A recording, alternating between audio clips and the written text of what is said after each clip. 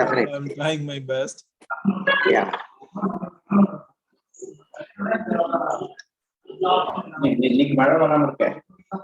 Morning, good morning, everybody. Sinha, Good morning, Dr. Seema. how are you? How are you, sir? Fine, doing fine. So how is Delhi? Yeah, Delhi is as usual. Dr. Marothia, good morning. Good morning. How are you? Alagh, sir, how are you? Morning, how are you? You are muted. Mute yourself, Dr. Sir.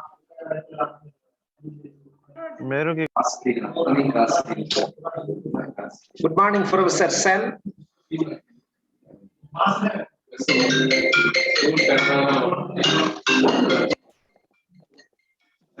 muted.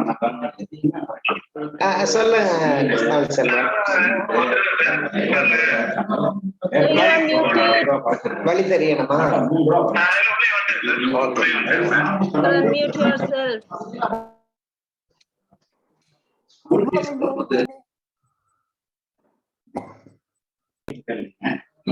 Good morning. Shankar.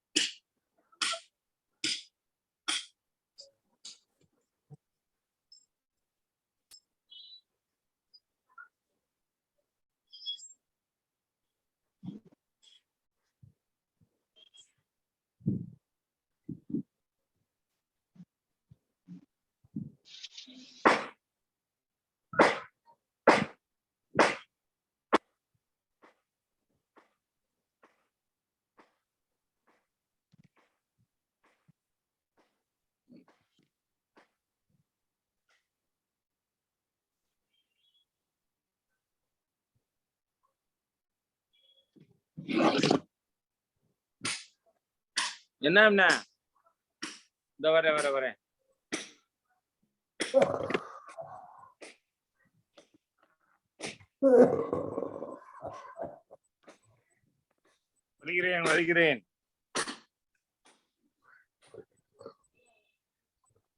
என்னங்க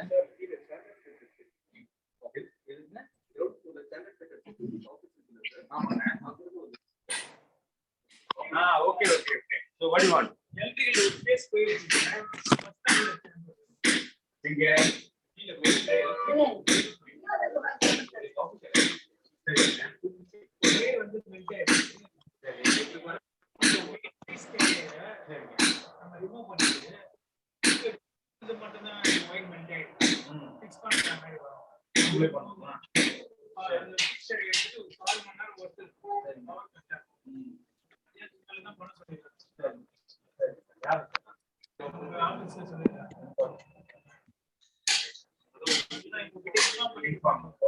You keep inform also.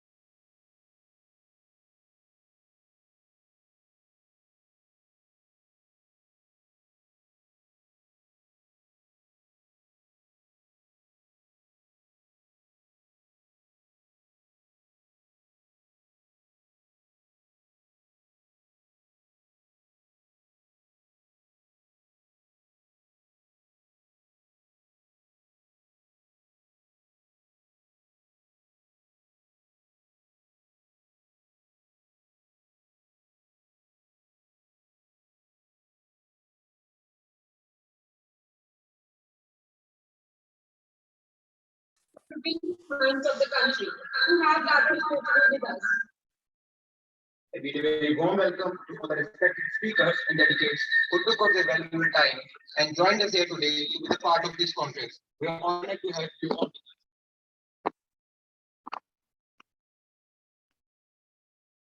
Flowers are the bounty of nature, which express humility. They truly reflect both warmth and welcome. With this, I request Dr. Padma Shri, Head School of Economics, please honor Dr. Madhura Swaminathan, Professor, Economic Analysis Unit, Indian Statistical Institute, Bangalore.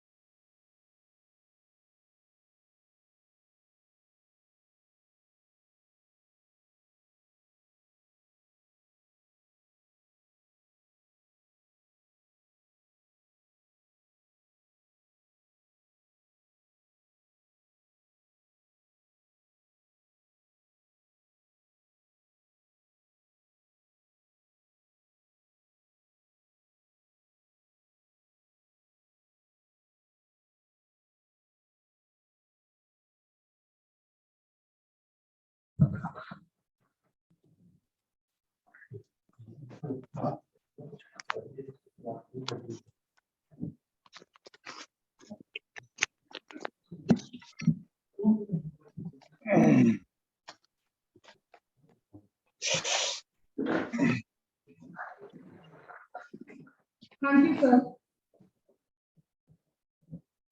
Now, I request Dr. Saurabh Srivastava to facilitate Dr. C.L. Dadhich, Honorable Secretary, ISAE.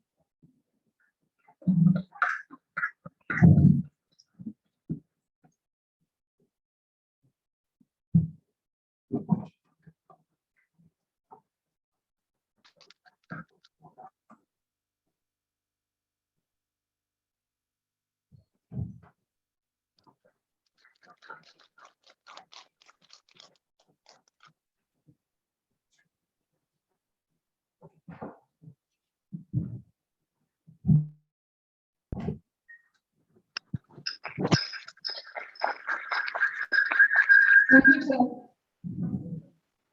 Next, I request Dr. Yoginder K from School of Business to felicitate Sinha in the Signum Wall, Registrar, Padma Shri University.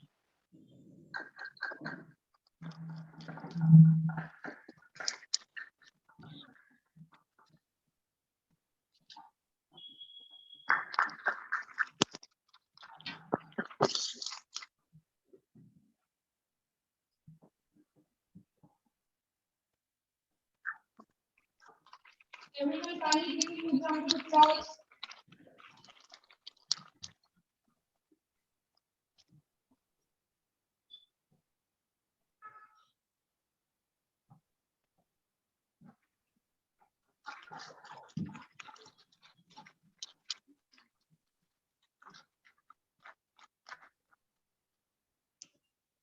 Some of the dignitaries are going to join us by online.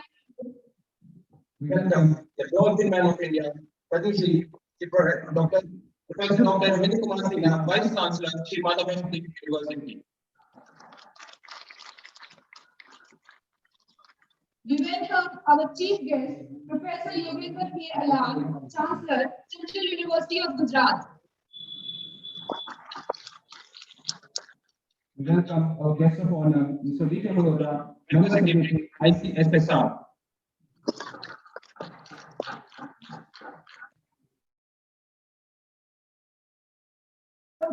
Member Secretary, Indian Council of Social Science Research. Welcome Professor Abhijit Sen, President, ISAE, and former Professor JNU and member of Planning Commission. We consider it a great honor to stand in front of dignitaries of such high stature. Once again, we welcome you all to this 81st annual conference. As we all know, science is both knowledge and community. It not only dispels the darkness, but also illuminates the souls.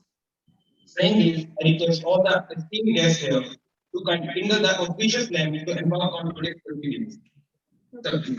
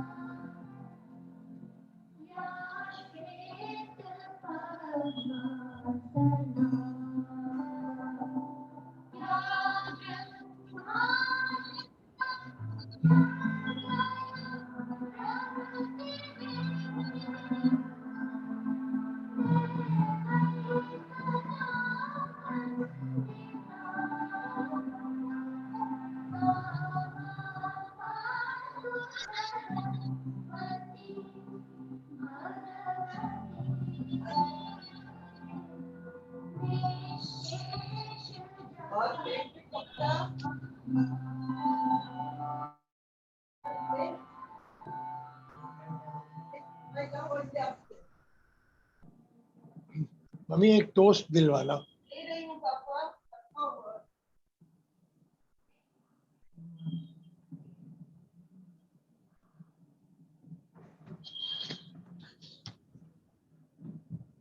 A true welcome is never complete without the warm words and verbal gestures. I request the Honorable Head, School of Business, Dr. Prof. to accord a formal welcome to all the dignitaries.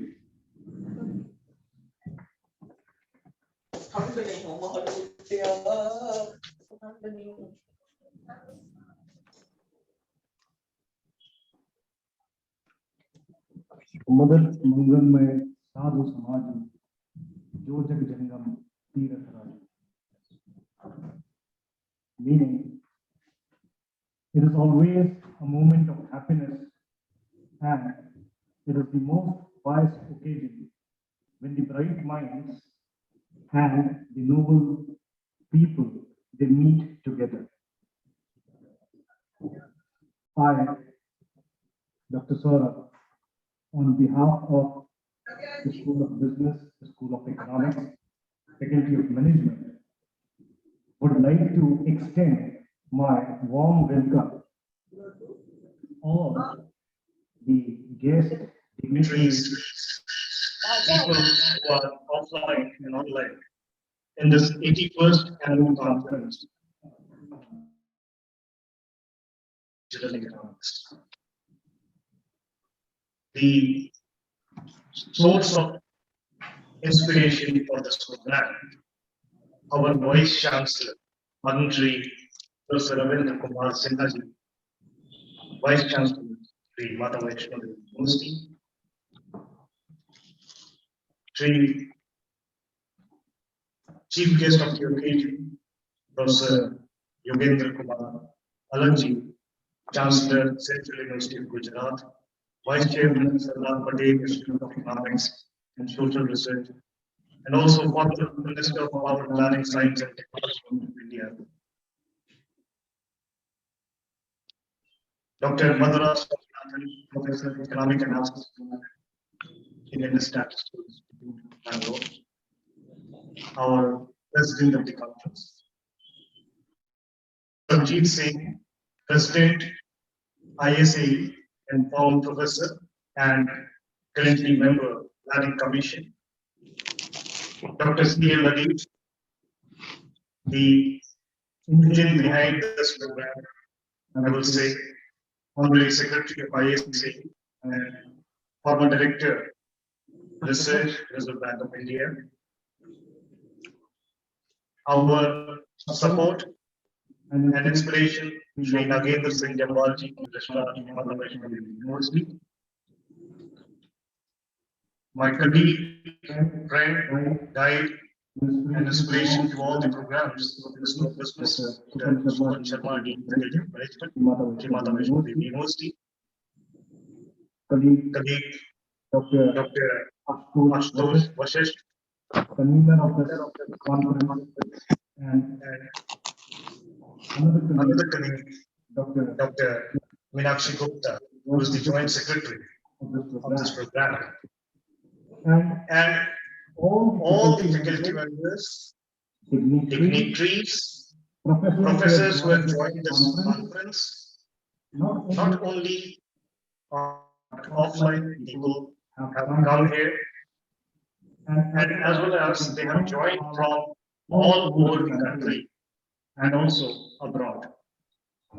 This is an immense pleasure to welcome you all into this 81st annual conference at Shri Mata Vaishno Devi University into the footsteps of Shri Mata Vaishno Devi Shrine. It's really a moment of pleasure, as well as it is also one of the unique experiences that after 2 years, we are able to have such a mass gathering, online and offline, together in a hybrid mode, to kickstart the thinking and thought process and discussions on one of the most important area for our growth and development.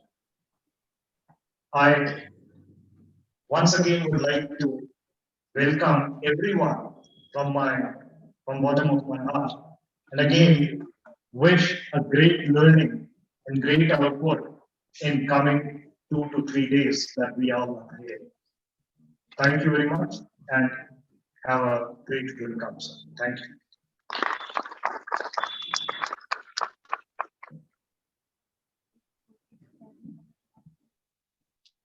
Thank you, sir. Now I request Dr. Supam Kumar Sharma, Dean, Faculty of Management, to please brief us about the conference. Sir, please.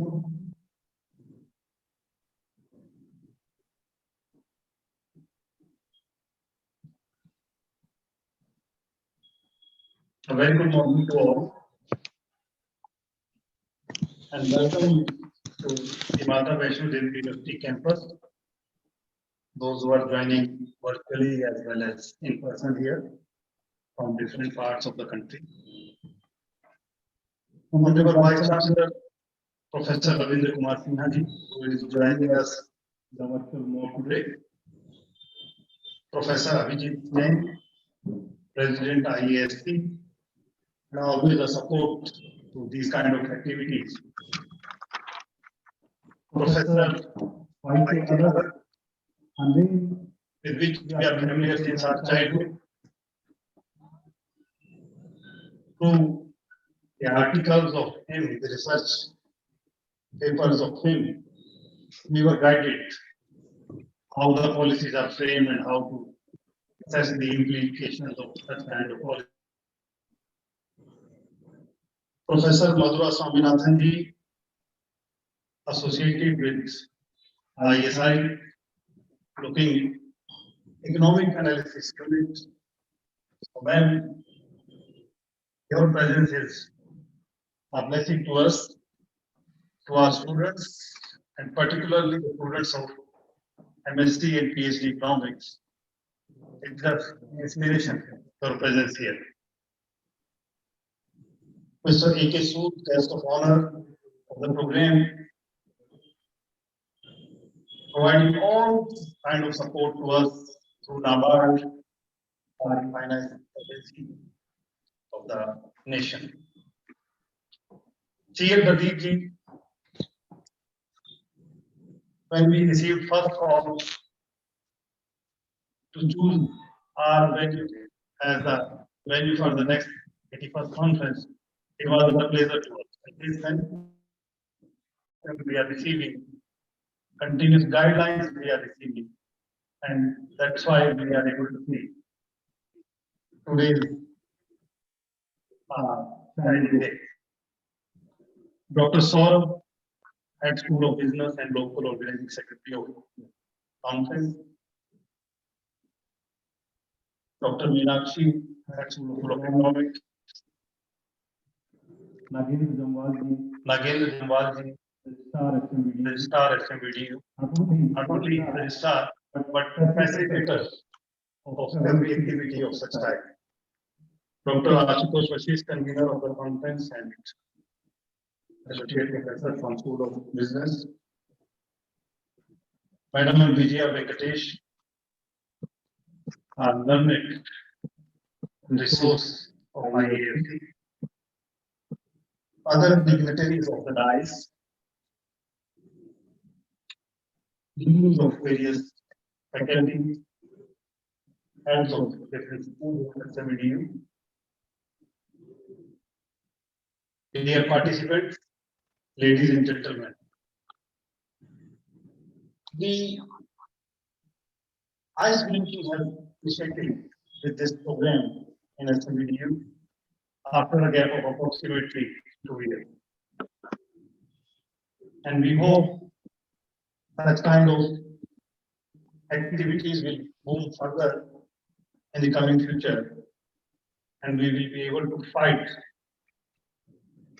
this unknown virus in a very intelligent way. With these words, speaking something about the theme of the conference, the stream that we are working. Performance of agriculture sector is the crucial one for the economic transformation of India. It's a vast country where 70% of people are having livelihood through agriculture sector, at least in the rural areas. 48% of workforce directly or indirectly associated with agriculture sector in the country. A country which has seen 15 agro-climate zones with variety of soil quality, variety of mist, variety of flora and fauna, which is usually not available in a country. That's why we sometimes call it subcontinental. We moved from the phenomena of enough food to good food because of our agriculture, think tanks, agriculture farmers, agriculture scientists. We have moved from begging bound, so-called begging bound, to net exporters in agriculture sector. We have seen fourfold increase in grains production, leading to approximately 3.57 times increase in our production. We have seen the phenomena of movement from the concept of basket case to bread basket. We have proven our iron on variety front. Still, the productivity in agriculture is a question mark. We are living in a country where still fertilizer utilization efficiency is only 50%. We are living in a phenomenon where soil erosion is so high that we are losing premium agricultural land. Loss is a huge indirect cost. If we make a social cost benefit analysis, that new cost. We have seen a huge hurdle in terms of the gas emission that is a trouble to a country like us. We are living in a country where 69% of the farmers are not earning monthly income with which they can make their So they have to make something else to make that. Under these challenges, the present day discussion that will be going for next 2 days more. So in these 3 days, we expect that some evaluation, some discussion, some brainstorming by the government think tanks of the country will give some output. So with these words, once again, I welcome you all and expect a comfortable stay. And if there is any lacuna, that is definitely one. So with these words, thank you so much. I welcome everyone all again. Thank you.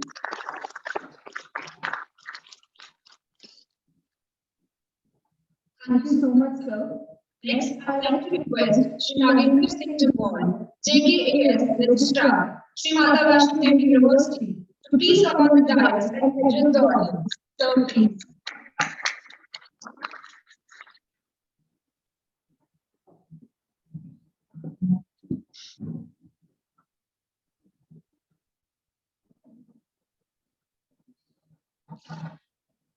Namaskar and Jai Mata Di to all the dignitaries and participants here. It is indeed a pleasure for me to welcome the eminent economists, researchers, members of academia, and other experts, and of course the students and faculty of SMVD University. I also welcome Honorable Vice-Chancellor of Vice-Chancellor University, Professor Sinha, hybrid mode. I also welcome Professor Vice-Chancellor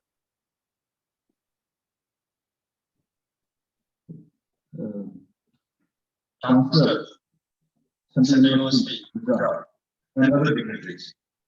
As far as Padma Shri University is concerned, I would like to invite the dignitaries and the participants that I think that this conference, the 81st conference of the Agricultural Economics, will be held here, and we are, I would say, the rightful location and the rightful institution where it could have happened.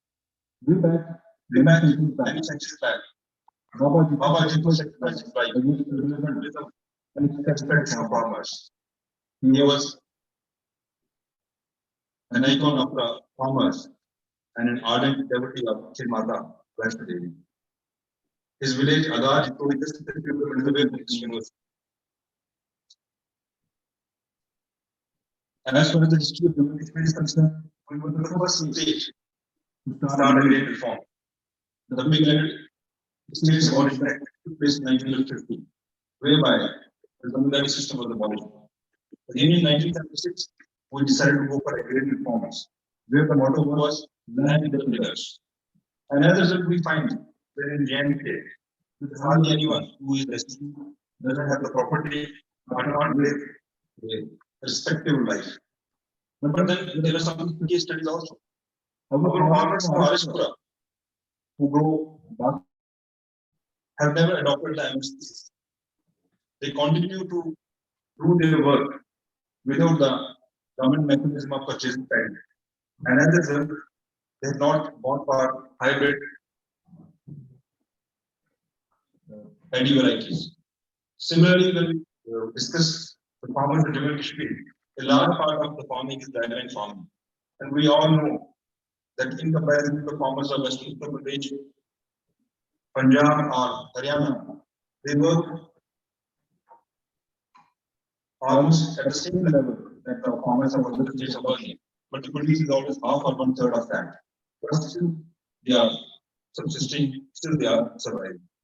I believe that this conference is going to throw light on this special case of Jammu Kashmir also, whereby we come to know that how the farmers here are delivering, that how the farmers here are trying to keep their livestock, keep their homestead, keep their farms alive, despite a number of crises, be it the rising input costs, be it the use of pesticides.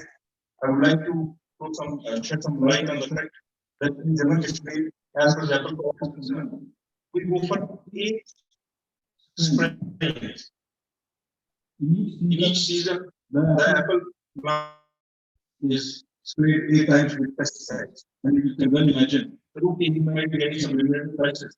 But what about the pollution? What about sustainable development? What about the long-term consequences of this thing?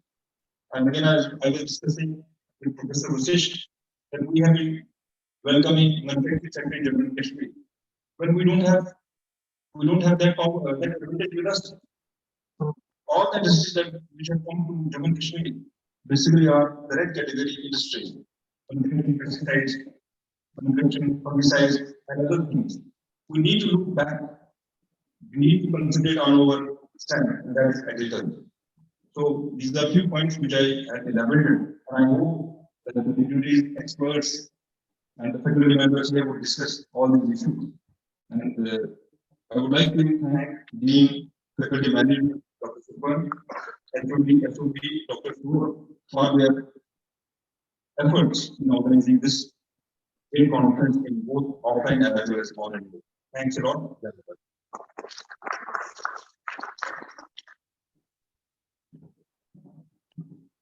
Thank you so much, sir. Next, I'd like to request the Honorable Man of India, Padma Shri, Professor Dr. Yoginder K to address the audience. Dr. Sinha will be addressing us via online mode today. Over to you, sir.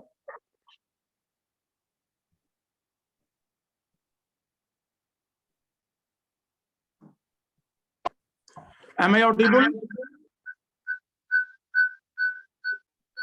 Am I audible? Yes, sir, you are audible. Okay, thank you very much. तो मैं आप सभी लोगों को नमस्कार करता हूं और द्वारा आयोजित 81st Annual Conference on Agricultural Economy, that is the Indian Society of Agricultural Economics, में आए हुए सारे डिग्निटरीज का मैं स्वागत करता हूं। विशेष रूप से प्रोफेसर वाई.के. अलग साहब, प्रोफेसर अभिजीत सेन साहब, श्री माता वैष्णो देवी विश्वविद्यालय के सम्मानित अधिकारीगण और इस कॉन्फ्रेंस में जुड़े हुए ऑफलाइन और ऑनलाइन जितने भी विद्वान इकोनॉमिस्ट्स, एग्रीकल्चरल इकोनॉमिस्ट्स, साथी, श्री माता वैष्णो देवी विश्वविद्यालय के प्रिय छात्रगण, आप सभी लोगों को मैं एक बार पुनः स्वागत करता हूं और नमस्कार करता हूं। मुझे अपार हर्ष है कि 2 साल के बाद इस तरह का एक आयोजन विश्वविद्यालय परिसर में किया जा रहा है और इसमें विशेष रूप से 4 थीम पर डिस्कशन होगा, जिसमें Covid and agricultural economy, agricultural reforms and farmers protest, agricultural and allied sectors in national security, and role of agribusiness, entrepreneurship, innovation, value chains, etc. Friends, Covid काल में मेरा अपना ऐसा मानना है कि एग्रीकल्चरल इकोनॉमी हमारा देश में बेहतर किया है। मैं जैसा देख रहा हूं कि पिछले साल 2020 में भी 2021 में भी फसल की पैदावार काफी अच्छी हुई है। प्रवासी मजदूर जब लौटे हैं अपने अपने गांव में, विशेष रूप से उत्तर प्रदेश, बिहार, मेरा ऐसा मानना है कि इंडस्ट्री में काम जब बंद हुए उनके, तो वो आकर के खेतों में अच्छा काम किए हैं, जिसका नतीजा, जिसका रिजल्ट ये है कि पैदावार में बढ़ोतरी हुआ है। अगर हम एग्रीकल्चरल रिफॉर्म्स की बात करें, मैं कानूनी और राजनीतिक अगर पहलू पर ना भी जाऊं, तो मेरा ये मानना है कि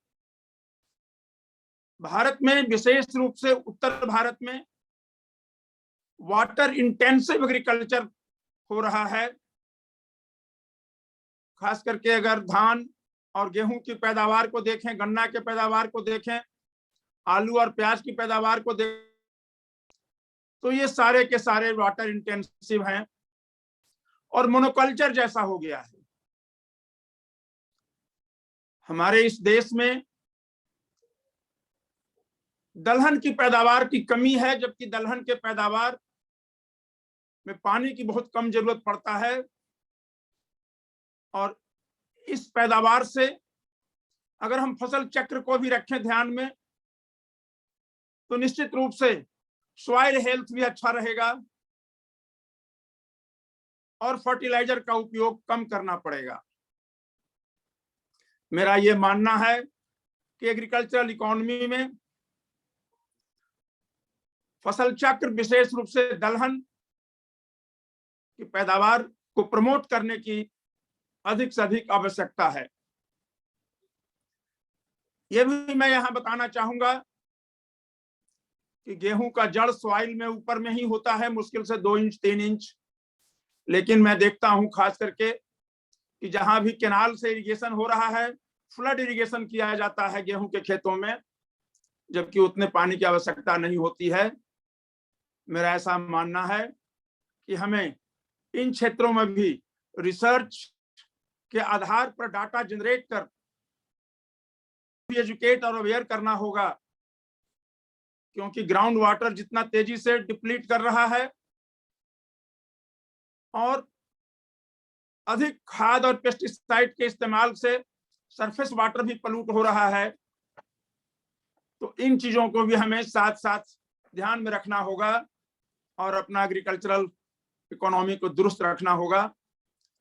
इतनी बढ़ती हुई आबादी को आज देश में सरप्लस अनाज पैदा हो रहा है, इसके लिए मैं किसान भाइयों को बधाई देता हूं और मैं संपूर्ण देश को इसके लिए बधाई देता हूं कि आज हमें दूसरे देशों से अनाज नहीं मंगाना पड़ता है, हम एक्सपोर्ट करने की स्थिति में हैं। और खास करके अगर हम कृषि के साथ साथ हॉर्टिकल्चर को भी जोड़ते हैं, फिशरीज को भी जोड़ते हैं, तो हम ये पाते हैं कि हमारे देश में फिशरीज सेक्टर में भी काफी विकास हुआ है। देश के इकोनॉमी में इन लोगों का, इन सेक्टर का भी काफी बड़ा योगदान है। आज तो मैं देख रहा हूं कि फ्लोरिकल्चर भी, फूलों की भी खेती काफी होने लगा है अपने देश में। तो इस तरह से अगर हम एग्रीकल्चरल और एलाइड सेक्टर्स को ध्यान में रखते हैं, तो पाते हैं कि राष्ट्रीय सुरक्षा में इन सबों का राष्ट्रीय आर्थिक स्थिति में भी बहुत बड़ा योगदान है। जहां तक रिफॉर्म्स की बात है, रिफॉर्म्स केवल कानून से नहीं बल्कि लोगों को शिक्षित कर, जागृत कर और विशेष रूप से एग्रीकल्चरल यूनिवर्सिटी या अन्य भी जो वैज्ञानिक इसमें जुड़े हुए हैं, उनको किसानों के बीच में जाकर के एक्सटेंशन प्रोग्राम के थ्रू या पर्सनल कांटेक्ट के थ्रू उन्हें शिक्षित करना होगा, ताकि हम प्राकृतिक संपदा, जिसमें विशेष रूप से फ्रेश वाटर, जिसमें ग्राउंड वाटर के साथ साथ सरफेस वाटर, इसका भी संरक्षण करना होगा, ताकि अधिक से अधिक लोगों के लिए अधिक से अधिक दिनों तक ये प्राकृतिक संपदा अवेलेबल रहे, सुरक्षित रहे। इसलिए मित्रों, इस तरह के जो आयोजन है कॉन्फ्रेंस, इस कॉन्फ्रेंस के बाद विशेष रूप से आने वाले महीनों और आने वाले वर्षों तक विशेष रूप से ध्यान रखना होगा क्योंकि आज अगर मैं कहूं कि पंजाब में ग्राउंड वाटर इतना ज्यादा डिप्लीट हो गया है, पलूट भी हो रहा है, उसी तरह से शायद हरियाणा की भी स्थिति होगी। स्थिति यह हो रही है धीरे धीरे कि ग्राउंड वाटर का लेवल का रिचार्ज कम से कम हो रहा है, क्योंकि सरफेस वाटर के लिए भी जो सोर्सेस थे like lakes and other water bodies, वो सारे भी रिक्लेम होते जा रहे हैं और पानी इकट्ठा नहीं हो रहा है, तो ग्राउंड वाटर रिचार्ज भी कम से कम हो रहा है। और समर फार्मिंग जब हम करते हैं तो अधिक से अधिक हम ग्राउंड वाटर का ही इस्तेमाल कर रहे हैं। विशेष रूप से ईस्टर्न इंडिया में आज भी वाटर की स्थिति थोड़ी अच्छी है। हालांकि ये तो मैं नहीं कह सकता हूं कि पहले जैसा है, क्योंकि यहाँ भी ग्राउंड वाटर का तेजी से डिप्लीशन हुआ है और वेटलैंड्स के काफी तेजी से ह्रास हुए हैं। ऐसी स्थिति में हमें इन सारे नेचुरल रिसोर्सेज को बचाने का भी ध्यान इस तरह के कॉन्फ्रेंस के माध्यम से करना चाहिए। और केवल प्रोडक्शन, अगर सीरियल्स का ही केवल ध्यान में रखेंगे, चावल और गेहूं का ध्यान में रखेंगे, तो अदर एग्रो बायोडाइवर्सिटी पर इसका बुरा प्रभाव पड़ रहा है और साथ साथ ह्यूमन हेल्थ पर भी बुरा प्रभाव पड़ रहा है। क्योंकि जितना डाइवर्सिफाइड चीजों को हम अपने भोजन में शामिल करते हैं, चाहे वह साग सब्जी हो, दलहन हो या रूट्स हो, सीरियल हो, तो डेफिनेटली हेल्थ को, ह्यूमन हेल्थ को विशेष रूप से या जानवरों के लिए भी माइक्रो न्यूट्रिएंट्स उपलब्ध होता है और हम स्वस्थ रहते हैं।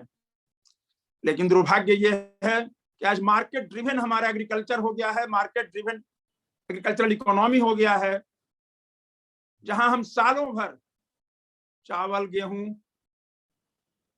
गन्ना, प्याज, आलू, इसी तरह के वाटर इंटेंसिव जो प्रोडक्ट्स हैं उसी पर ज्यादा हमारा फोकस है, उसी की ज्यादा डिमांड है।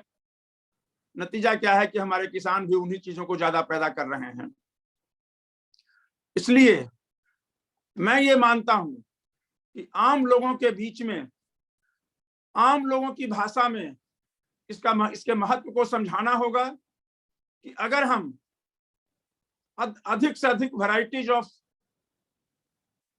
अनाज, दलहन, सब्जी, फल इसका इस्तेमाल करते हैं तो हम स्वस्थ भी रहेंगे, हमारी उर्वरा शक्ति भी बनी रहेगी, सॉइल का हेल्थ भी ठीक रहेगा, इकोनॉमी भी बढ़ेगा।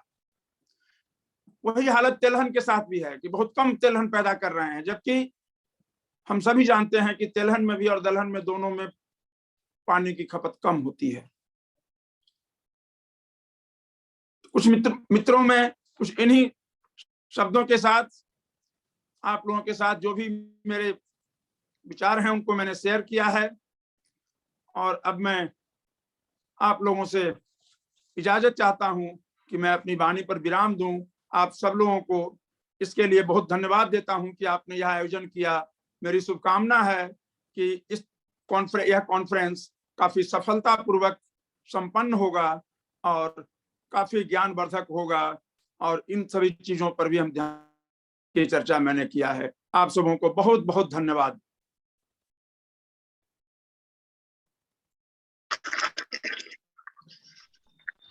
Thank you, sir. Next person who is going to enlighten us is someone who has been the former Director of Research, Economics, Reserve Bank of India, and presently he is Secretary, Indian Society of Agriculture. I invite Dr. Dadhich onto the dais to tell us more about the Indian Society of Agriculture Economics. Sir, please.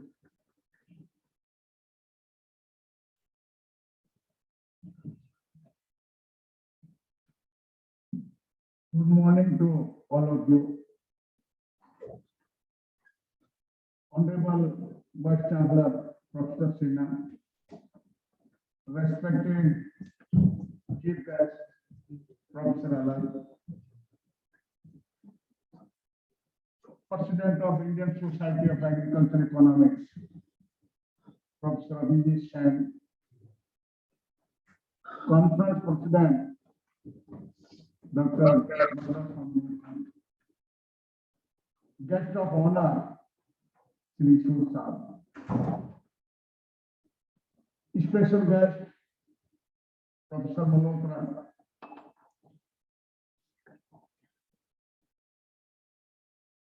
Dignitaries on the dais, off the dais, online and offline. Shri Nadir Singh Ji, Professor Saurabh Shri, Professor Saban Sharma, Professor Vasit,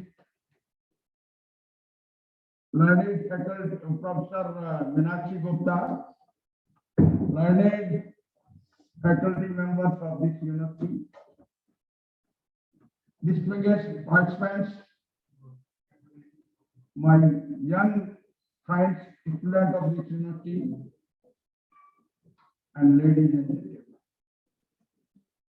On behalf of the Indian Society of Agricultural Economics and on my own behalf, I extend hearty welcome to all of you in this five city of Katla in the lap of Mata Vaishno Devi in general, this temple of learning in particular.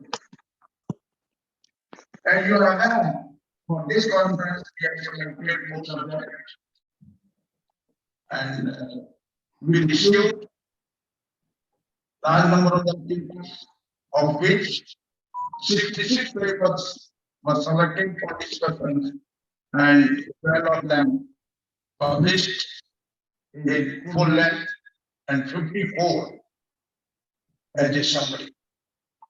These papers will be discussed during the next 2 days, and as the outcome of this discussion will be shared and forwarded to the concerned agencies of the subject area or taking into consideration our policy formation. I therefore solicit your active participation and valuable contribution towards enriching the outcome of this conference. This apart, we have also invited research scholars to make some presentations. This will help them to improve their presentations and the findings. We also invited eminent scholars of the country to deliver the 4 keynote addresses. Above all, we have facilitated address on the contemporary subject or contemporary subject of contemporary interest, and we also have panel discussions to provide sufficient knowledge and throw light on the subject areas. In a way, we try to provide you some just food about the thoughts. I'm sure you will benefit of all these contents of the conference, and I would also like to mention to all of you know about the Indian Society of Agricultural Economics Genesis, but for the benefit of the new members, I would like to mention about the genesis of the society. Society came into existence in 1939.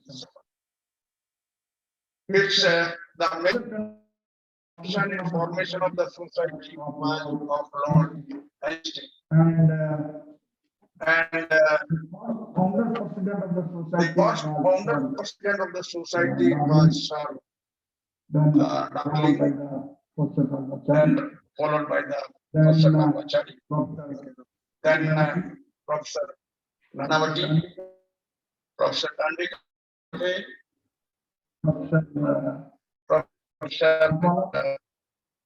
Dadhich, Professor Vidyanatha, Professor John. And present president is Professor Abhijit Sen. The society came into existence for furthering the research and teaching in the field of agriculture. For this purpose, we published a journal. We issue in a year almost 200 articles, of which only 20 articles are published in our journal. Mainly because ours is a referred journal and there is a double blind review to be made. This apart, we also encourage our members through various awards. We have Niti Ayog awards for the best paper on rural economics. We also have the award, Anamitra Shah Award for the best paper on history and forestry. We encourage the researchers to contribute a book, young researchers, and we have SR Sen Award for the purpose.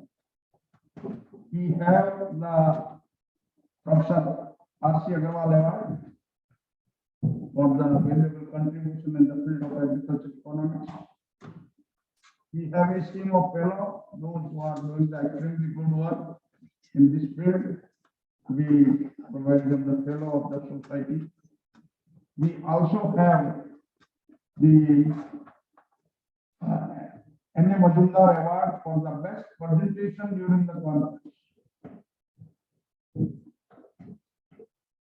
We have a small library. We have rare collection of the books, and we provide on the request to the researchers in the country. With this, before I close my address, I once again and they will contribute towards the outcome of this conference. Jai Mataji, thank you very much.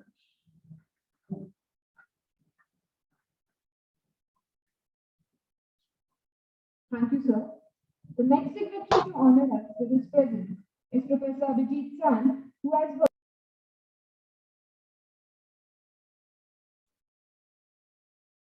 Hello. Can you hear me?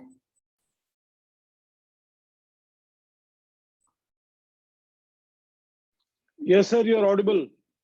Am I audible? Okay. Let me welcome you all to the 81st conference of the Indian Society for Agricultural Economics. It's a very interesting program this year involving COVID and the issues around the farm bills, which has both been political as well as economic. These are very topical issues, as indeed are the other two matters of national security as well as entrepreneurship. It promises to be a very interesting and a lively set of debates in the next 2 days. And in this context, I would like to thank especially our donors, particularly ICSSR and NABARD, our host, the Padma Shri University, to whom, and especially to its Vice-Chancellor, I wish to express the Society's very sincere thanks. I also want to express thanks to two other groups, one comprising the Indian Statistical Institute and the Azim Premji University on some issues that they are discussing in panels on data, and the other, again, a panel of the Indian Society of Women's Studies. And those panels are but new to our conferences, but I think given the context that we are putting them in, it's an interesting experiment. I hope it will prove useful for future. I won't say very much more, except for two things. The first, among the many distinguished faces who are giving special addresses, in particular Professor Alagh, who's an old hand at this. We also have some relatively new and old faces. For example, Judith K, who I'm sure will be very proud to see one of her students as the president of our conference, where she is actually giving a special lecture. She's a great worker on India, but possibly less well known here than she should be. And the second point I want to make before ending is a simple one, which is this particular inaugural session should really be the session of the conference president.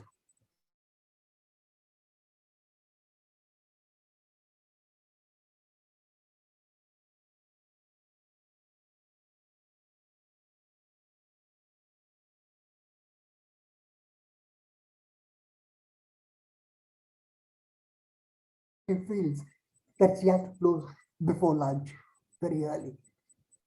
So I hope we are cooperative enough to do that to Madhura.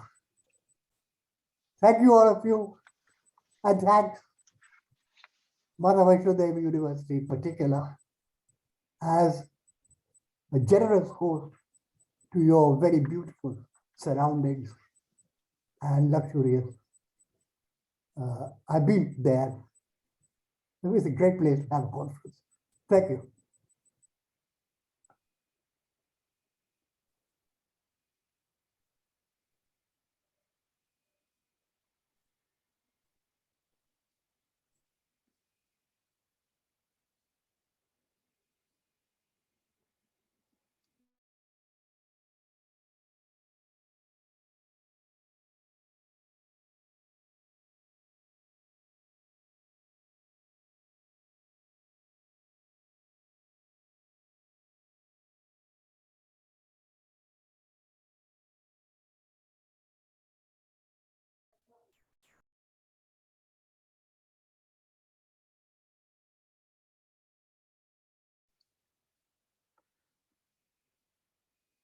There is no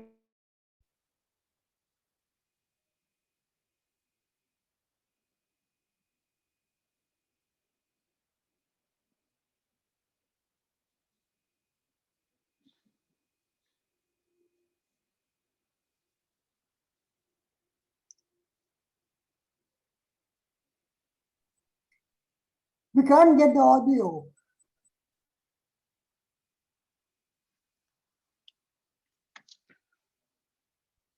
chat is also disabled, so we can't write anything. You're getting it now.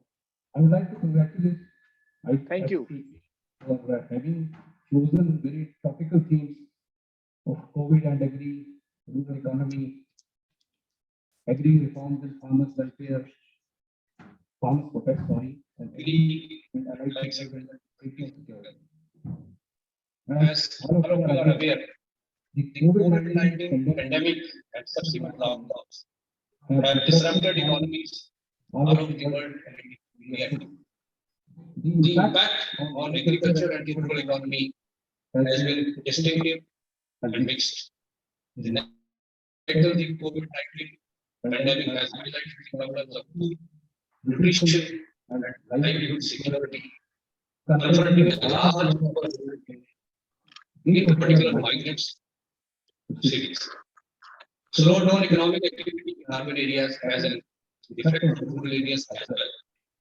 Numerous studies and experiences on the field indicate that a significant proportion of rural household income comes from migration and daily wage laborers, as has been the findings of our national surveys also, the recent and the past.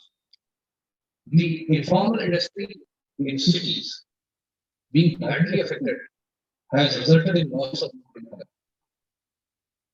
The government of India has passed 3 reform bills, as you are all aware, and now they have been taken back also.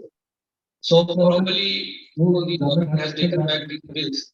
Yet it is important to deliberate upon the nuances of these bills and what are the benefits or what are the other side of the story which we have forgotten. The third theme on allied activities, including livestock, fishery. We know that these are growing sectors within overall agricultural production. They have the scope for increasing employment and income through value addition and supplementing incomes from crop production. There is also demand for these commodities from the perspective of diversifying the food basket and providing nutrition. The researchers have identified food and nutritional security in India, education, capacity development, livestock, fisheries, irrigation, agri-technology, climate-smart agriculture, institutional policy support, and public investments as the major factors having tremendous impact on strengthening food and nutritional security in the country. I'm sure that the deliberations during the 3-day conference would help to identify the areas which need a focused attention for facilitating more sustainable development of agriculture and rural sector for a better future. Once again, I take this opportunity in thanking the organizers of this conference for inviting us here and giving us an opportunity to share our thoughts. I'm definitely sure that this conference is going to be very, very meaningful and will definitely light on the issues and maybe we will also find out some solutions which can help us in a longer period. Thank you so much.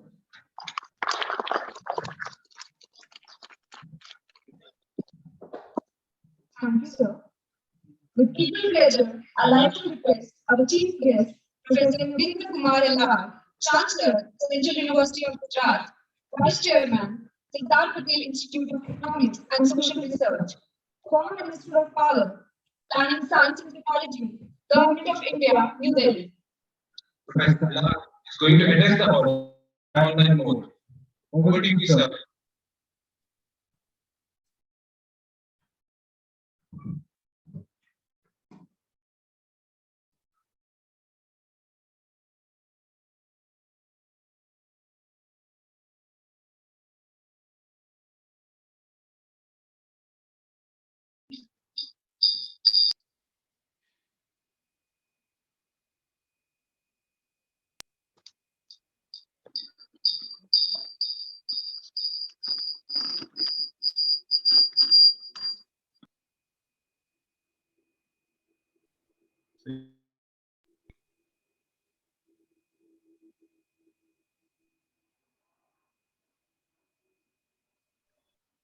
I have a paper which is on the one subject of the conference, which I'll be presenting tomorrow. So the time that I've been given today, I thought I'll speak a little bit on theory. Normally we get our theories from the West, which is not bad. We have John Miller's, we have others. And yet I have a feeling that if we theorize ourselves from Africa and from Asia, maybe we will have some more serious contribution. So while I'll talk about the problems of COVID-related agriculture and reform tomorrow, I thought I'll speak a little bit with the time at my disposal on the agricultural sector in theory. It is important both by itself and its linkages with the rest of the economy and the growth process. In the Indus Valley civilization in India, for example, there is clear evidence in the ruins, and now that the hieroglyphics are readable in writing of grain storages. This is so in Lothal in Gujarat, where I always go when I get a headache in my work here, just 60 kilometers from where I'm sitting in Ahmedabad, that it is only if yields reach about a ton per hectare that a family of 5, which was required to till the land, has the surplus to feed the towns. So it was linked with the process of urbanizations. These linkages led to the location of earlier cities on riverbanks. Rivers give water for irrigated agriculture and allowed transport of food in adverse times. These kinds of reasons also led to the shifting of settlements in the Indus Valley civilization. For example, Lothal kept on shifting because of the river Saraswati, and in parts of the Nile Delta in what is called Upper Egypt, which to the rest of the world is Lower Egypt. The river and its course, which leads to shifting settlements. While we're economists, we must understand that in these processes, our understanding improves with ecology. Archaeological excavations in the Indus Valley, the Dead Sea papers now located in the magnificent Bibliotheca Alexandrina. And if any one of you is traveling to the West or coming back, I would recommend that you drop by in Egypt, go to Alexandria and see this magnificent Bibliotheca Alexandrina, which has been built to encourage a dialogue of civilization, given Egypt's central location between Europe and Asia. I regard it as a particular privilege that the Egyptian president asked me to inaugurate the first lecture of the Bibliotheca Alexandrina. Was grain yield stagnant over a long period? Ashok Desai has argued that the grain yields which come from Todermal's revenue records in Emperor Akbar's reign, compared with recent yields, by recent I mean in the early 60s and 70s. Per capita consumption of grain fell in every decade of the first half of the last century. These data are there in my book on the future of Indian agriculture.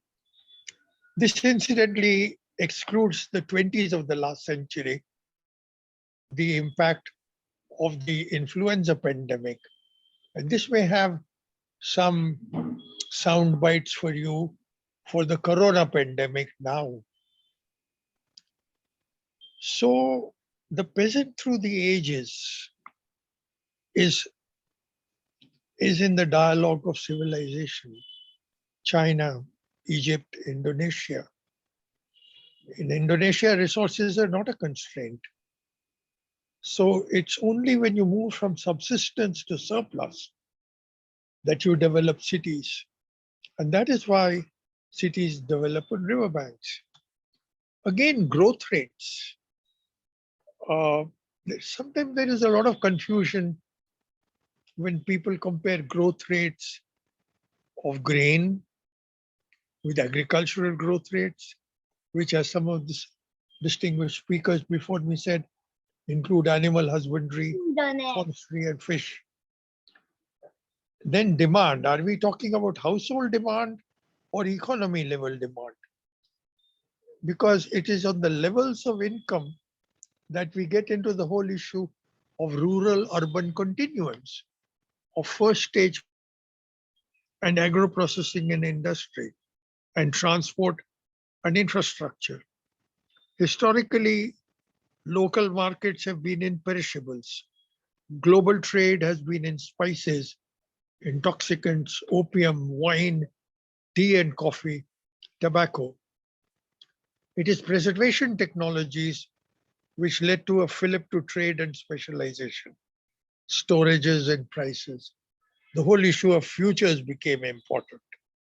Some people say futures are bad because the markets are thin.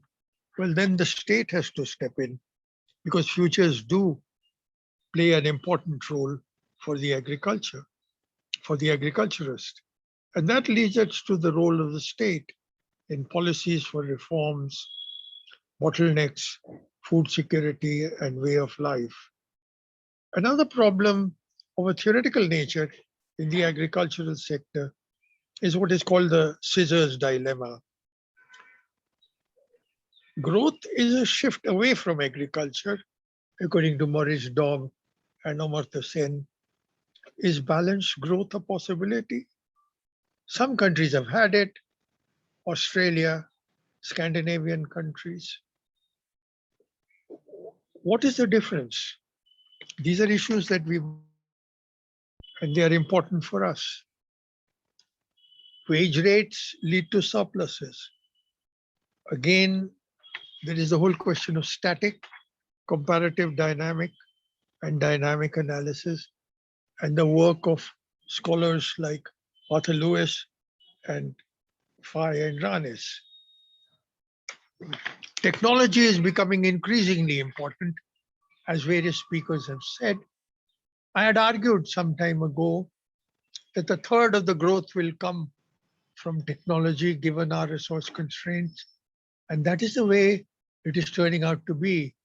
So these are some of the issues that I hope the younger scholars that I could pick on at the limited time at my disposal, that the younger scholars can mull over them, because theory is important, and theory should not just come from mellows, but should come from people like Abhijit Sen and me and others, because we carry the mantle of Asia and Africa. And I'm very grateful for this opportunity. I will be talking on specific problems of our conference tomorrow when I discuss COVID and the whole question of agricultural reform in a paper that I've already presented. I wish all of you a very good conference, and I look forward to the results, which I hope the authorities will look at carefully and act on them. Thank you. Jai Hind.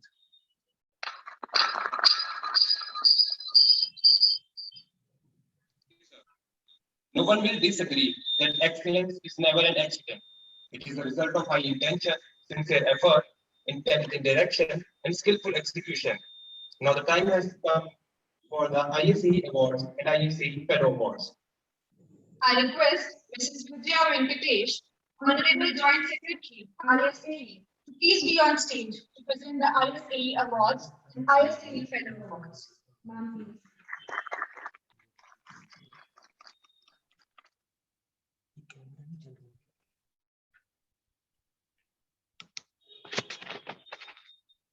Good morning, everyone. This year, the society has Dr. S.R. Sen Prize Award, a prize for the best book on agricultural economic development, published by Indian authors below 45 years of age, as on date of publication of the book. For the biennial prize 2021, 2 books were shortlisted and sent as per our procedure to the evaluation expert. And I would like to read out the citation for this award because the recipient is unable to make it because he is presently abroad. The Indian Society of Agricultural Economics is pleased to award the Dr. S.R. Sen Biennial Prize Award, a prize of ₹15,000 to Dr. Shashi Singh for his book Land Acquisition and Resource Development in Contemporary India, which is adjudged by a jury of eminent economists as the best book on agricultural economics and rural development published during 2020. The award is funded by an endowment of ₹1 lakh given by late Dr. Samar Ranjan Singh. Dr. Sen is distinguished for his academic writings on Indian agriculture and for his contributions as administrator, policymaker, and economist. This biennial prize is awarded to Dr. Shashi Singh at the award ceremony held at the 81st Annual Conference of Agricultural Economics under the auspices of Faculty of Management of Shri Mata Vaishno Devi University, Patra, on December 1, 2020.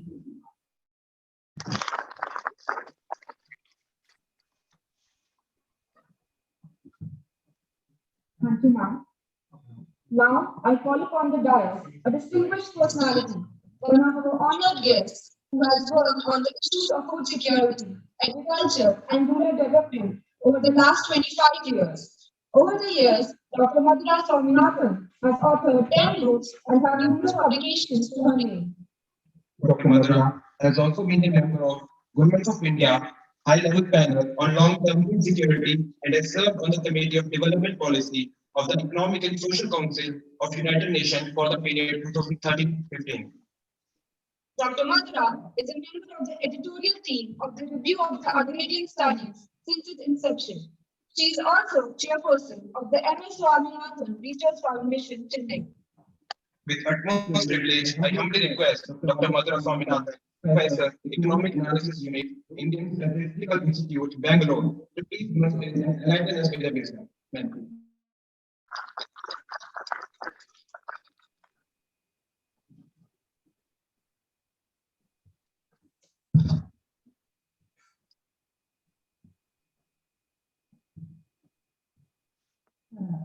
Good morning, everybody.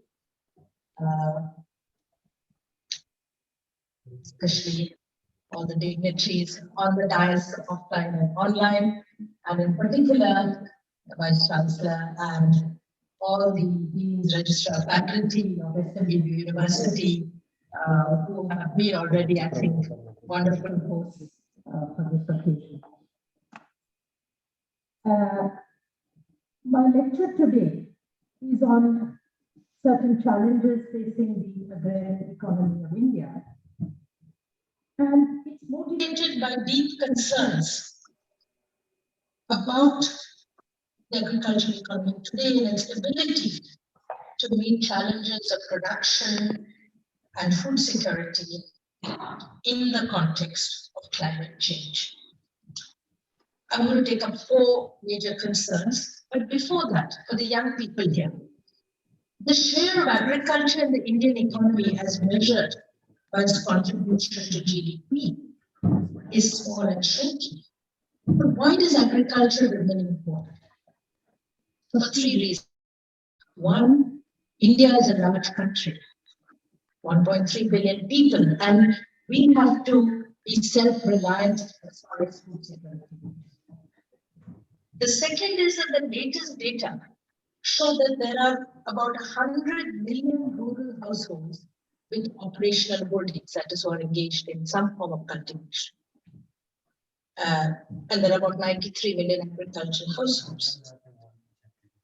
A very important finding which emerges from village studies is that 90% of rural households, whatever the share of agriculture in their income, 90% participate in agriculture in some way. So it's part of the livelihoods of almost every rural household. So whether it's from the perspective of a cultivator or somebody working as a shepherdess or a field laborer, from the perspective of employment or of consumption and food security, agriculture remains vital to the Indian economy. The first challenge, the first concern is about the precariousness about the current levels of productivity or yield and its implications for meeting food requirements of the country. Available demand and supply projections for major food crops in India, like Kumar et al., show that with the exception of rice and wheat, there will be major shortages for pulses, edible oils, sugar, vegetables, fruit, and meat in 2030. The demand-supply shortfall is estimated to be 2.1 million tons for edible oils and 1.2 million tons for meat. I'm just giving a few examples. We hear about the rice and wheat stocks, but I think we need to know about all the other crops and the possible shortage in supply. Now, these projections about demand-supply imbalances have to be now corrected or adjusted for the effects of climate change. And there are estimates suggesting that with a deficit, rainfall deficit of 20% of a drought year, there may be even a shortfall of rice in such a scenario. Because drought results in decline in area cultivated, in yield, and in production. Turning to yield gaps, irrespective of the definition of potential yield, there are huge yield gaps, largely for rain-fed or unirrigated crops, but also for irrigated crops. Let me give an example. The gap between actual yield and potential yield for rice was 2 tons per hectare in Bengal, according to Agrawal, in Bihar and Uttar Pradesh. For another crop, groundnut, which is an important oil, except for Tamil Nadu, there's a potential to double yields. And the yield gaps vary, of course, across different parts of the country and for different crops. The important point to note is that yield gaps, that is the gap between the actual yield of the farmer's field and the potential yield, either as shown in a laboratory or field station or a simulated yield or the potential global yield, is very large for rainfed crops and persists even for irrigated crops. Let me give you an international example which makes this even more striking. David Lobel has looked at figures for different parts of the world and shows that average rice yield in India is 61% of potential yield, while the was 78% for China.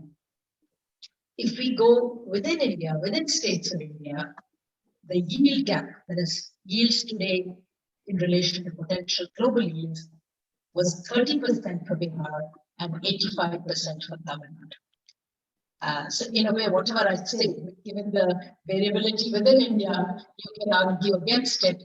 But I think the point should come across that these are very serious gaps which we have to think about. And all these are going to be affected by climate change. As Mueller et al. Point out, global yield variability, so this is a problem affecting all parts of the world, is heavily controlled by fertilizer use, irrigation, and climate. The good news is there are large production increases that are possible if we close these yield gaps, if we change management practices, and of course these management practices will vary with regions of the world. So my first point is that this is a challenge of closing the yield gap, and that can only be done with application of modern science and technology. And I'm going to give you just 2 examples of the use of chemical inputs and the application of genetic science, including gene editing. As was mentioned by the dean in the morning, there are concerns about fertilizers and pesticides and so on, all across the world. I argue that solutions to sustainable, I use the word sustainable and higher productivity in the context of climate change are to be found in modern science. Let me take one example of the work of Joanne Cho at the Salk Institute. It's called the Harnessing Plants Initiative. And it's based on the use of cutting-edge genomics to make more robust root systems to enable plants to better capture and store carbon. So we could solve the climate change problem through plants. Writing on the use of CRISPR-Cas technology, Catherine Heffron, in the review of agrarian studies, the journal I'm closely associated with, talks about how in drought-prone areas, these new technologies can be used to develop varieties that are drought-resistant and resistant to pathogens. I also want to give an example from a very interesting book called Tomorrow's Table. It's written by a couple, Pamela Ronald, a plant geneticist, and her husband, Raul Adamczak, an organic farmer. This book blasts the myth that organic farming and genetic techniques of crop modification are two opposite things. Professor Gordon Conroy writes very well in the introduction that this book shows the potential marriage of two technologies and how technologies can be applied to strengthen organic farming. Just to give you an example, organic farming has serious problems with controlling pests and weeds, and these could actually be solved by genetic engineering. Clearly, there is also scope for new farming practices and the judicious use of chemical inputs. But there's a danger in responses that turn against all artificial inputs, be it seeds or be it fertilizers, in an unscientific manner, as in the case of zero budget natural farming, which is promoted by the government of Andhra Pradesh and is being considered now by the central government. I cite in my lecture evidence from an excellent report by the Academy of Agricultural Sciences, NAS, New Delhi, which systematically documents evidence from field studies at the ISAE Institute in Modipuram to show that ZBNF, zero budget natural farming, results in huge losses in wheat use, about 59% for wheat and 32% for basmati rice. A University of Agricultural Sciences study found lower yields in other cropping systems like groundnut, sorghum, maize, and chickpea with natural farming. Now, there are many questions about ZBNF, about whether it really generates lower yields, that means lower output, that means lower incomes. There's also a question of the sustainability of soils, if there are no, they're depleted of nutrients, and its implications for food security for the country. So I think we need to think through these, applying the lens of science, modern science. Now, to address this challenge, we need a massive expansion of public research, public expenditure, public investment on research and development and on extension systems. I'll just give you a few examples. India's current expenditure on agricultural R&D is abysmal. In 2014, absolute public expenditure, absolute meaning in nominal terms, on agriculture in China was $205 billion, 10 times that of India, $21 billion. In 1980, the ratio was more favorable to India. It was 1:4. India, China, now it's 1:10. Indeed, we could argue that in the 60s and 70s, our agricultural research system now is superior to that of China, but we've lost that advantage. We've also lost the advantage compared to many of our neighboring countries. To give another example, the share of public expenditure on agriculture to agriculture GDP. The agriculture GDP is declining, its share in India. So you may say the share of expenditure on R&D should also decline. So let's look at the share of expenditure relative to GDP. And India's share went from 3% in 1980 to 6% in 2014. Tiny increase. The share of China went from 11 to 24, and that of Bangladesh from 3 to 8. Even Bangladesh is ahead of us now. Now, there's also a very important point I think scholars here, and that is public investment or public expenditure is different, distinct from private investment. To take the example of irrigation, public investment goes into canal and irrigation or into electricity, whereas private investment goes into groundwater irrigation, and this can result actually in larger inequalities because it depends on variability in access to resources and funds for private investment. Now, the problem of inadequate expenditure on agricultural R&D is exacerbated by the lack of dissemination of agricultural research.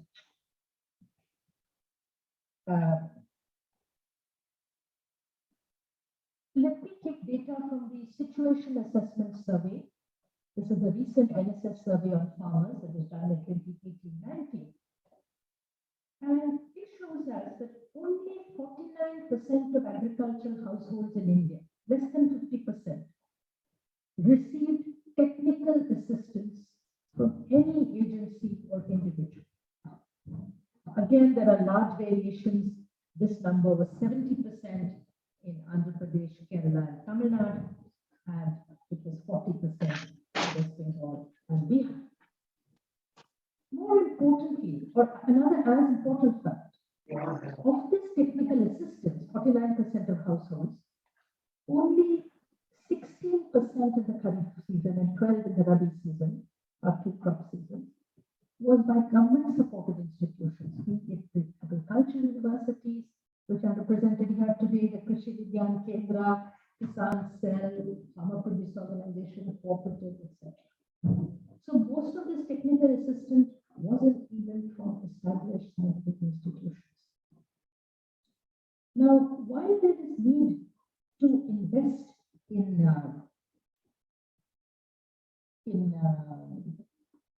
agricultural extension, I think we also need to be more imaginative. For example, in terms of using ICT tools for dissemination. And I will refer you for those interested to a volume I have edited on the CSI transactions on ICT, on application of variety of technologies from phone to tablets to computers to help in SMSs or voicemails, which can even reach women who are not literate or can be heard by them while they do other activities in the household. Let me go to my second concern. Of course, let me just say here that it's not just agricultural extension, there's much more, many more policies needed to bridge the yield gap, but I wanted to highlight this one too.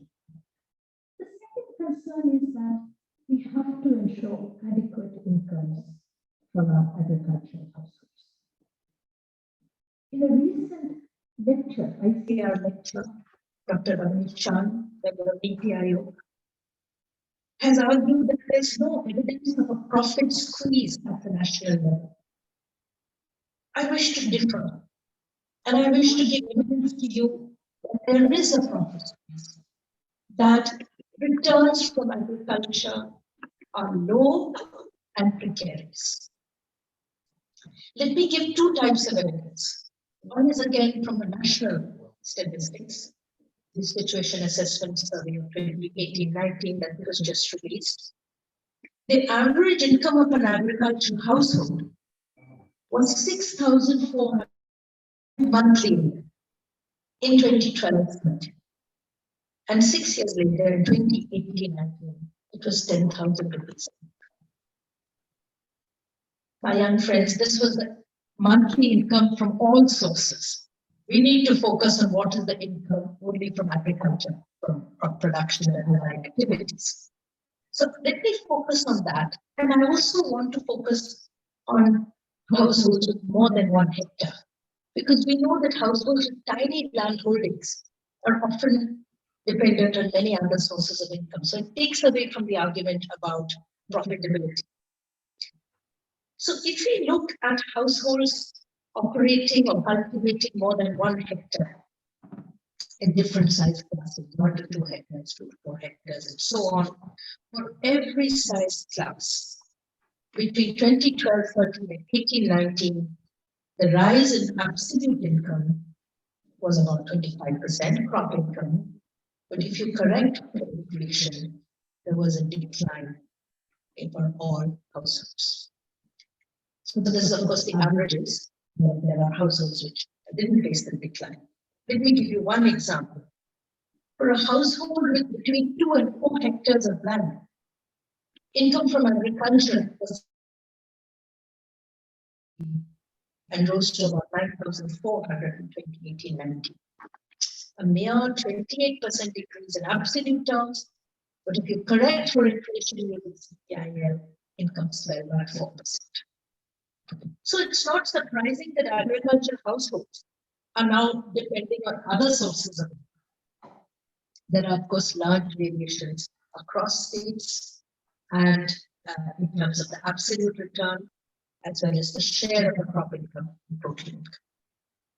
Second point, the annual increase in absolute terms in crop incomes, not household income and crop incomes, was higher in the previous decade. There was a situation assessment survey in 2002, another in 12, another in 18. So the increase between 2002 and 12 was higher than in 2018 and 19. For me, these two pieces of evidence put together do show that there is, for in real terms, there's a slowing down of increase in crop incomes approach. Now, the unviability of agriculture for a majority of cultivators emerges very clearly from small scale dependence. And the next few points I'm going to make draw upon a set of village studies, 28 villages across 12 states of the country, different agricultural zones, conducted by the Foundation for Agrarian Studies, and have been part of many of these studies. The first point, again not surprising, is that the returns, the crop incomes per hectare vary hugely depending on the type of agriculture. For rainfed agriculture, it's about 18,000 rupees per hectare. So a marginal farmer, 1 hectare, 18,000, this is annual income, so not monthly.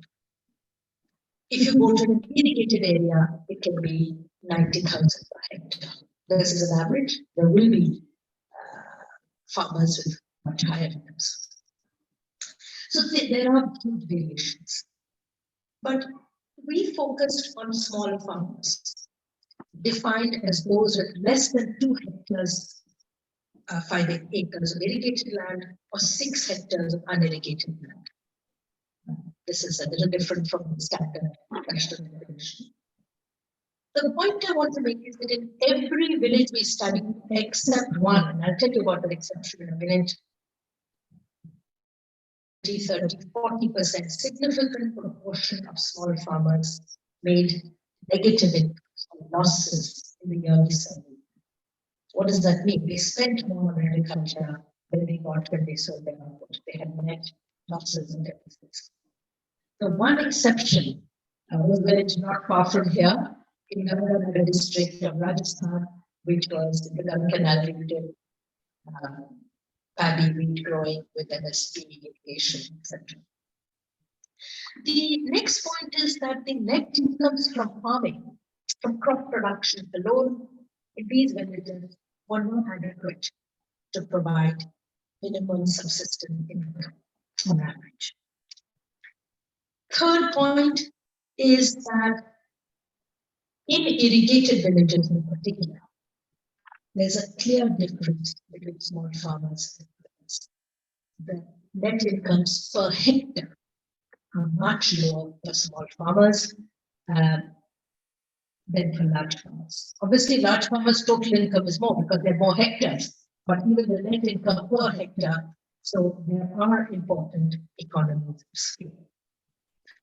So the conclusion that emerges, and I've really summarized a lot of material, some of which is farmers there, which we edited and published 2 years ago, is that small farmers who constitute the majority of cultivators in India get very low returns on average and face high variability.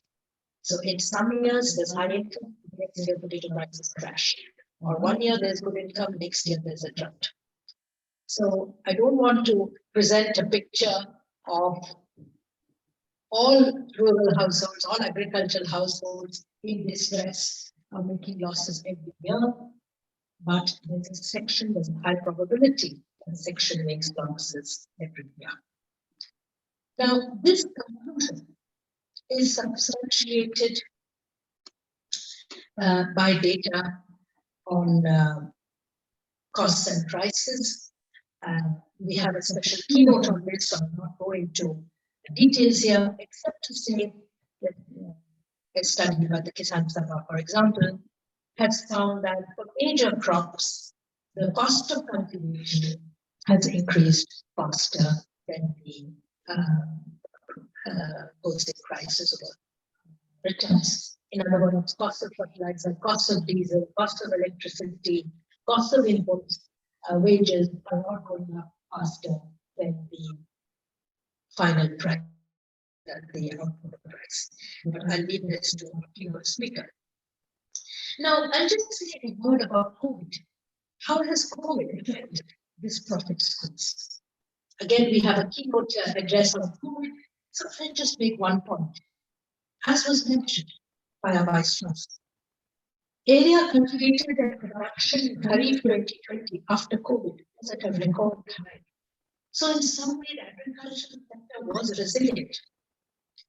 But a detailed study based on telephonic interviews by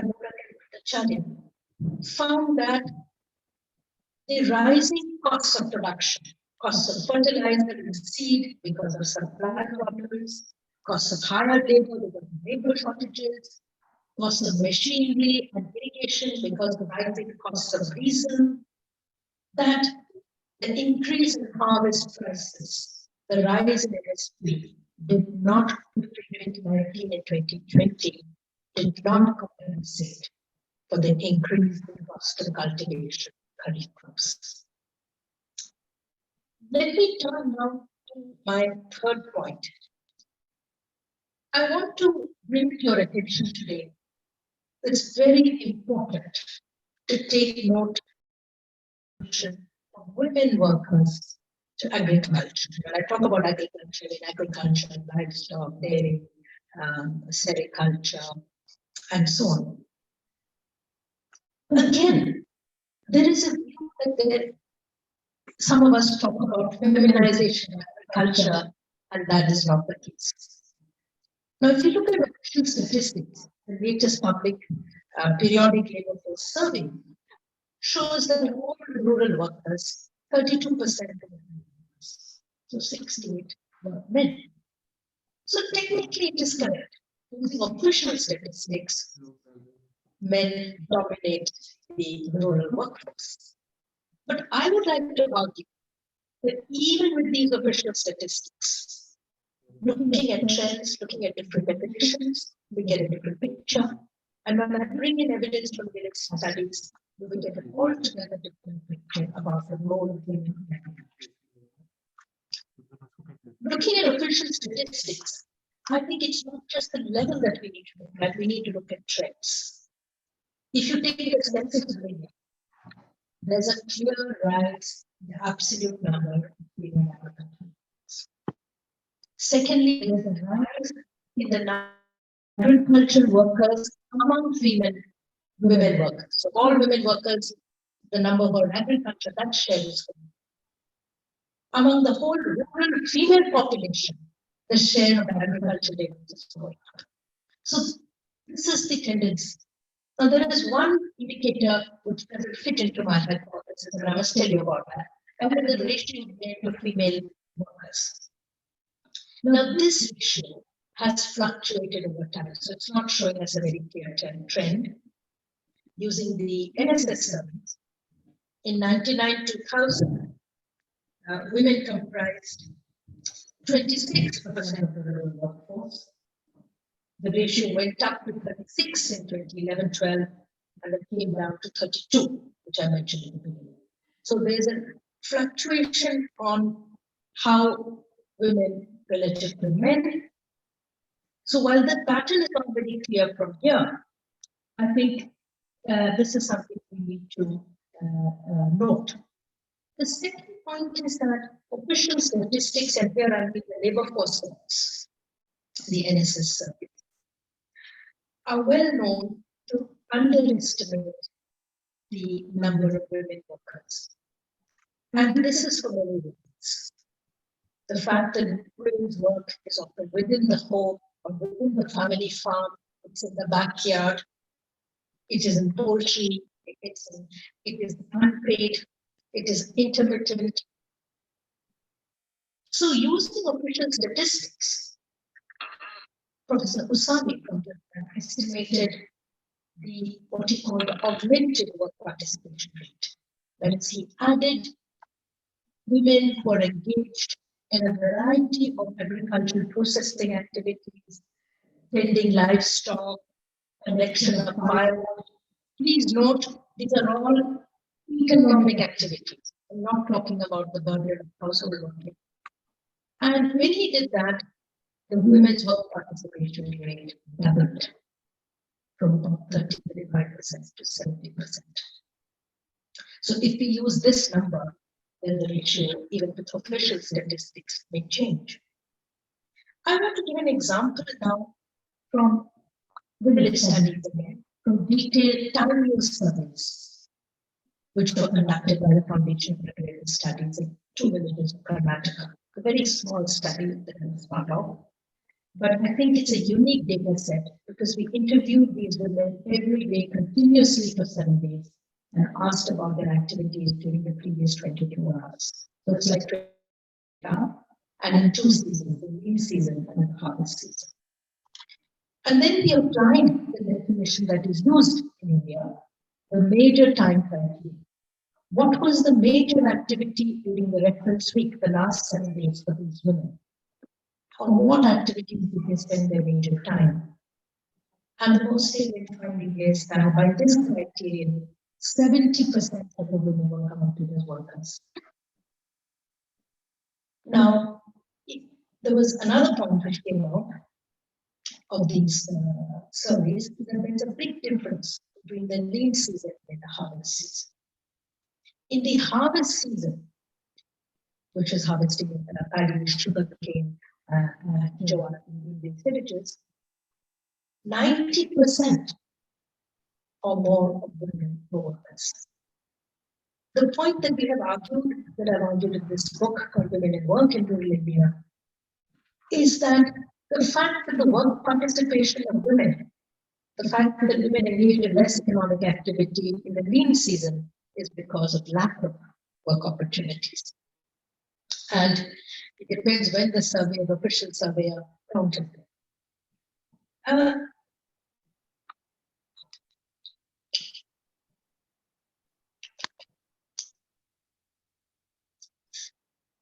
There is another set of evidence from these village studies, but I will go very briefly here, some of which will be covered in the panel discussion tomorrow, organized by the Indian Association of Women's Studies. And that is when we go into depth, understand the use of labor in agriculture, the labor process. We find that women are a very important part of the higher labor force. In fact, there is, find that when we talk about family labor, own labor on farms, men dominate. But when we look at higher labor, whether it's for weeding or transplanting or harvesting, women tend to dominate. In many of the villages, I'm not saying in all of them. In particular, in rice systems, it's very often the case that women are the majority of workers in crop production. Though, of course, some of this is changing. The gender division of the labor is changing over time. The last finding from the village study I want to point to is that when we engage in agricultural labor, whether they are actually full-time working manual labor households, or their peasant households, or in middle peasant households, typically there are 2 workers in it, a man and a woman. Let me end by saying that I think I've given enough evidence to say that we need to question official statistics on the extent and size of the women in the workforce. We need to recognize women's work in agriculture, horticulture, dairy, other activities counted by.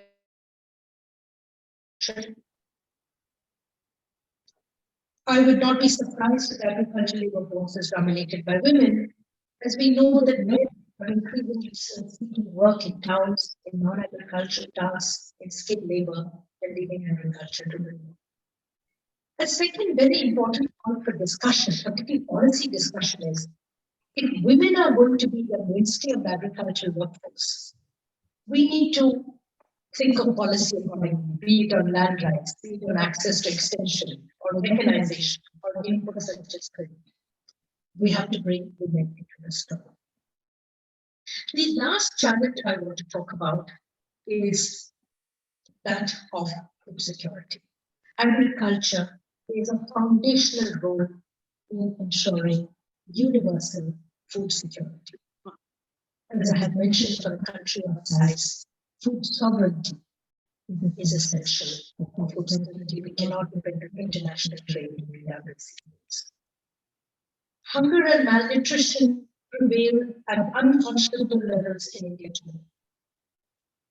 The latest National Family Health Survey shows that about 32% of young children in India below the age of 5 are underweight and 36% are stunted. This survey was done in 2018-19. There's no doubt that food insecurity has worsened after COVID. Anyway, it's rather shameful. 1/3 at least of our children are malnourished. The second point is that food security, we know, is not just adequacy of cereals. And I would like to draw your attention to the State of Food Insecurity 2020 published by the Food and Agricultural Organization, FAO of the United Nations. And they have identified 3 types of diets. What they call the basic energy sufficient diet. Get your calorie intake with the lowest energy available, rice or chapatis. Then there's a nutrient adequate diet, where you get the required calorie norms and also other micronutrients, etc. And the third is a healthy diet, which is you get your adequate calories, macro and micronutrients, but again, as was mentioned in the morning, by consuming food basket, greens and tubers and oils and pulses, multiple food groups. Now, I wanted to just give you the most important finding from the study, the FAO report. And that is with the $1.9 a day national poverty line, the PPP dollar, purchasing power parity. Only the energy sufficient diet is affordable. In other words, if we used the international poverty line and the Indian poverty line has often been close to this, only the energy sufficient diet would be met. The cost of the nutrient adequate diet is $4 a day. And about 58% of the population in South Asia, they estimate, cannot meet this nutrient adequate diet. Now, there have been, I'll just take a couple of more minutes. There have been many initiatives taken during the COVID year. As I said, COVID has worsened this situation, and we hear from our keynote speaker. You had the PM Garib Kanana and the Yojana PMKY. You had many state governments coming out with schemes of food security, like the 17-item grocery kitchen provided by the government of Kerala. And as a result of these special COVID-related food schemes, there was a dramatic rise in the offtake of grain last year. In fact, just these COVID schemes resulted in an additional 31 million tons in 2021. And the total aggregate distribution by the Food Corporation of India was 86 million tons. I think this is phenomenal and very welcome, but more is needed. And very briefly, I think when we talk about universal food security, we have to ensure adequate food and also adequate incomes. Adequate incomes through different means like cash transfers. Only one more point that I can make. I think, given what our children have suffered, schools are closed, and malnutrition, we have to ensure a very high quality meal, at least one nutritious meal in all our schools and Anganwadis. And perhaps this can also be given to other vulnerable and elderly people in the neighborhood or in the village. In fact, the Supreme Court has directed the government to come up with a policy on community kitchens. So let us use the food crisis to ensure a nutritious, ensure that we try and reach a nutritious meal to every child and every undernourished person in this country. Friends, let me end. I say I've tried to raise some of the challenges facing the agrarian economy today.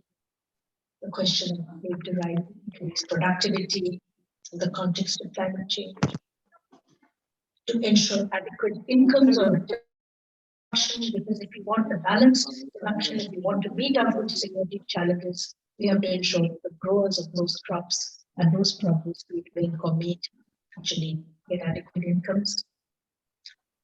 We have to pay attention to a very important tendency, which is the growing importance of women's work in agriculture, and to ensure universal security. But underlying all these challenges, there's one point we want to highlight in the end, and that is persistent agrarian inequalities.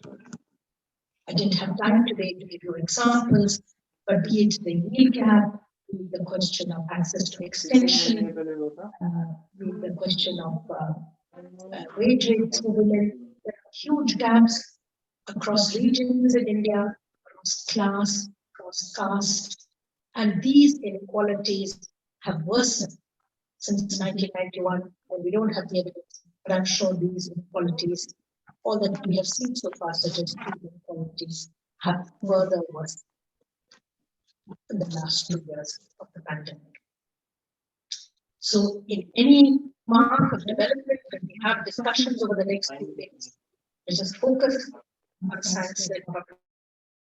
I think this requires the emphasis on public policy, public expenditure, because only these address these huge challenges and provide an alternative path of development. It addresses the stress and the challenges facing the agrarian economy.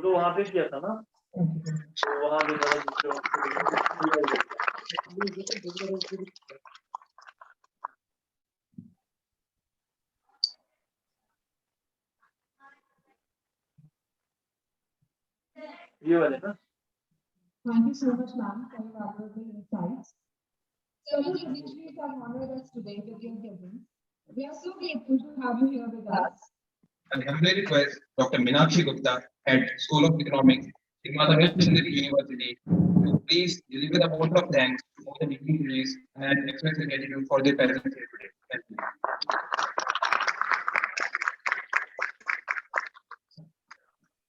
Very good morning and greetings to one and all. Honorable Vice-Chancellor, Shri Mata Vaishno University, Padma Shri Professor Yoginder K, Dr. Sinha, Honorable Secretary, ISAE, Professor Abhijit Sen, President, ISAE, Guest of Honor, Mr. V.K. Former Secretary, ISSR, Guest of Honor, Mr. BDM NABARD, Chief Guest, Respected Professor, Honorable Chancellor, Central University of Gujarat, Mrs. Vijaya Venkat, Honorable Joint Secretary, ISAE, Dr. Madhura Swaminathan, Professor Economic Analysis Unit, Indian Statistical Institute, Bangalore, Shri Yoginder K, Registrar SMVD, Dr. Supan Sharma, Dean Faculty of Management, Dr. Solar, Head School of Business and Local Organization Secretary, Dr. Ashutosh, esteemed experts who are joined in a hybrid mode, distinguished colleagues, delegates, and dear participants. Let me at the outset, on behalf of Faculty of Management, extend a very warm welcome to all of you. It is indeed an honor and privilege for all of us to have an opportunity of witnessing the inaugural of the first annual conference of Indian Society of Agricultural Technologies. I would like to thank ISAE for providing this opportunity to Faculty of Management to host this event. Now, for organizing the meeting, I extend my sincere thanks to Honorable Vice-Chancellor for extending the support, his motivation and encouragement. Sir, we are truly inspired by your efforts and you have motivated us with your guidance and knowledge in every way possible. I would like to extend my gratefulness to Dr.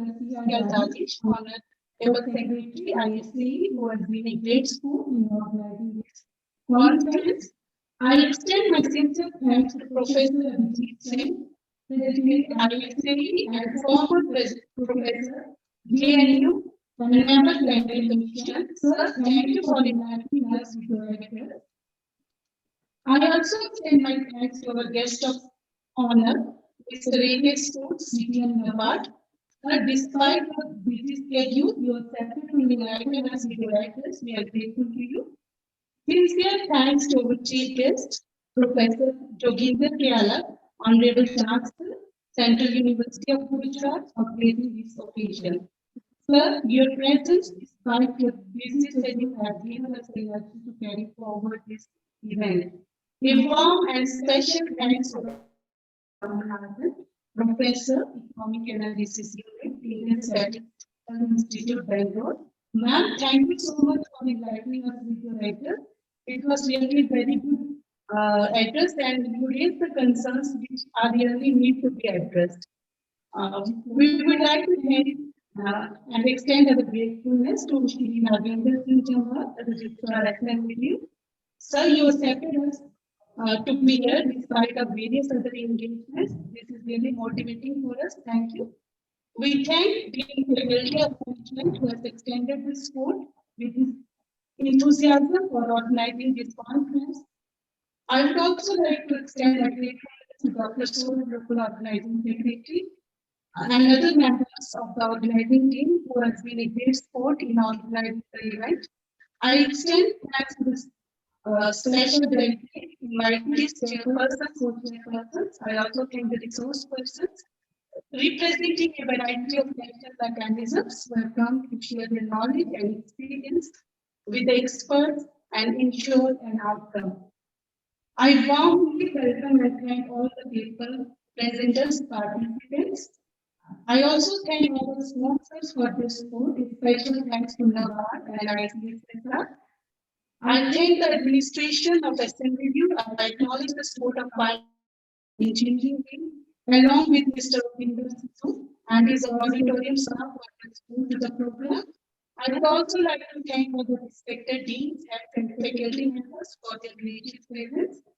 I'm looking forward to an extremely enriching experience in August gathering of experts, official representatives, graduations, and scholars. May God bless us all. Thank you.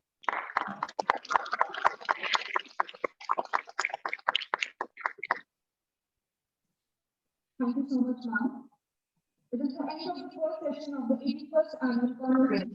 Everyone, please give a huge round of applause for all the meetings.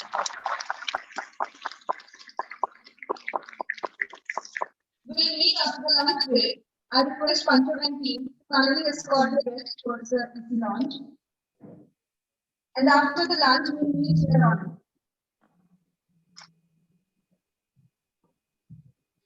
For the keynote addresses.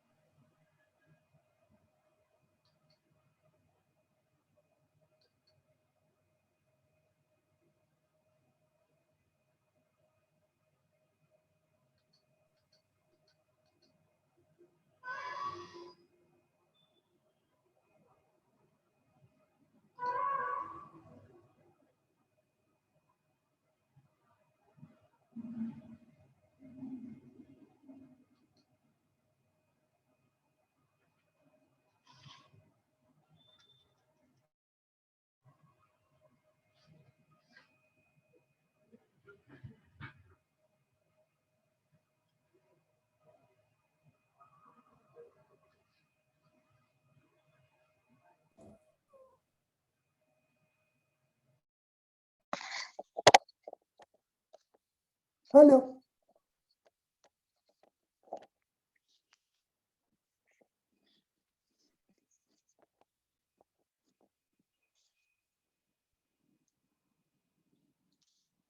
Hello. Yeah, good afternoon, sir. Can you hear me? Yeah, I can hear you, sir. Is there anyone there? No. Yeah, I think can't people see are anyone there, from the Manu, but organization. the people are there, but basically they're waiting for the organizers to come back. Yeah. Okay, okay. Where are you, Chandru? I can't see you. I'm in Delhi, all right. Okay, let me put on my video for a brief while. Ah, hi.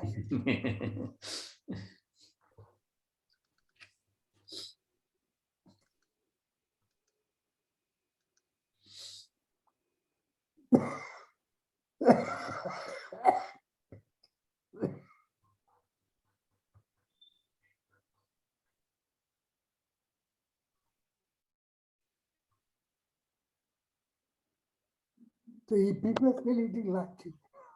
No. Sorry? People will still be in lunch. Yeah.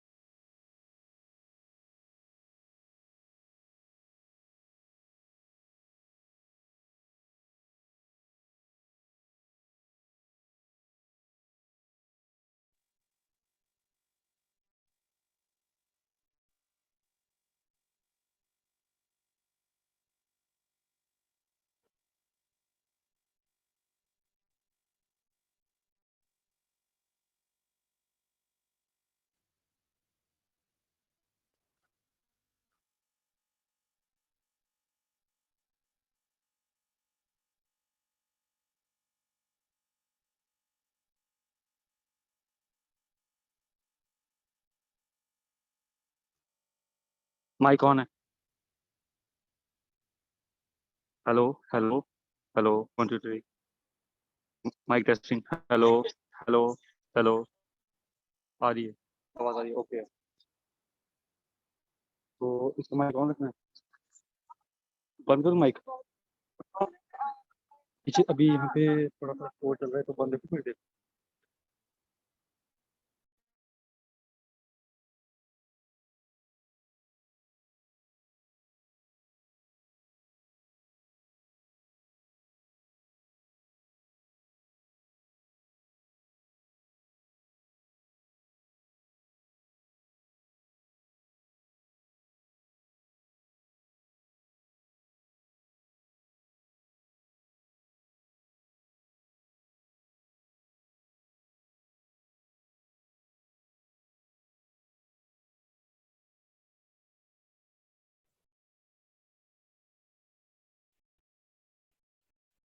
Madhura.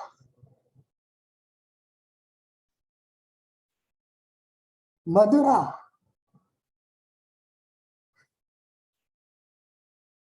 Madhura.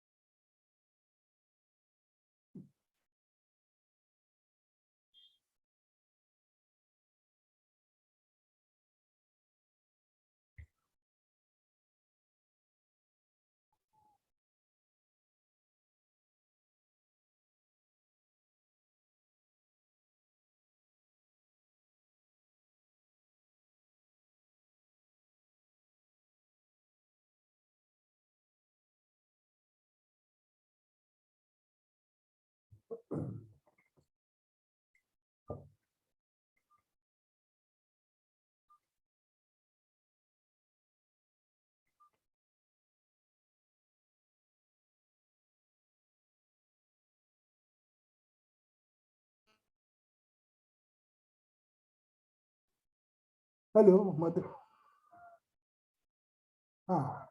No, see, why don't you actually chair this? I'm here. I'm here, but you're there. It's easier for you. Okay?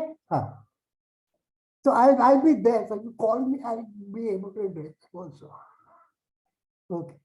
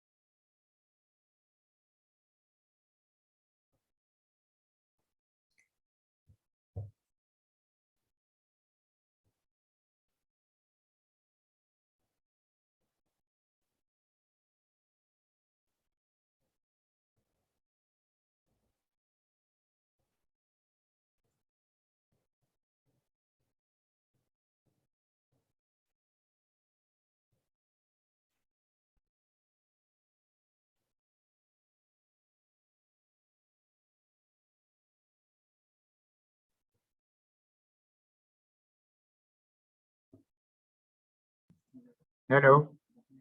Hello.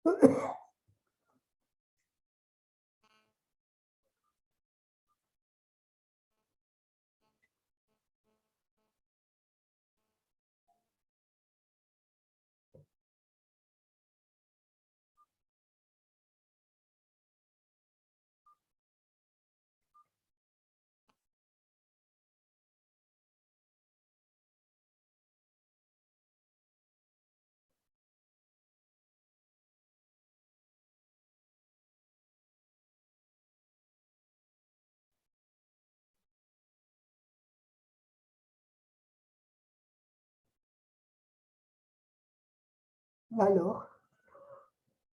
Okay, Daddy, this is Abhijit again.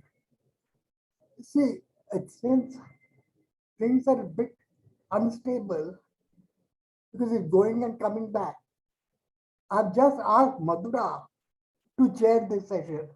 I'll be here. I'll be here, but she's there. So it'll be easier.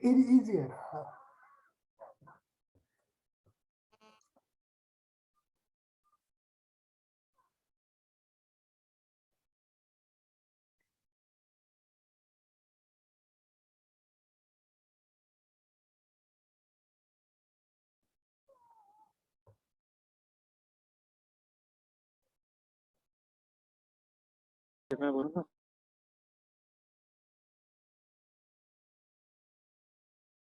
Good afternoon, everyone. Good afternoon.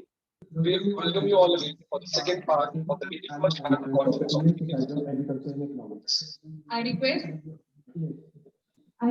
Dr. Sarkis Khani to welcome Dr. R. Ramakumar with the bouquet.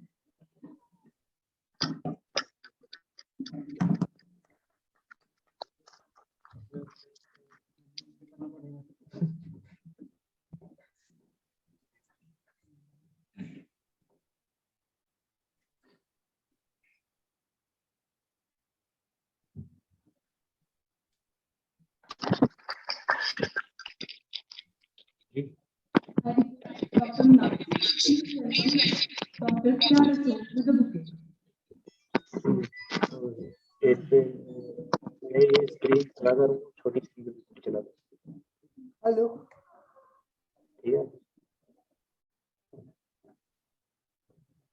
छोटी screen पे चला दो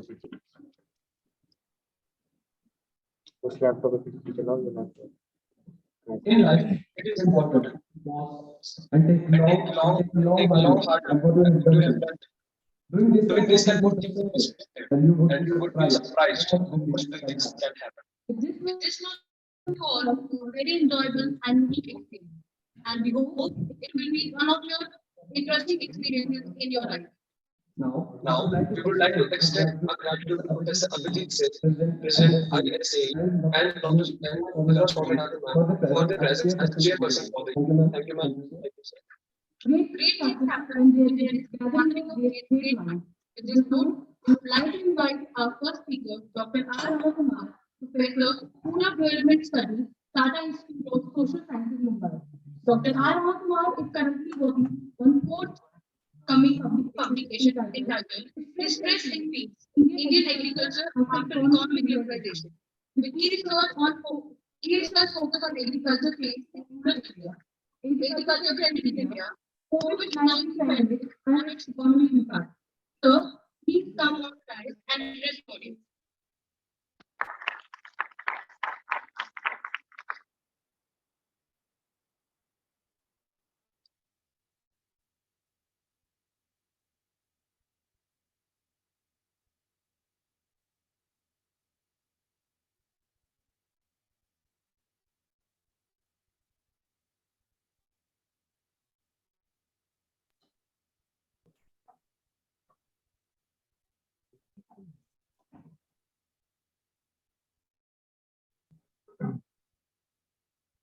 Good afternoon, everyone. Professor Abhijit Sen, Professor academics on the dais and in the audience. Thank you very much to the Indian Society of Agricultural Economics for inviting me to give this lecture on COVID-19 pandemic and India's agricultural economy I shall broadly speak for about 35 to 40 minutes, and I think that's the time that's been given to everyone. And what I shall do is to quickly go through some of the broad issues that have come up in the context of COVID-19 pandemic and its impact on agriculture. Admittedly, most of these impacts are not straightforward in nature. There are some impacts which are outside the realm of human control, not necessarily dynamic, but and there have been an enormous amount of coping of the agricultural sector to the pandemic. Action and inaction of governments have complicated the problem even further, and all of which culminates in a very complex picture that you get about the rural economy during the time of the pandemic. But many of the impacts are surely adverse in nature, in my point of view. Broadly, this is the structure of the presentation that I'm going to stick to. Basically, I shall speak about a set of impacts on the agricultural economy. Just wanted to ask the audience, the organizers, if the audience can see my slides. Okay, can I continue?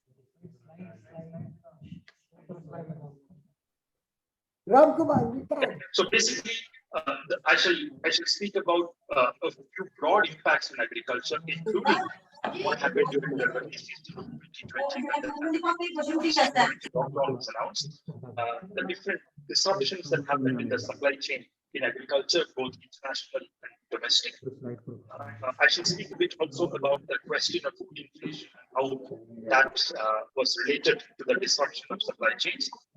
I shall speak also about the extent of input use in agriculture, the extent of supply of agricultural credit by banks, and a number of sectoral impacts in agriculture, including in livestock, dairy, fisheries. And I shall also speak a little bit about the whole question of rural employment, rural income, government responded to the whole pandemic. This much broad. These are the broad items on which I shall base my presentation on. So basically, let me begin with the first one, the Rabi crop in 2020, which was disrupted by the the announcement of the lockdown on the 23rd of March night at short notice. Rabi harvest was beginning. Students and the behind and volunteers, can you please maintain a minute silence? Recording in progress. Students and volunteers at the back. Thank you. So the Rabi harvest was beginning when the lockdown was announced in the third week of the last week of March. One of the big issues that farmers across the country faced, particularly in those regions where migrant agriculture workers were an important part of harvesting the crop, was the shortage of laborers. Migrant laborers used to come in very large numbers as seasonal migrants to large parts of northern India and parts of western India as well. One estimate says that there are about 1 million migrant farm workers in Punjab and another 0.6 million farm workers, migrant workers in a large section of them who were to come from Odisha, Bihar, and other states in the eastern part of India did not come, and that has affected the harvests in those regions. There was an enormous amount of coping on the part of farmers, partly through dependence, an additional dependence on mechanization. Machines were rented on large scale, but even when machines were rented in large numbers, the rents of machines were very high. They rose during the lockdown, and very clearly the idea that you get from most of the literature on that is that harvest costs went up enormously during this time. There was also this phenomenon that many studies note of a postponement of wheat harvest in many cases because migrant workers were not available, and because machinery was not available as well, because there was enormous demand for these machines. The government was delayed. It was staggered to the end of April and the beginning of May. That also meant that there was some amount of loss for the farmers, both on account of late harvest and on account of storage and losses thereby. There have been many surveys on this. Surveys have been conducted partly by the Foundation for Agrarian Studies. What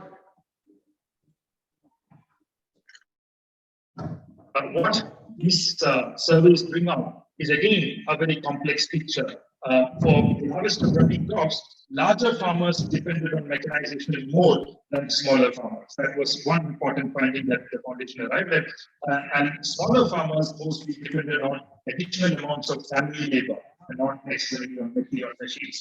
Labor shortage was most severe in villages dependent on migrant labor and where the wage rose, but in other cases, wage fell in those villages where the return of migrant workers was back home. A lot of migrant workers from the cities came back to the village, and villages actually saw an extra amount of labor available. In those cases, actually, wage rates fell. So it's a complex picture that you see. Azim University had surveys where they found that 37% of the respondents were unable to harvest, 15% were unable to sell, and 37% sold the harvest at reduced prices.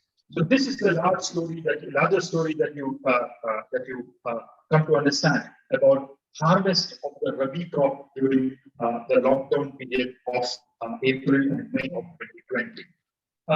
Now, other surveys, for example, there was a history survey in Haryana and Odisha in April and May. They also come to a very similar conclusion. Most farmers, according to them, 41% of the farmers in Haryana and 80% of the farmers in Odisha spent more on harvest. That was the rise in harvest cost is very clearly a phenomenon that you see in large parts of rural India during the pandemic. The rabi harvest was not necessarily disrupted substantially, but daily harvest costs have gone up substantially in most parts. That's a clear idea that you get. Let's come to the next point, which is the question of supply chains and disruptions. Let me first focus on the national supply chains. And here again, you get a very complex picture. Let me first look at the question of exports, and I shall then look into the question of ports and logistics, and then I shall come to domestic supply chains. Exports, again, there was substantial disruption of exports in the months of May and June of 2020, after which it appears to have picked up. It appears to have picked up substantially to an extent that exports in India in 2021 were actually higher than exports in 2020. That's very interesting finding that you get. This is the export value of agricultural and allied products. Basically, this has come from increased exports of its products, particularly rice, sugar, cotton, and oil-based and different kinds of essential oils and vegetable oils. These are the four crops that saw a substantial increase in exports during 2021 as compared to 2020. And that is why you see the sharp rise in export value for the whole year. Here are the values that were available for crops compared to 2019 and 2021, and how much they gained in terms in exports in 2021. Very clearly, it was a 43.8% rise in rice exports from India in 2021. Largely because exports of rice from the major rice exporters, for example, Thailand, other countries, eastern part of the world, where disrupted not export, and that provides an opportunity for India to export more into the eastern part of the world, outside Indonesia, Philippines, and other countries. India would export large amounts of rice to those countries. Similarly, wheat also the second row from the bottom, you will see wheat. It's a very small proportion, but we also saw substantial rise in exports, which was largely the African product. Also, we from India is the African product. So in some sense, these are temporary increases that you see in exports that are not likely to be permanent increases in exports, because when Thailand gets back to exports, or Kazakhstan and other countries which are primarily wheat exporters of the world, they come back to exports, then the picture might substantially change, and India might have to get back to the 2019-20 situation in terms of export. But clearly, this appears to be a positive story. A lot of the exports are possible with one compared to 2019. But here again, the picture is not the same for all crops. If you see these three commodities, marine products, tea, natural rubber, you will see that there was actually a fall of exports. In fact, in marine products, fish processing units across the coastal part of India were in deep crisis. Their exports are completely stopped, and even now, their exports have not gone back anywhere near the levels of 2019. In fact, there was a 7% fall in the total export value in 2021 compared to 2019. In tea as well, there was a sharp fall. This is a whole picture that you see with exports, a positive picture. Now, come to ports and logistics. I'll give you one example of which are disrupted in these ports and logistics area. This is a simple picture that will tell you how the commodity reaches from a factory to its port. I can actually take it to a similar commodity, like for example, how it goes to Assam, where there is agriculture to say the Kolkata port. The whole process takes about 5 to 6 days. It passes through road transport, it gets into a container terminal, and then it gets into a railhead, and then it uses a port. In this particular case, we need about 5 to 6 days of every sequence of the logistics being already in place at the right time in the right place. If one link in the whole chain is disrupted, one container did not arrive in time, the whole sequence gets disrupted in the logistics. And there were large number of such disruptions throughout the period of the lockdown, and this has enormously raised the costs of logistics for exporters in this period. To add to that, what we also see here is international shipping costs rose very rapidly because of the sheer shortage of containers.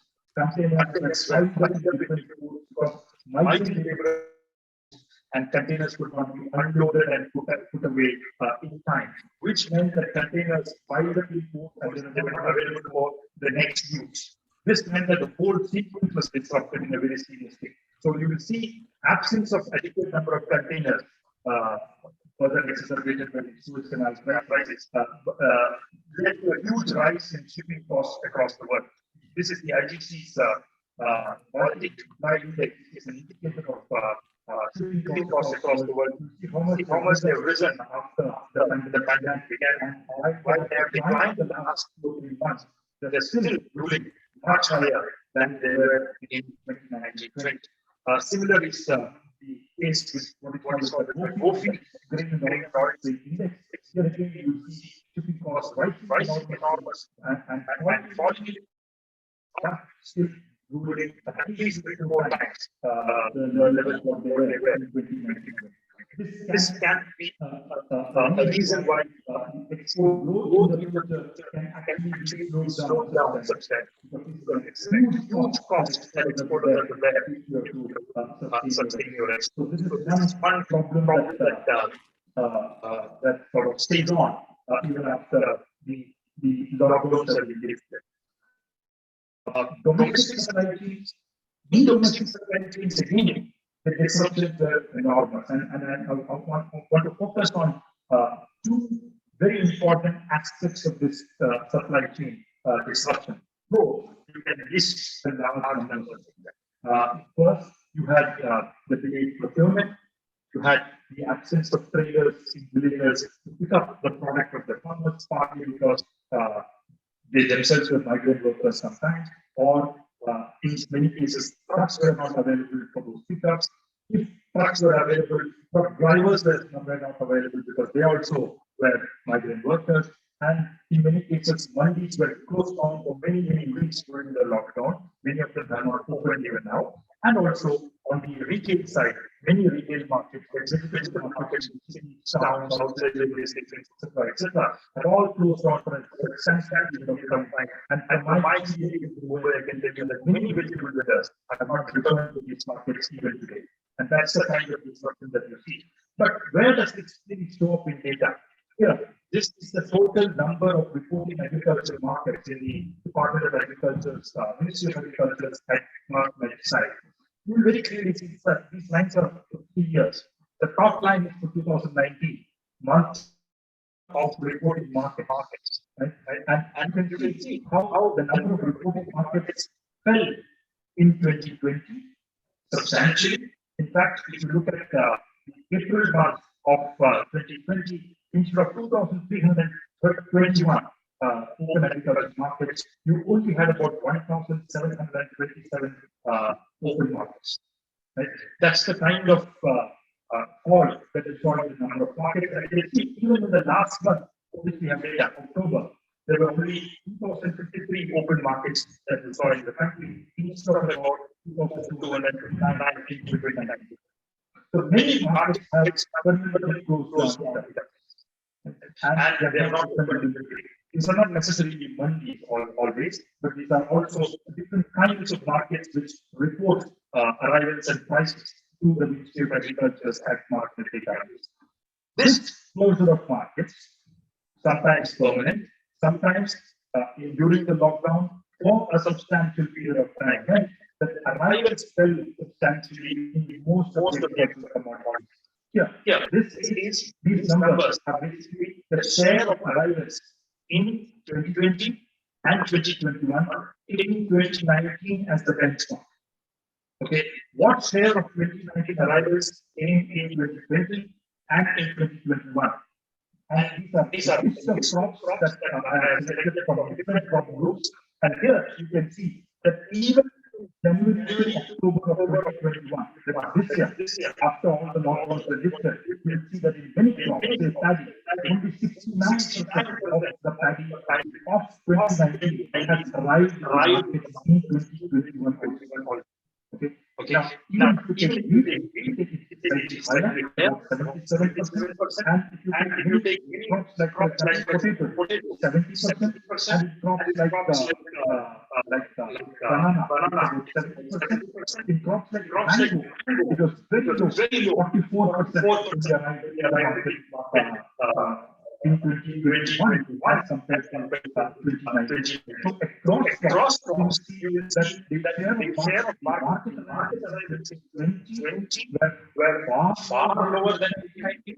The situation improved in 2021, but the market arrivals in 2021 are still lower than the market arrivals of 2019 in a range of crops.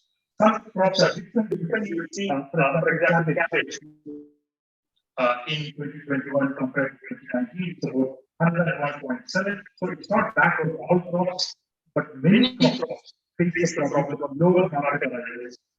Where has this deficit gone? It has probably been sold in some local market at a very low price, at a distressed price, and this is actually the incomes of farmers across the country. In many cases, they may have no interest in marketing. They were lucky. That has to a majority of the farmers. That's what most people say. So clearly, the disruption story in supply chain agriculture happens to be a continuing story. It has not ended with the lockdown being lifted. Market arrivals are still lower compared to 2019, even in 2021. Now, let me get into the next point, which is related to food prices. So how has all this affected food prices? Now, here we are entering into a very complex subject, because the question that you will first ask is, which price are you going to consider?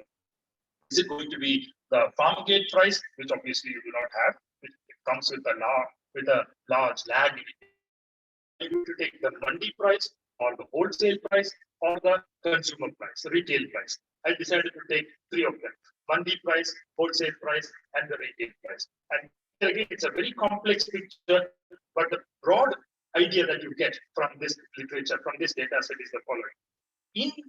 Let me tell you in one sentence what I want to say from this table. Farmers' prices either fell or remained stable, but consumer prices rose substantially. This is the story that you broadly get from this table. Supply chain disruptions have meant that retail prices continue to remain high in many crops, but that has not necessarily meant that farm gate prices have risen. Okay, and mandi prices are actually a reflection of that. Until you get farm gate prices, farm harvest prices, you have to rely on mandi prices as a proxy. You will very clearly see in rice and wheat there is a fall of mandi prices in 2020 and 2021. In fact, in pulses, there is some amount of stability and even there is a marginal rise.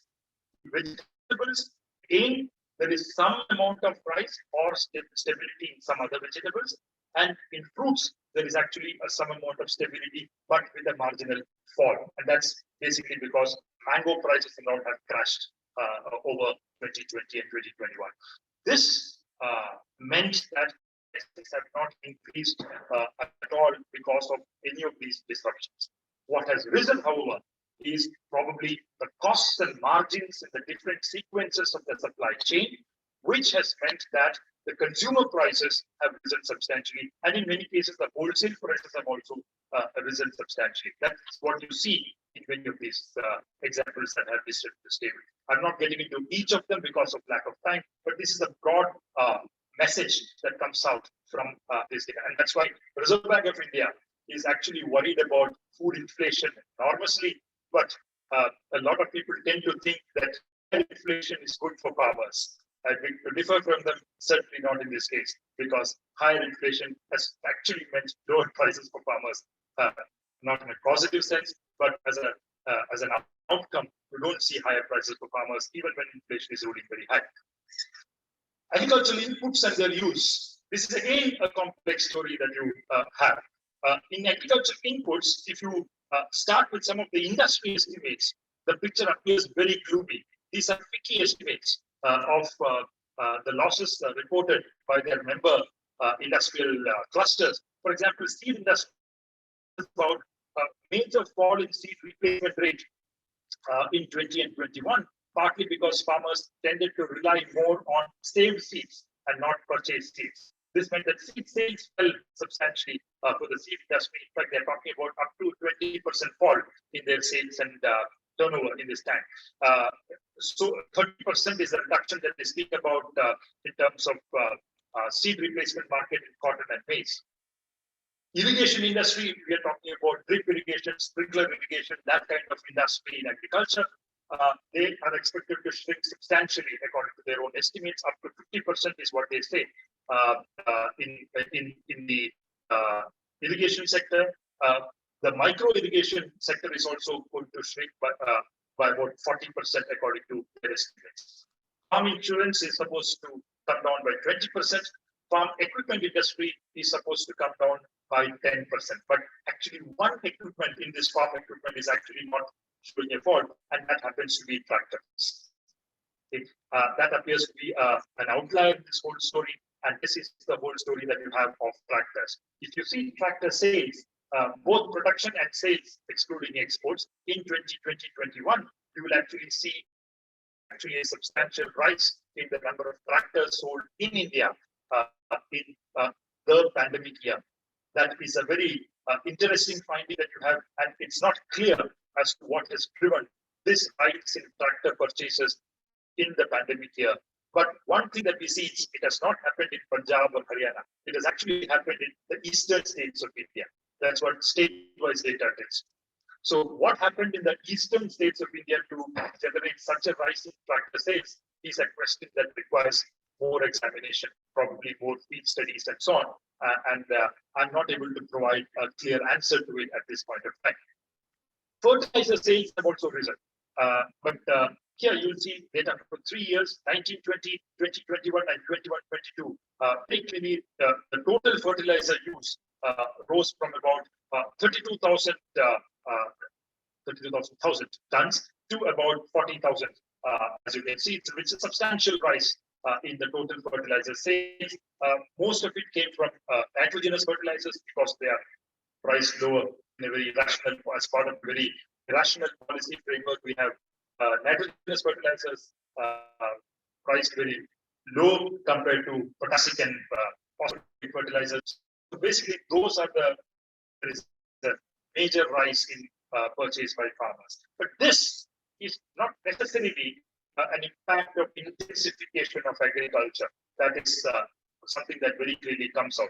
This has come largely because there was an increase in area cultivated during the pandemic year. It is more the extensiveness of agriculture is what has led to this increase in fertilizer sales. Here, this is data for Kharif and Rabi of 2020-21. You will very clearly see, I'll draw your attention to the very last row, which is the total, and the last column of the last row, where the total Kharif area rose by about 9.7% compared to 1920 in 2021, and the total Rabi area also rose by about 3%, 2.9. And this has largely happened in crops like rice and wheat, which are food crops, and it's no surprise that in a pandemic year, when new area, erstwhile fallow land, was brought into cultivation, farmers chose food crops, which are important for their survival and livelihood, rather than an export crop or a perishable like vegetables, etc., for which supply chains stood seriously disrupted. So this is the primary reason why you will see fertilizer sales going up in 2021. This is also something that primary surveys bring out very clearly. These are the results of the World Bank's household surveys conducted over 3 rounds in May, July, and September of 2020. They speak about a 3% rise in Kharif cultivation land. But what they interestingly point out is that it is the smaller farmers who actually reported a larger rise in area cultivated additionally compared to larger farmers. In fact, their surveys find that larger farmers reported a decline in land under Kharif cultivation, and smaller farmers reported a 10.6% rise in the area under Kharif cultivation. 9% of them changed the cropping pattern, and 21% of them shifted to cereals, and about 9% of them shifted to pulses. The reason for the shift appears very clear. It is to ensure the food security of their families in the time of the pandemic. And most of them also reported, as I suggested earlier, lower area under perishables like vegetables or fruits compared to food crops. They also show, which is actually something that raises a few doubts about the overall fertilizer question, that 57% of the households reported a decline in total fertilizer expenditure in 2021. And here, smaller farmers reported a very substantial 27% rise in fertilizer expenditure, while larger farmers reported a 13% decline in fertilizer expenditure. So it's very clear the larger farmers appear to have withheld a part of their land from cultivation, and they also this has also resulted in a lower use of fertilizer among them, while the reverse appears to be true for smaller farmers. So the way in which our agrarian society is structured, the inequalities therein appear to have some kind of bearing on all these outcomes in one form or the other. Let me come to the next question, which is related to agricultural credit.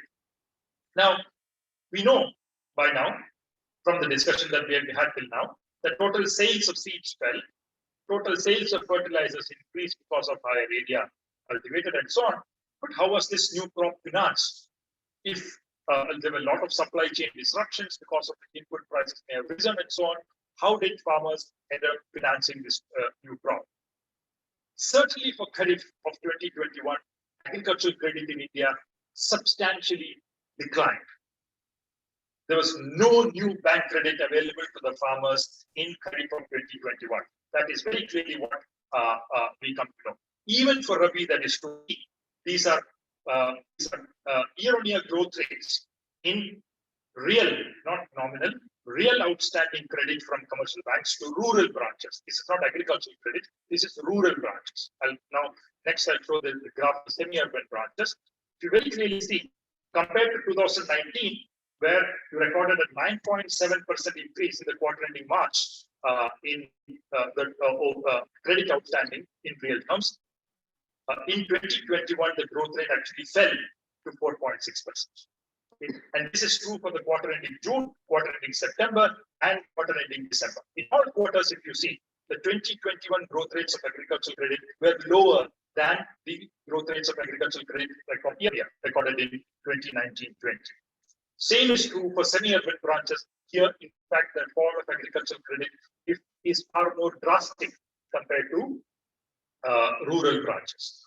Now, this is about rural and semi-urban total credit.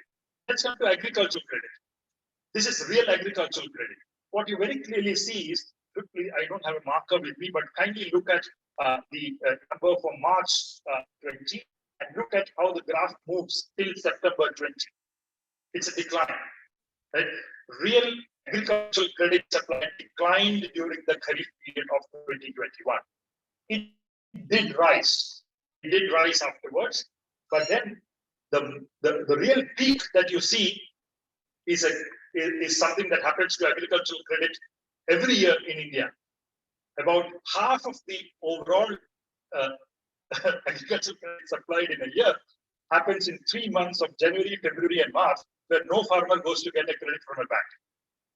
It's a joke, right? January, February, and March account for 50% of the agricultural credit given by banks in India.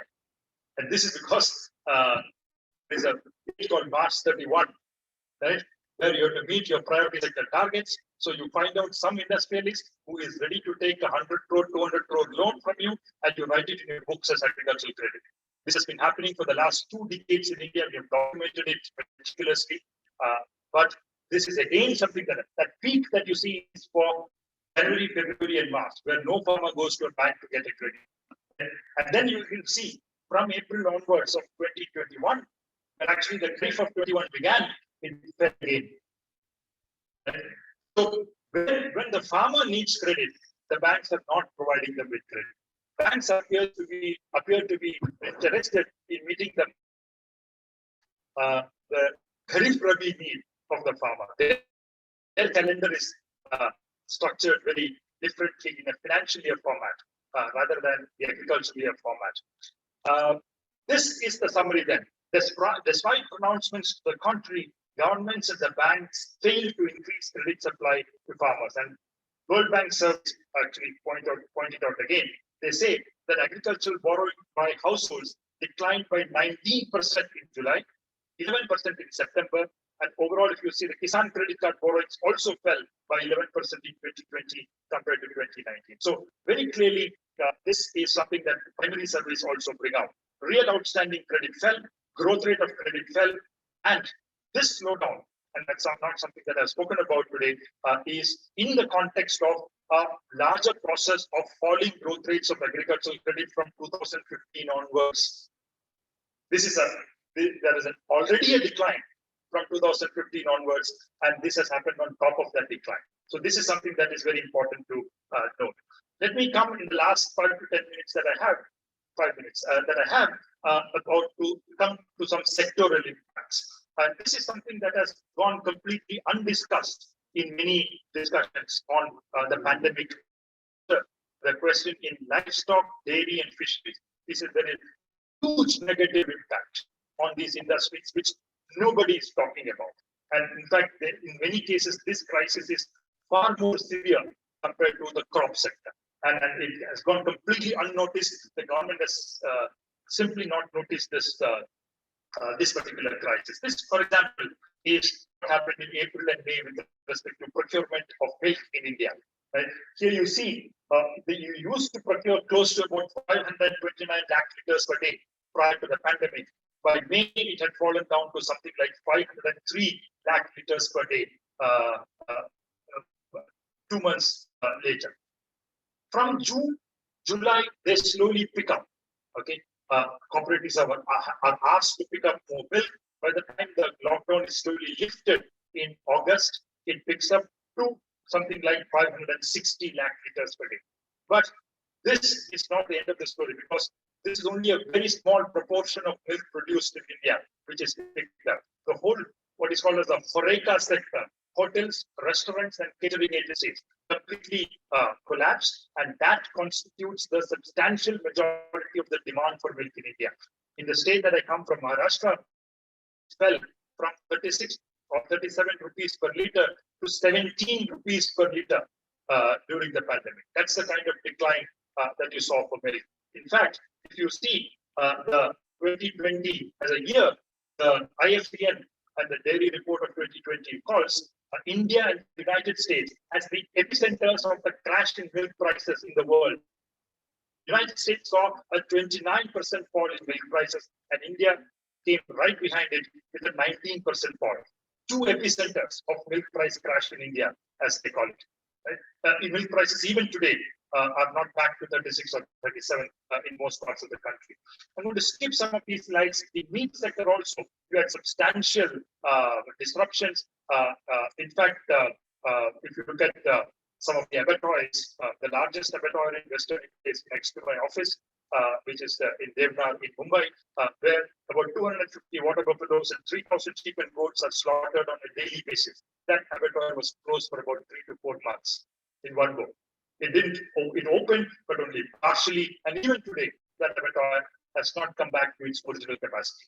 This has meant a huge disruption in the supply of meat in cities like Mumbai, which is further exacerbated by the problem of problems in animal transport.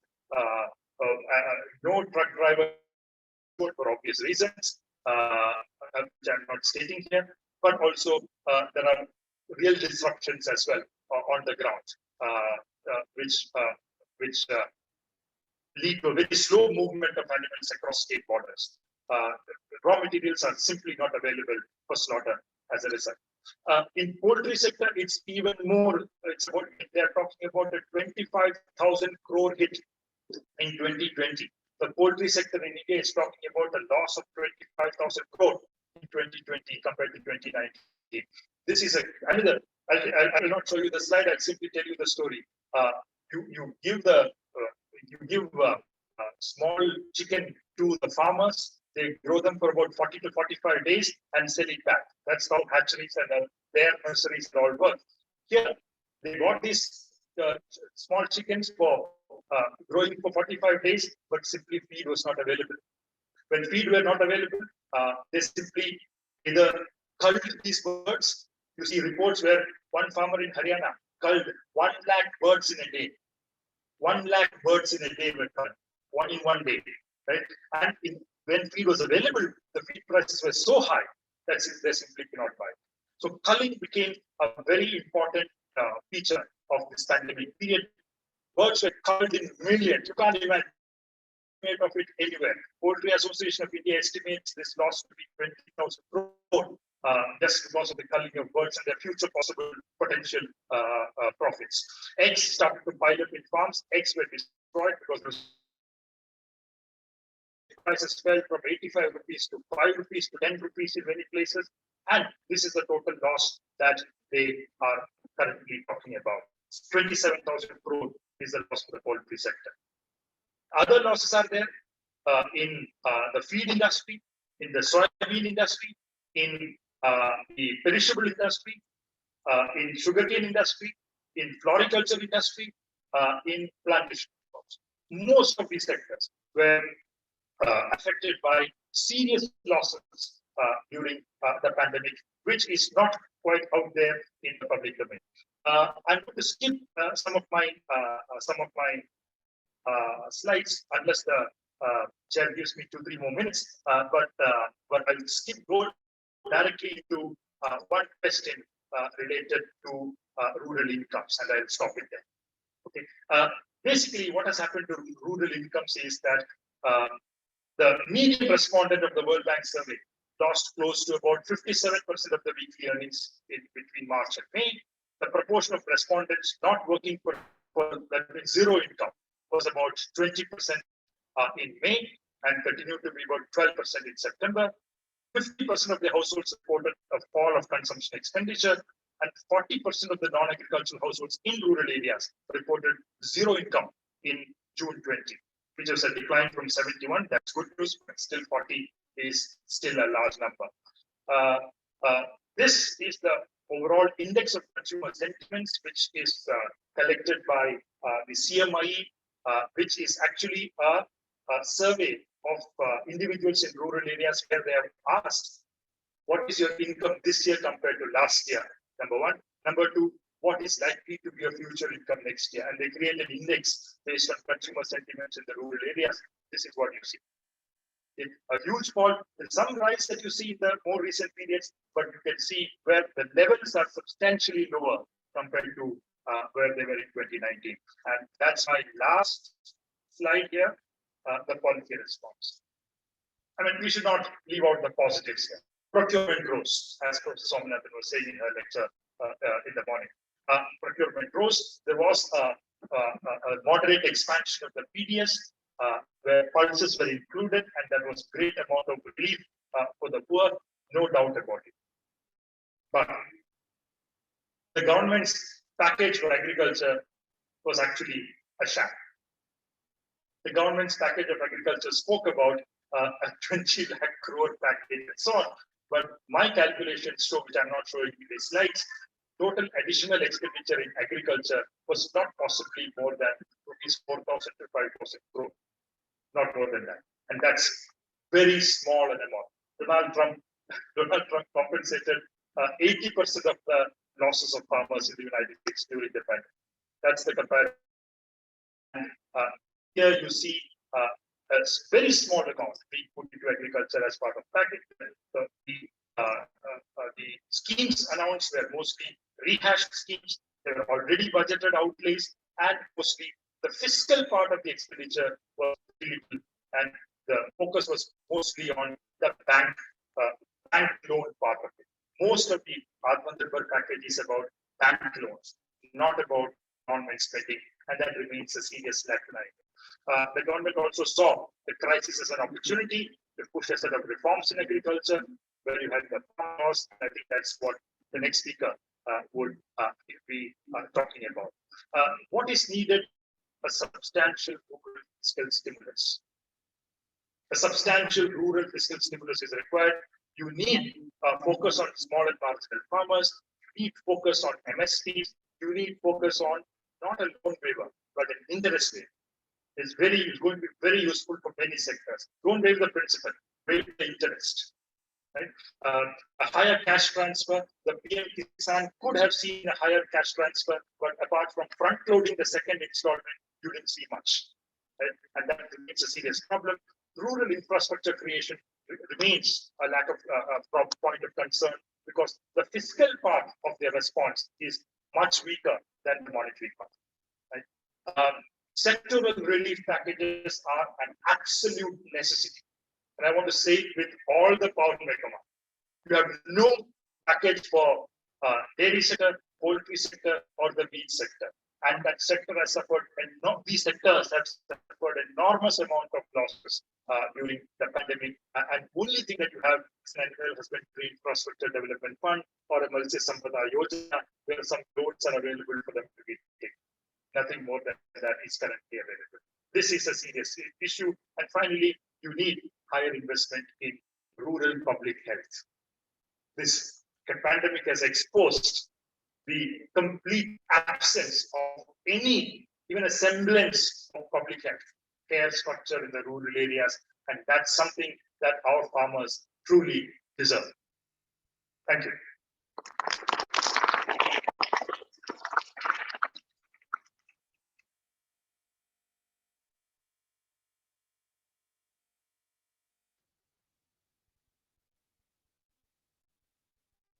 The next speaker honors with his presence is retired Professor C.P. Chandrasekhar from the Center for Economic Studies and Planning, Jawaharlal University, Delhi. Professor Chandrasekhar has published widely in academic journals and is the co-author of Crisis as Conquest, Learning from East Asia, The Market That Failed, Neoliberal Economic Reforms in India. Sir has joined us through online mode, so I request her to kindly address the audience.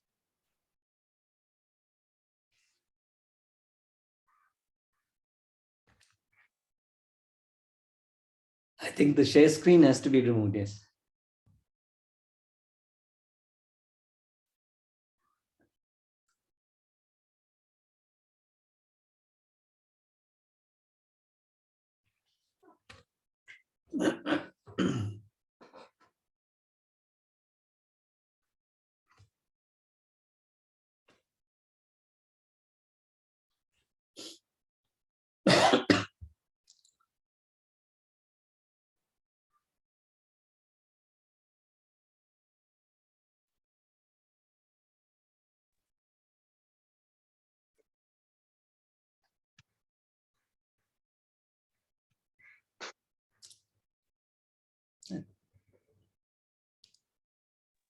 I think, should I? Okay, so am I being heard? Yeah. Am I being heard? Yes, yeah, you're audible, sir. Okay, let me begin by thanking the Indian Society for Agricultural Economics, in particular Professor Madhura Swaminathan and Professor Abhijit Sen for having requested me to participate in this discussion today. The subject of my presentation is really going to be, and I'm not going to use, is really going to be on looking at the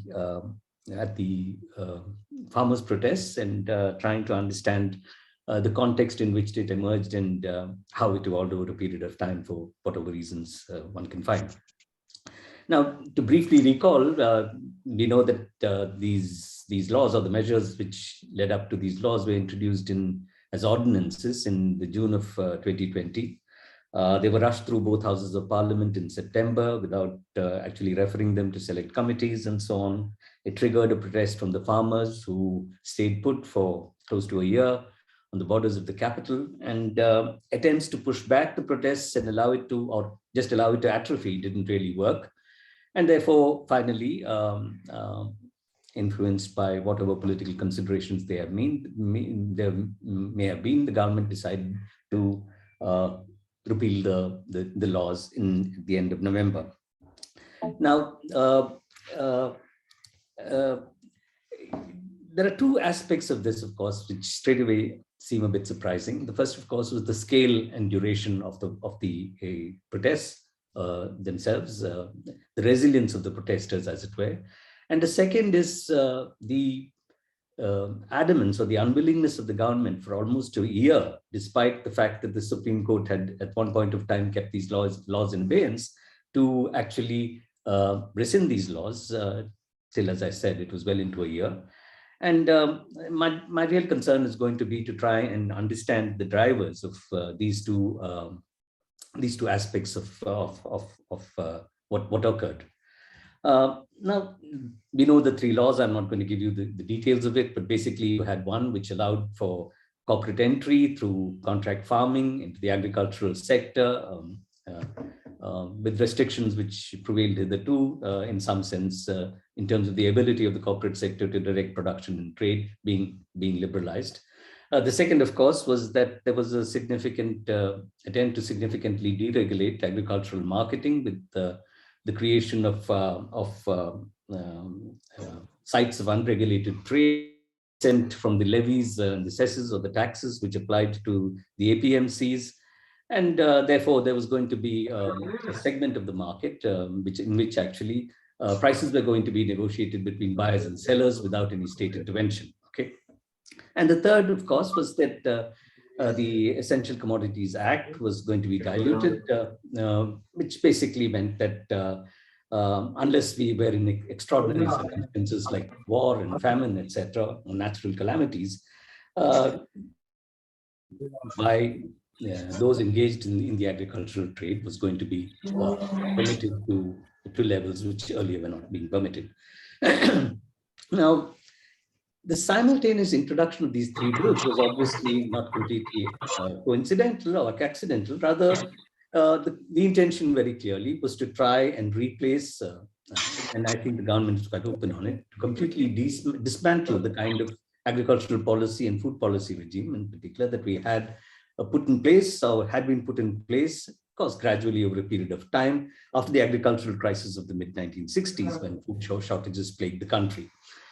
The interesting thing was that this effort at this major change was not actually driven by any major crisis of production or collapse in production, even though, of course, we do know that there was a challenge to the viability of crop production, but we did not see, as in the mid-1960s, any major collapse in production or a crisis in production. In fact, if you look at it in terms of production, India was doing quite well at the point of time when this was sought to be done. So the perception did emerge in the minds of the farmers that the laws were actually meant to facilitate, to a certain extent, the engagement of corporate interests in the agricultural sector, and not without basis, because of the fact that laws permitted entry of corporates and limited the role of the courts in resolving disputes between the farmers and the corporates themselves. We had a situation in which allowing private markets to function free of cesses raises the possibility that over a period of time, regulated markets might lose out, not being as privileged because of the fact that they will be subject to these taxes, levies, etc., besides being subject to regulation by state governments and otherwise. And finally, of course, if you actually have an amendment of the Essential Commodities Act in order to be able to provide, to allow, not merely obviously the participation of the private sector in trade as the second of the laws meant, it also meant that you would be able to influence prices because of removal of limits on stock holding, etc. So it was not without basis that the farmers suspected that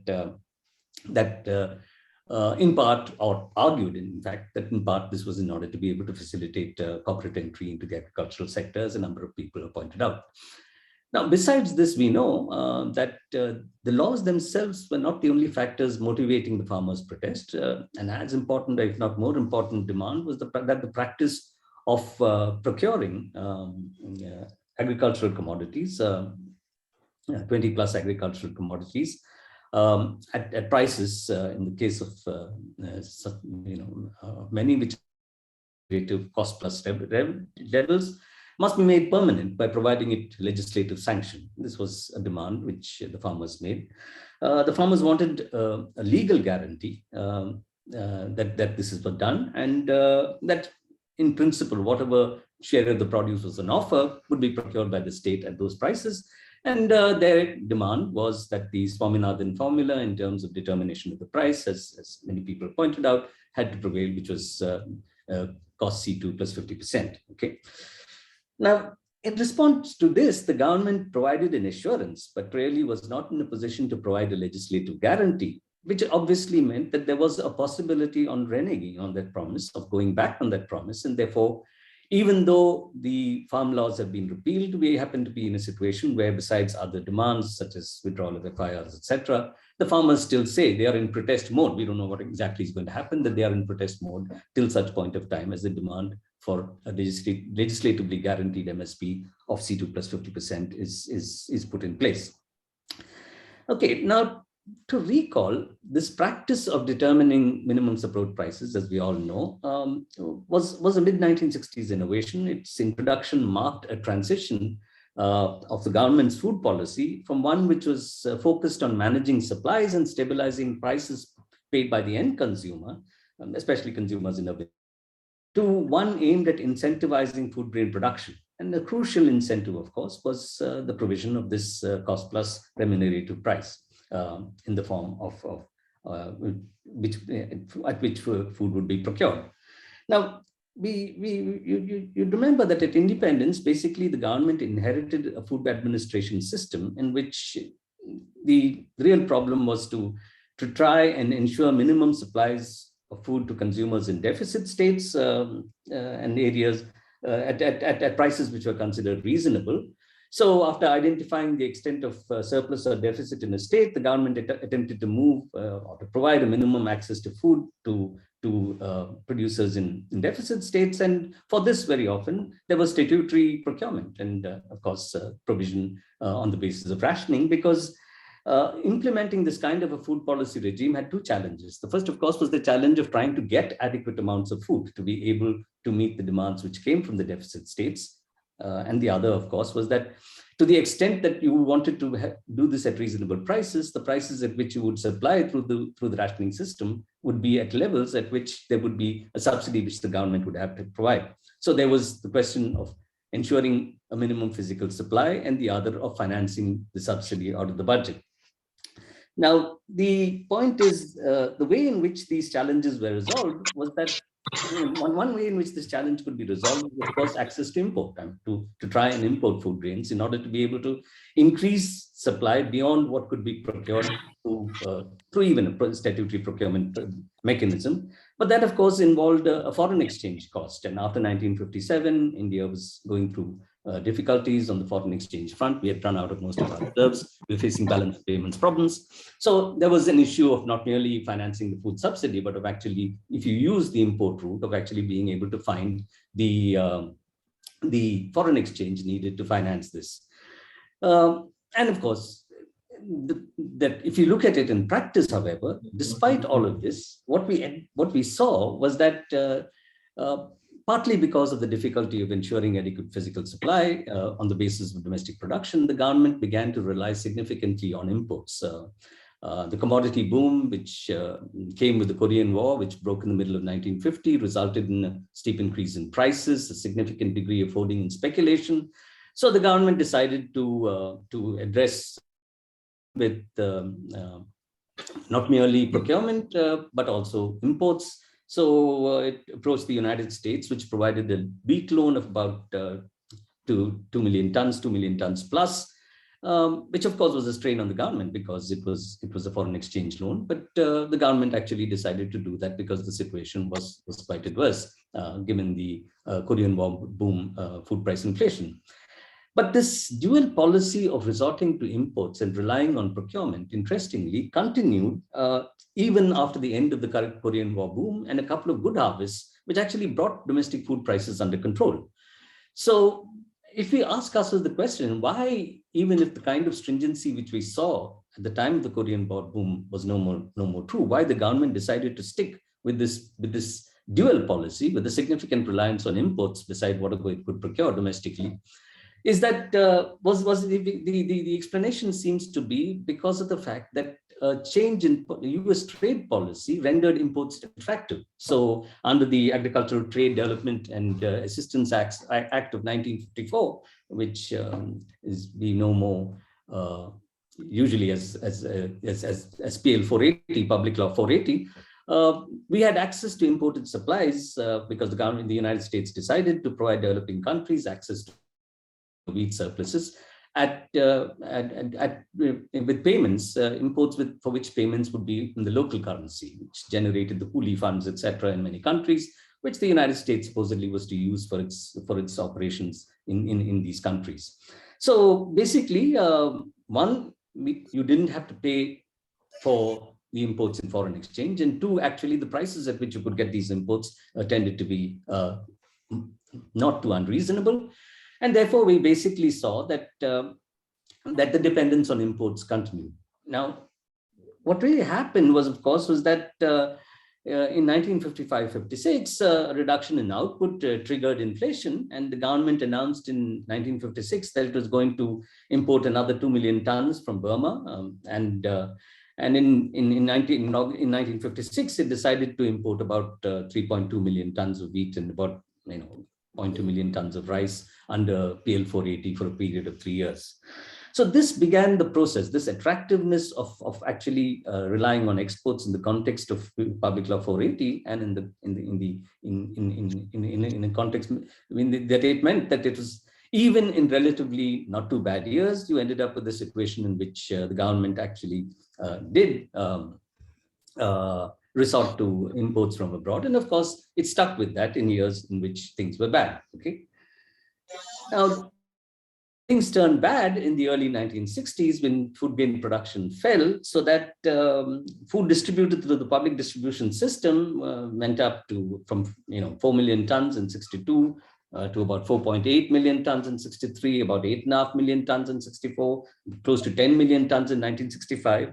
And Dandekar had estimated that something like 75% of these supplies to the public distribution system essentially came from imports. Okay, so if you look at it, this easy access to imports not only was a way in which the government tried to get adequate supplies to be able to feed the public distribution system, particularly even, of course, in good years as well, but also in years, particularly in years when things were bad, but it also meant that its effort at procurement was in some sense lax. That if you look at the percentage of net production which was procured, it really fluctuated between negligible levels, as in 1956, to a maximum of about 8%, right through the period from 1951 to 1970. So in essence, it was not merely But it was not merely something which was resorted to because you actually couldn't get supplies through procurement, adequate supplies through procurement, but you tended to hold back on procurement to a certain extent, or actually didn't push procurement in a way in which you would get a significant share of net production being. Now, this policy of relying on imports obviously ignored the impact that this would have on in terms of disincentivizing investment and therefore productivity advance in the agricultural sector. And many people at that point of time spoke about, or subsequently spoke about, the urban bias which is implicit in policy, both agricultural policy and policy of food administration, which prevailed in India in the period up to the mid-1960s. And there were three sort of elements of this urban bias which were pointed to by analysts. The first, of course, was that they said that even in years when agricultural prices were depressed, there was a tendency to resort to excess imports. Nirmal Chandra, for example, estimated what he considered to be excess imports, and he put the excess imports at anywhere between 1/2 to 2/3 every year during that period when there was a reliance on exports. So, on imports. So there was this idea that that the urban bias was reflected in a willingness to resort to imports in excess of what was required, given the price situation, disincentivizing, obviously, depressing prices more, dampening prices more, and disincentivizing investment in productivity advance in agriculture. The second, of course, is that this urban bias was identified in terms of a sort of reticence or a reticence in practice to actually undertake significant investment in agriculture, in irrigation, flood control, etc., during this period. Sukumar Chakravarti, famously using S.R. Sen's phrase, spoke about treating agriculture as a bargain sector. And the whole idea was that if you wanted an increase in output in industry, or you need to put a lot of money into it, particularly after 1956. But in agriculture, you can have some institutional change, whether it's implemented or not, land reforms, etc., cooperativization, and without putting too much money in, you'd be able to generate increases in output. That was seen as the second indication of the urban bias. And the third, of course, was the failure to implement land reforms, so that you ended up with a situation where, given the sort of onerous and often informal tenancy contracts which you had in the rural areas, you ended up with a situation in which the actual cultivators neither had the means or the incentive in yield enhancing or land augmenting technical change. So you ended up with a situation where it was actually not merely an urban bias, in where you had a homogeneous urban and a homogeneous rural, but within the rural areas, it was essentially argued that the promise which was constantly made to break land monopoly, to break down land monopoly, was not implemented in any significant measure, excepting, of course, J and so on. And that this ended up with a situation where there seemed to be an alliance between the urban elite and the rural elite, which actually created the conditions in which that kind of an increase in productivity investment it basically meant that the actual cultivators didn't have the means or the incentive to invest, and the landlords, given the multiple sort of sources of revenue that they had, given the interlocking of land, labor, and credit markets, etc., you ended up with a situation, as Baduri and others argued, you ended up with a situation where you didn't have any interest for resumption of land and undertaking of capitalist farming. So you didn't see the changes which were necessary.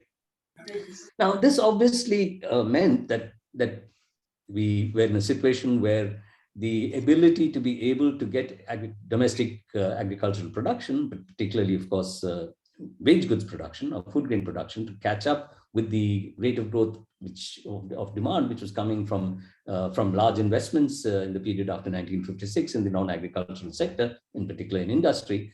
And therefore, it became clear, which is why we had the situation of the 1960s, that you, by ignoring agriculture in multiple senses, but particularly also by being willing to undertake imports which dampened agricultural prices, you ended up with a situation where you, in some sense, if not fully generated, the agricultural crisis of the definitely of the mid-60s, but the early and mid-60s.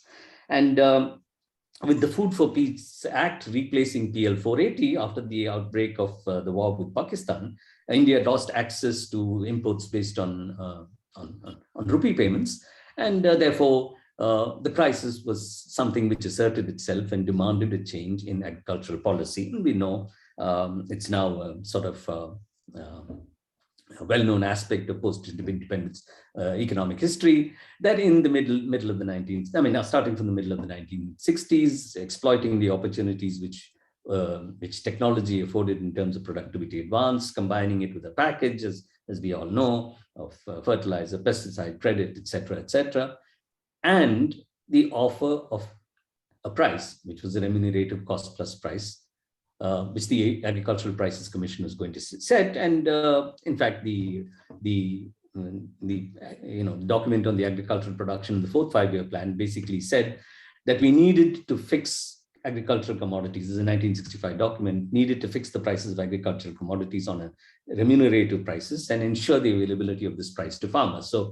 So it really was that incentivizing, that is, reversing the disincentivizing effect of the dampening role of imports, which was the easy solution which was resorted to in the period prior to the mid-1960s, was in some sense reversing that through a policy of MSP. Now, what this really meant is that we had segued in some sense from a situation in which the whole idea was to procure at some kind of a cost plus price to one in which over a period of time we're going to offer a minimum support price. And farmers, of course, were subsequently supposed to have the option of going out and selling their crop in the open market if they chose to, but they had the right, not necessarily implemented in practice, we know, but they had the right to actually sell to the government for a set of crops for which support prices were set at the MSP, which was a cost plus price. Okay. Now basically, this did, in some sense, have some effect on the level of procurement. So, having first touched 10%, as I said before that, we're really talking about negligible levels to about 8% was the level of procurement relative to net production. After having touched about 10%, procurement percentages moved up quite sharply, 15, 20%, that's the kind of increase of procurement as a percentage of I'm sorry, I'm not showing you the graph that we had. Now, having decided to incentivize farmers with a cost plus price, as I said, we'll come to the question of implementation later, the government had to address two collateral questions. First, of course, what would it do with the stocks? And second, of course, is that how would it neutralize the policy of incentivizing agricultural production as a way of attempting to resolve the crisis? How would it neutralize the effect of that on the kind of prices which net purchasers of food, particularly in the urban areas, would have to pay? And therefore, we actually had a food policy which was linked to the production policy, and the food policy essentially said that the procured food grains would, I mean, I'm not getting into the other crops, I'm focusing essentially on rice and wheat here, that it would be picked up by the Food Corporation of India with an associated set of warehousing facilities. It would be transported and distributed through a network of ration shops, and through those shops, in order to ensure a reasonable level of offtake and pursue at different points of time a food policy, you would actually have a payment of a significant amount of subsidy in order to be able to ensure that you're able to move out of go downs this stock. Okay. Now, well, basically, there was a high degree of unevenness in the way in which this was implemented. In the case of rice, something like 5 states contributes, as we know, about 3/4. In the case of wheat, about 4 states, including Madhya Pradesh, subsequently contribute as much as 95% of the grain procured. So there is a high degree of unevenness.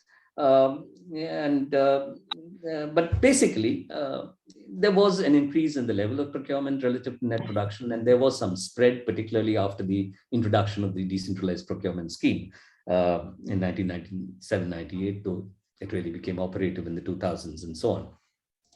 Now, what did this mean from the point of view of price determination, which I'm making this the fulcrum of this whole discussion on the farmers' protests? So it is not just the farm laws, but really the MSP. That in terms of price determination, there were two noteworthy aspects of the new environment. First, of course, was that prior to the mid-1960s, price formation, agricultural price formation, in particular food price formation, reflected the well-known Kelleskian dichotomy, where agricultural prices were largely demand determined, given fluctuating supply, and industrial cost determined. In an article which K. N. Raj had done, he basically established that, given some kind of a marginal propensity to consume, basically it's movements in demand, which is relative to supply, which are going to determine the level of agricultural prices. Okay.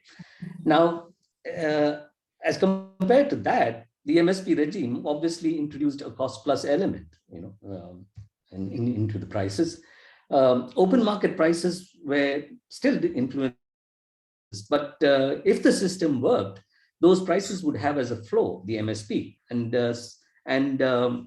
since the MSP was supposed to rise along with costs over time, you basically had an element of food price inflation built into the system. So you moved away from one where agricultural prices were demand supply determined to being cost plus determined to the extent that procurement was actually implemented.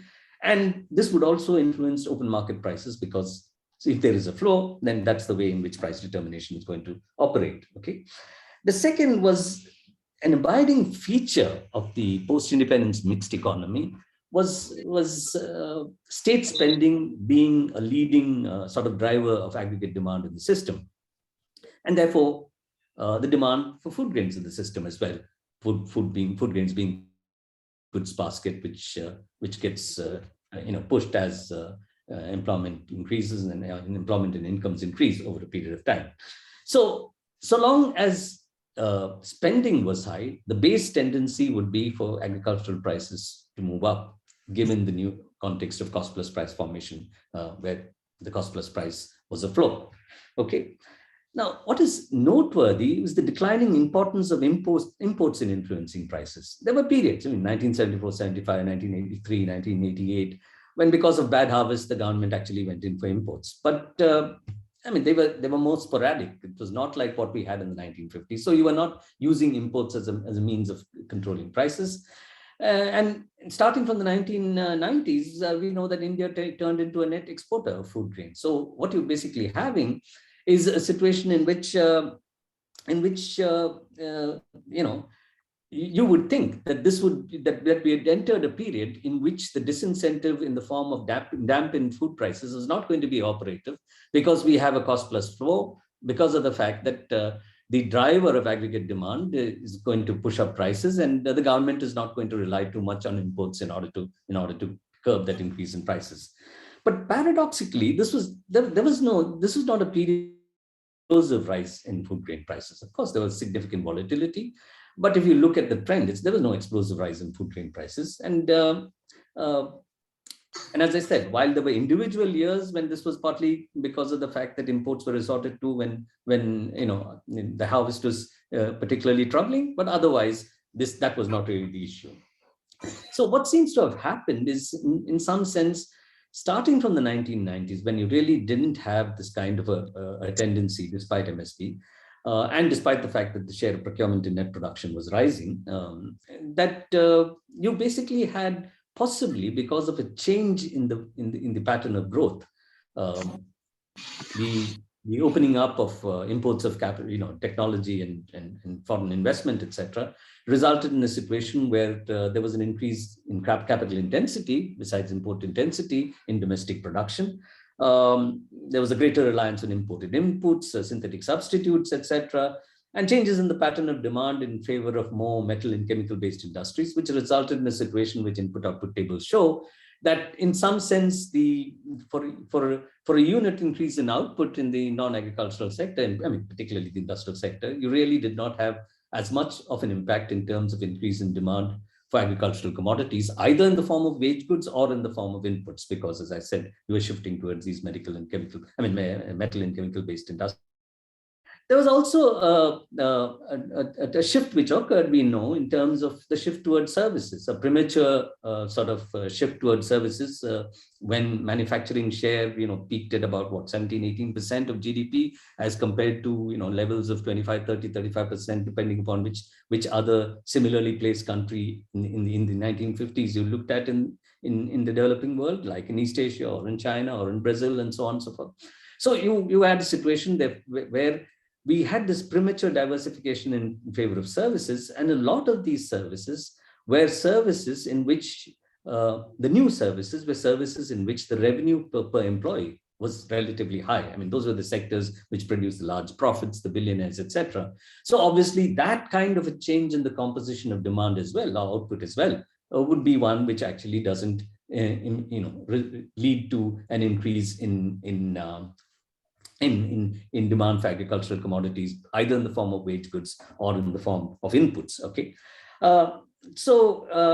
and finally, after 2003 in particular, after the implementation of the FRBM Act, we entered a period in which, combined with a more lenient taxation regime, a rationalization of taxes leading up to the GST, all of which affected the ability of the system to be able to push up the tax GDP ratio, you have an actual implementation of an effort to try and move the economy towards a trajectory where fiscal deficits would be kept low. So you had a deflationary fiscal stance. So put together this change in the pattern of demand because of a change in the strategy of growth and the deflationary fiscal stance. And then obviously you see that despite the fact that the nature of price determination changed, you didn't really have a tendency for the prices to move up in significant measure. Okay, so and of course, as I said, in practice, it's not necessary that this was the remunerative price policy was implemented in a measure which was satisfying enough. And therefore, if that was the case, and we know that even after the government declared that it was going to accept the cost plus 50% price, it really was not a C2 plus 50% price in most commodities even till recently. So we've ended up with a situation where if you have a dampening effects on prices, which is now coming not because of inputs, but because of this overall deflationary environment, because of a change in the pattern of growth as well as in public spending, then you would have a situation in which, once again, you really don't have the full effects of the MSC percolating down to the farming community. Okay, so the thing is, I mean, and I'm not going to go into the numbers. If you look at the Situation Assessment Survey of 2019, you will see that really, if you take the proportion of households selling to a procurement agency among those who are selling any part of their crop, that stood about 15% in the case of paddy and 9% or 10% in the case of wheat. So you really don't have a situation where the implementation is all that much, making the issue of actually getting a legislatively guaranteed C2 plus 50% price quite an important demand of the farmers, which actually helped sustain the movement, I think, and give it its resilience, besides the fact that it was thought that they would be pushed into a situation where they would not be able to remain viable. Now, this, of course, this question of viability was reflected in the squeeze in margins. So I'll just finish in a couple of minutes. And which was that the prices paid by farmers for intermediate goods between, let's say, 2004-05, after the FRB was implemented, till about 2017-18, was intermediate goods went up by about 185%. That is prices paid by farmers for their intermediate goods, whereas that received for their outputs went up only by about 148%. And we can see this in many ways. We look at it in terms of individual, prices of fertilizers, etc. And more recently, of course, you had this huge increase in transportation and fuel costs. So, because of all this, I do think that the farmers actually, came to believe that this would have the impact that this would have on the viability of crop production will lead to land alienation and farmer exit from cultivation, which the new or amended farm laws will then facilitate. So I do think that it's this overall context, this environment, which actually explains why, even though we escaped from the kind of disincentivizing context of the 1950s and early 1960s, we are in a situation in which the price received by farmers still matters. That challenges viability. And if you have a challenge in viability and allow corporate entry, that's going to have effects which they would not like. And therefore, you're ending up with a situation where farmers were willing, surprisingly to the government perhaps, to actually keep the movement going for a year. In fact, seeking to intensify it at the end of 1 year, leading, of course, to the repeal in a changing political context, and to the argument that even if the laws have been repealed, that really the protest in some sense will end unless the MSP is legislatively guaranteed. Thank you. I'll stop there.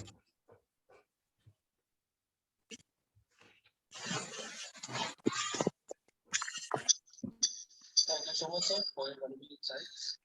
We will now invite the next speaker, Dr. Secretary of Agriculture and Rural Development, Tamil Nadu. Dr. Ashok has published 31 research articles, 8 books, 40 other publications, and 4 competent research projects. Sir, we request you to please come on the dais and address the audience.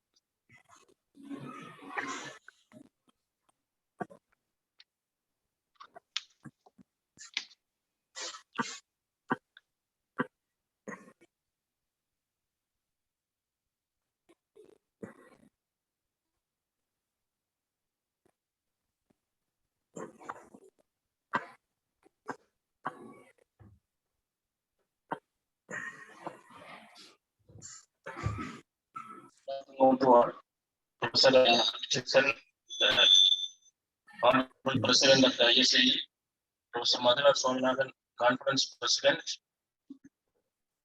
the economists on the dais, off the dais, and those who joined online, and dear students and staff of SMVDU. Good afternoon to one and all. My presentation is on the topic agriculture and allied sectors in nutritional security. This is a very agriculture is the mainstay for roughly half of the population, and nutritional security is for all the citizens of the country. So there is a connection between these two sectors. That's what we are going to see in this presentation. My presentation is the scheme of presentation is like this: brief introduction, food and nutritional security in India, then agriculture nutritional pathways in this various dimensions like agriculture diversity and commercialization, biofortification, gender role in agriculture nutritional linkage, behavior change for better nutritional outcome, role of markets in agriculture nutritional linkage, costs of food and affordability. Then there are some evidence-based decision making on the sector. In this, mainly study designs, metrics for nutritional linkages, data gaps. Then finally, policy issues and some of the global nutrition. It will take 30 to 35 minutes.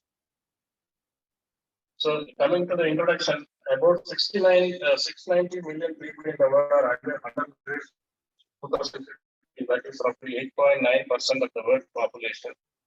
And nearly half of this undernourished population lives in South India. And India ranks 101st position in global hunger index out of 116 countries in 2021. And childhood stunting was in 13 states. And high prevalence of anemia among children and women. And wasting was a serious concern, according to the latest approaches. The number of people going hungry was 50% higher in 2020 than in 2019, owing to COVID-19 pandemic. Also, agriculture and global food systems determine access, affordability, and the diversity of food available to consumers. Agri-food systems impact also public health through imparting immunity and preventing diseases. In this context, liberating agriculture for better nutrition outcomes has been one of the key approaches debated worldwide for achieving health and nutritional security. So here, mainly focus on crop preferences, technologies, institutions, and policies for making nutritious food available and affordable. So, so it is very important that the synergies between agriculture, nutrition, and health are harnessed to address the issues related to undernourishment and human health. So here some of the food and nutrition security in India. I have given few graphs here which shows per capita recommended quantity and availability. Shows the cereal.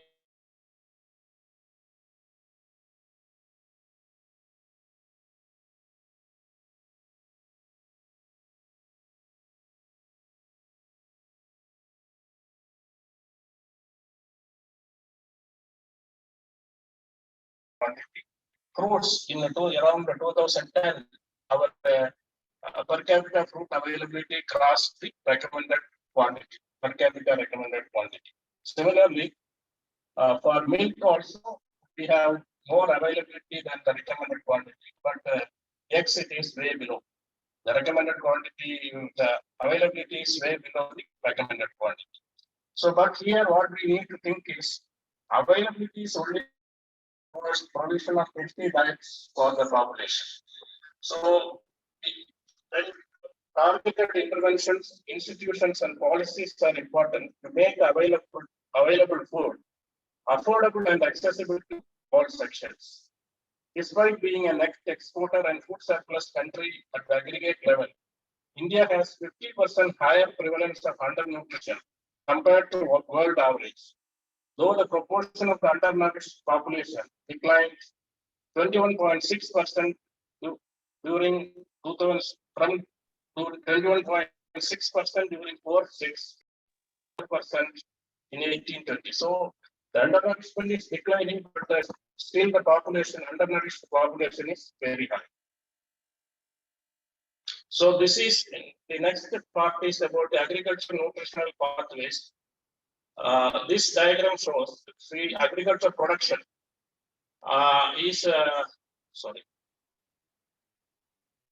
agriculture production gives to agricultural incomes, then food and non-food purchases.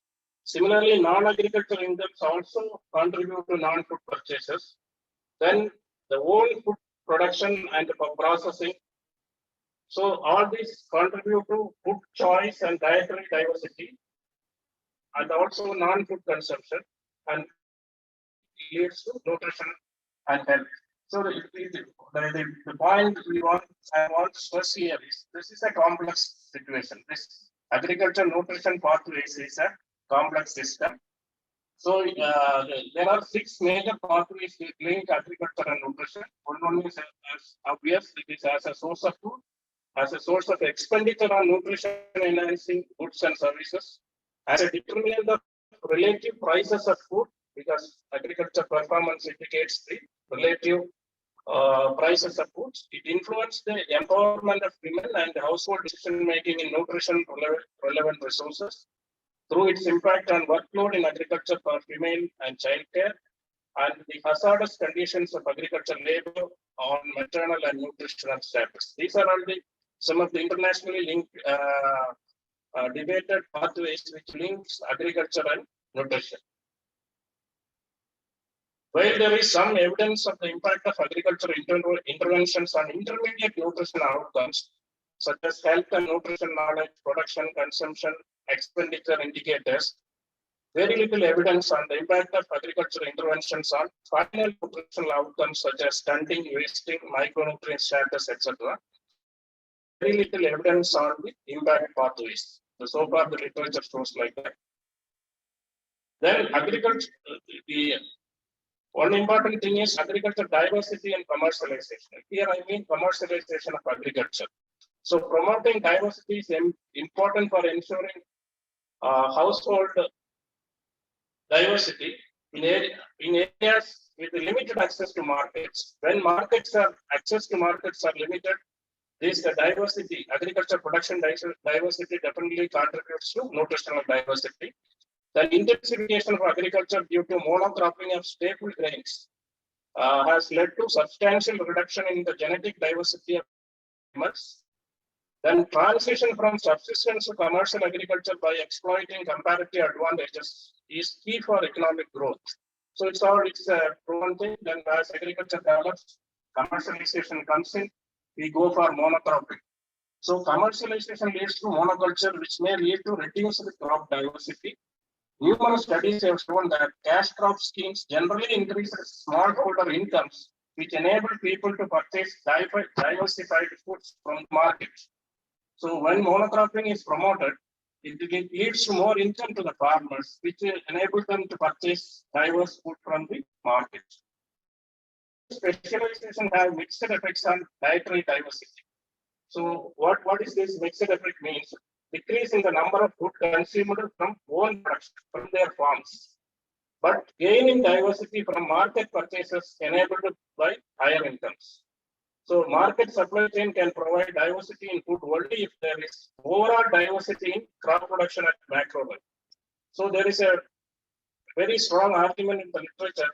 When monocropping comes in, it leads to higher incomes and people can purchase from markets. But markets, if market has to supply diverse foods, at least at some level, regional level or state level or country level or international level, there should be diversity. So in that sense, diversity is very important. Diversity of crops is very important for providing diverse foods. Next, biofortification. So in this literature, one of the important areas I mentioned is biofortification. It's a process of increasing density of vitamins and minerals in crop, especially in staple foods through conventional plant breeding or through biotechnological means. So by the end of 2017, more than 290 varieties of 12 biofortified crops have been officially released in 30 countries. Biofortified crops include vitamin A, orange sweet potato, vitamin A, orange maize, vitamin A, banana, iron beans, iron millet, zinc maize, zinc rice, zinc wheat, iron and zinc cowpea, iron and zinc sorghum, and iron and zinc lentils. These are also some of the crop varieties biofortified and released throughout the world. So biofortification is a low-cost, high-impact, and scalable solution. Interventions on costing less than US $150 per day, disability adjusted life year are highly cost-effective. This is one of the estimate. If it is less than $150 per day, then biofortification can give an effective solution for nutritional security. But so far we are talking for a long period of time, but it is not a silver bullet for elimination of micronutrient deficiencies, but it presents an opportunity for increasing micronutrient intake of rural households in the developing countries. Next is gender role in agriculture and nutritional linkage. Targeting nutrition to women, children, and women's empowerment are perhaps the most common approach used in nutrition-sensitive agriculture. So here, what we mean by nutrition-sensitive agriculture means it covers programs and strategies that enhance the decision-making power over resources, access to assets and resources, and information to women or women groups. Then literature on gender approaches in nutrition studies include use of nationally representative data on women's status, malnutrition, proxy measures for bargaining power such as income, assets, and education, and direct measures of empowerment such as mobility, decision-making, and attitudes towards verbal and physical abuse. So pathways linking women's work in agriculture to nutrition are complex and lack quality evidence due to methodological challenges.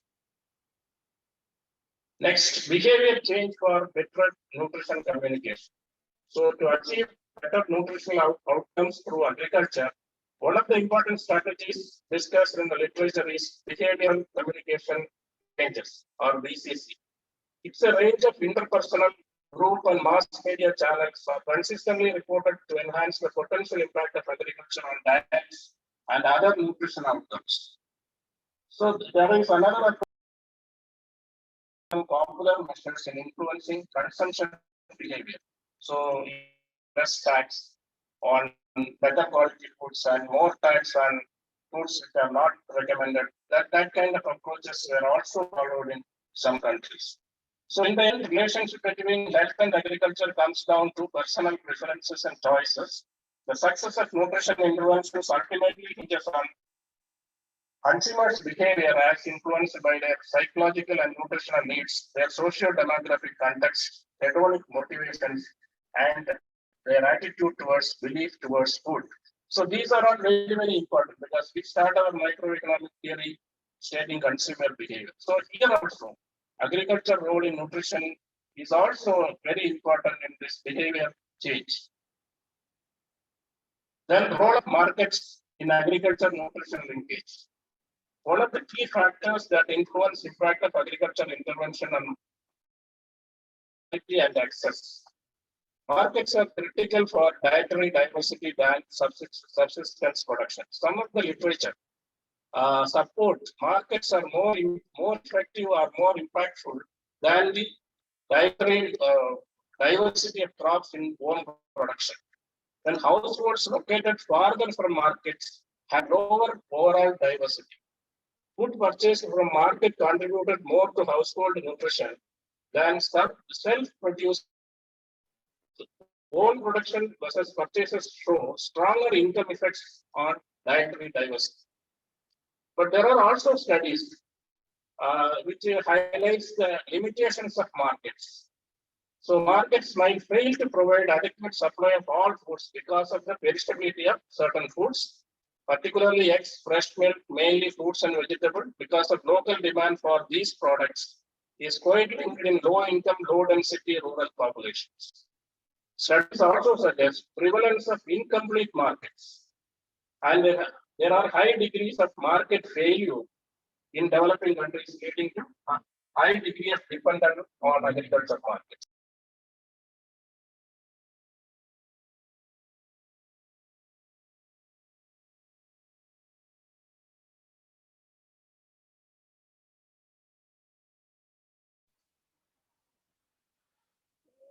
I'm sorry, audio is lost. Next is the cost of food and affordability. So cost of food determines the affordability. So first availability, then affordability. So affordability is basically determined by the cost of food. Conservative cost estimate of a healthy diet is unaffordable for more than 3 billion people in the world. The cost of healthy diet is 60% higher than the cost of nutrition and almost 5 times the cost of energy sophisticated. Then the important drivers of the cost of healthy diet are low productivity, insufficient diversification, technology adoption, post-harvest losses, pests and diseases, and climatic risk factors. These are all the these are all the factors that influence the cost of food. There needs to be stronger policies towards more nutrition-sensitive value chains. So value chain development also determine or influence the cost of food. Investments in improved storage, processing, improving the road network, transport, and market infrastructure can go a long way to ensure greater affordability of healthy diets. Then the next aspect which we need to focus on this particular topic is the evidence-based decision making, because there are a lot of literature which are not very rigorously done, particularly on this topic. So a common strand of thought among the number of reviews on this topic is that the current evidence based on the impact of agricultural interventions on nutrition outcomes is weak due to absence of sufficient good quality research. Good analysis requires robust study designs, appropriate metrics, and credible evidence supported by data and information. Also, a sound statistical system is essential to generate reliable data, make it available and accessible in a timely manner. Now, let us look at the data. So, study designs normally used in the most of the agriculture health nutrition studies include RCTs, randomized controlled trials, RC experimental designs with a non-randomized comparison group, then baseline and endline surveys, and valid comparison groups either through randomization or matching. Then economy-wide simulation models to understand how agriculture policies influence both household income and household calorie supply. Then also models integrated with food security and nutrition. Then Poisson fixed effects model to analyze association between dietary diversity and production diversity and market access. So these are all some of the study designs used in the literature. Coming to some of these studies also have a lot of limitations. Researchers have pointed out these limitations.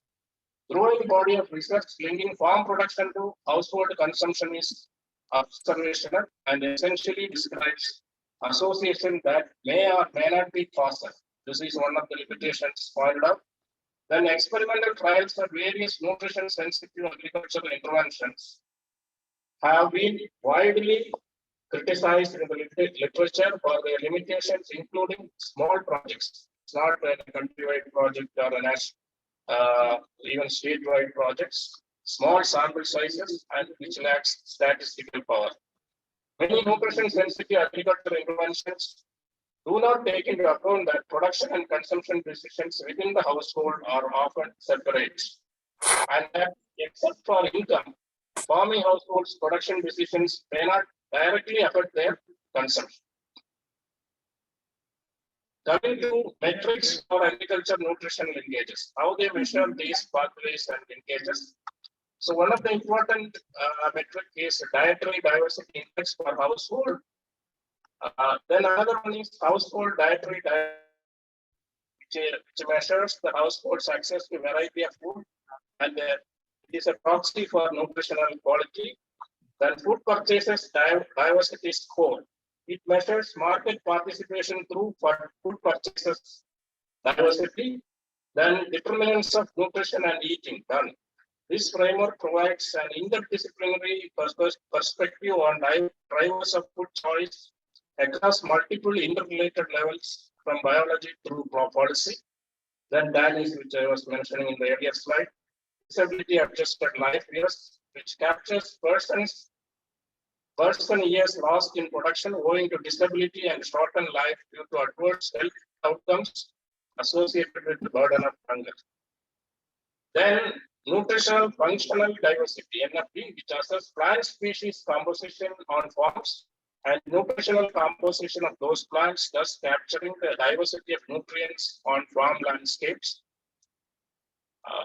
Then anthropometric measurements and biochemical indicators like body mass index, child height for age, weight for height, and mid-upper arm circumference are some of these anthropometric measures. Then production diversity.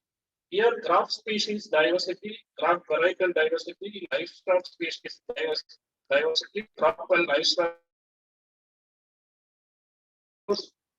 crop species richness, and crop species evenness. These are some of the metrics used to measure the production diversity.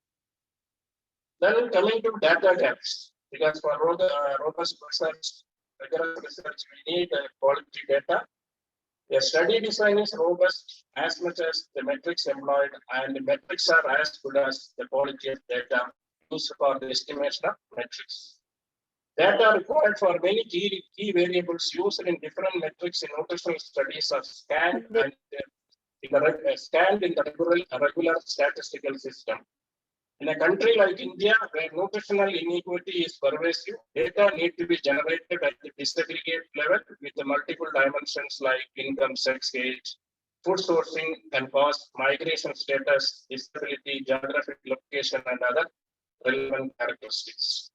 For India, one of the biggest data gaps at present relates to the unavailability of recent consumption expenditure data. For example, this data is available only for 2011-12. Now moving on to next, policy nutritional initiatives. Coming to the policy issues, leveraging agriculture for nutritional outcomes needs a system approach that encompasses crop improvement, crop diversification, well-functioning markets, including market infrastructure, behavioral changes, and policy interventions. So most of the approaches now we follow are isolated or fragmented. It needs a holistic approach. A number of research studies have noted the failure of one or more of these systems. Many agriculture policies in low-income countries were originally designed to address undernourishment, not for nutrition, only calorie intake. So they were designed in terms of energy intake or food security during the early stage of development, characterized by food shortages and famines. The continuance of such policies may affect the relative price in favor of staples, with a considerable effect on nutritional intake.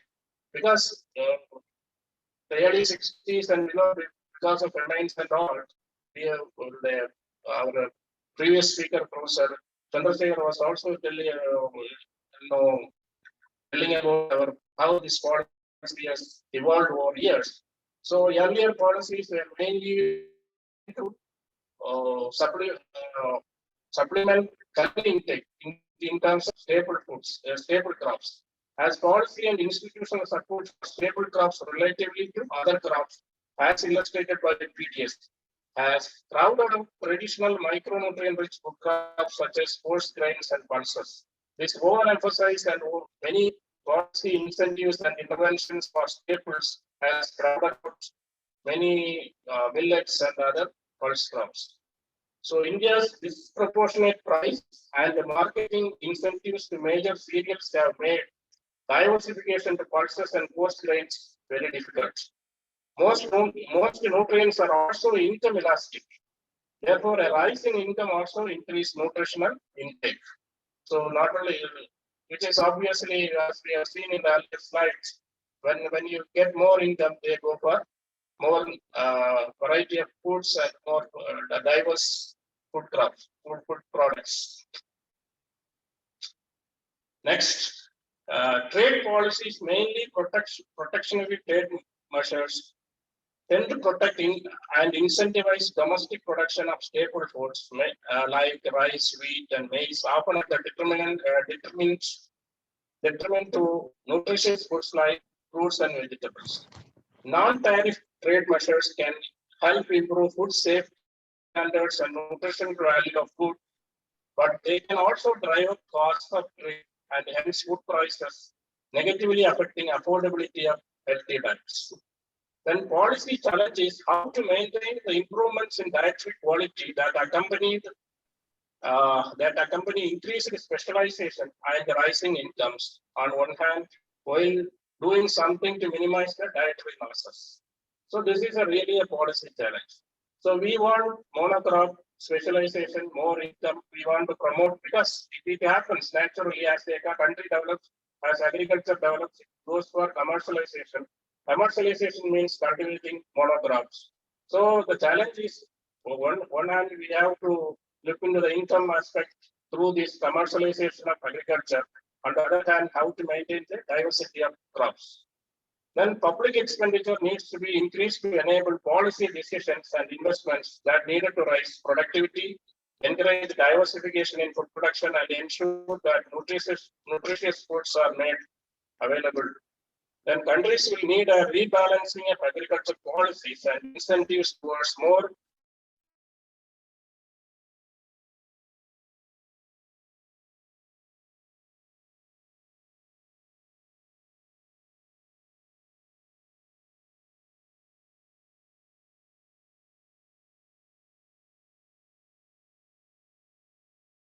development goals. 12 out of the 17 SDGs containing indicators relevant to nutrition.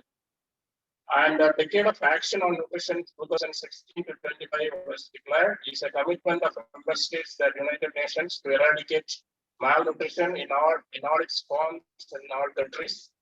Then the 2020 Global Nutrition Report also calls for action on equity to end malnutrition.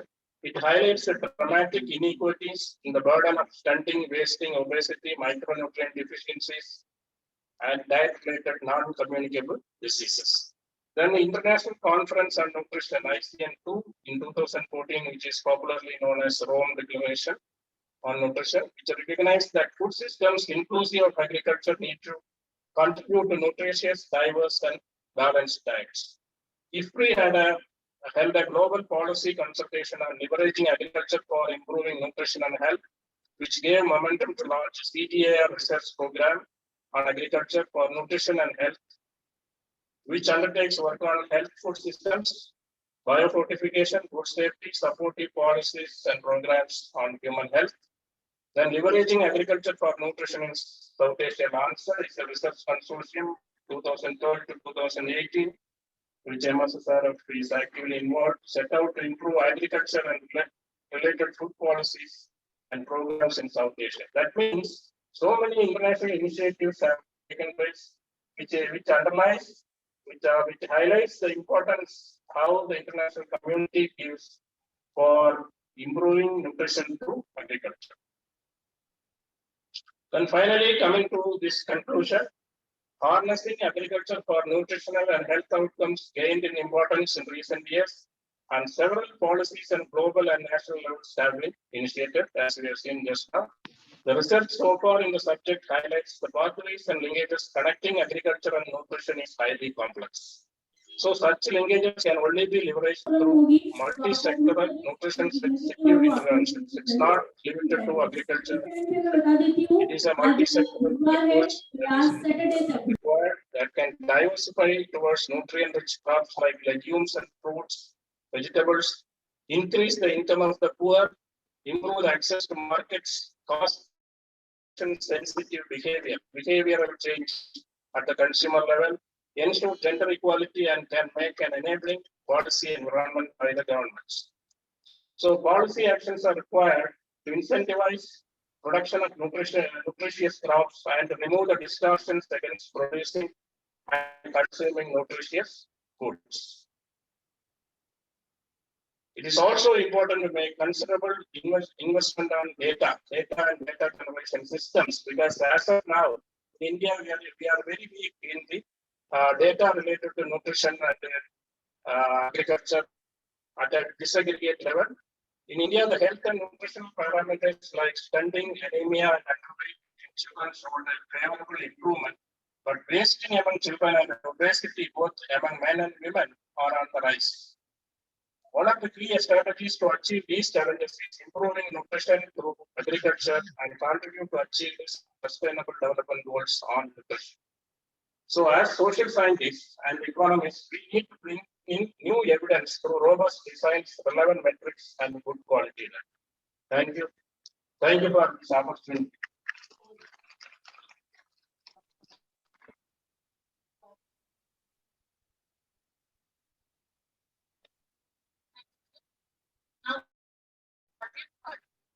Welcome, Professor J.P.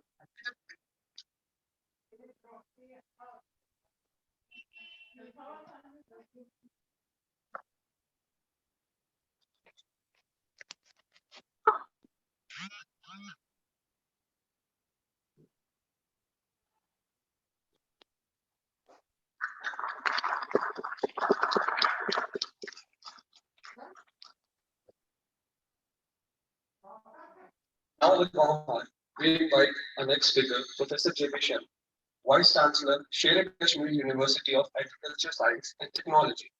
Professor J.P. Sen has a vast experience of 39 plus years in conducting strategic research, guiding and conducting national and international training programs, and carrying out agriculture extension activities in farm field. He has published more than 300 papers in reputed journals, magazines, newspapers with 30 books. He is also an editor of journals like Journal of Community Mobilization for Sustainability.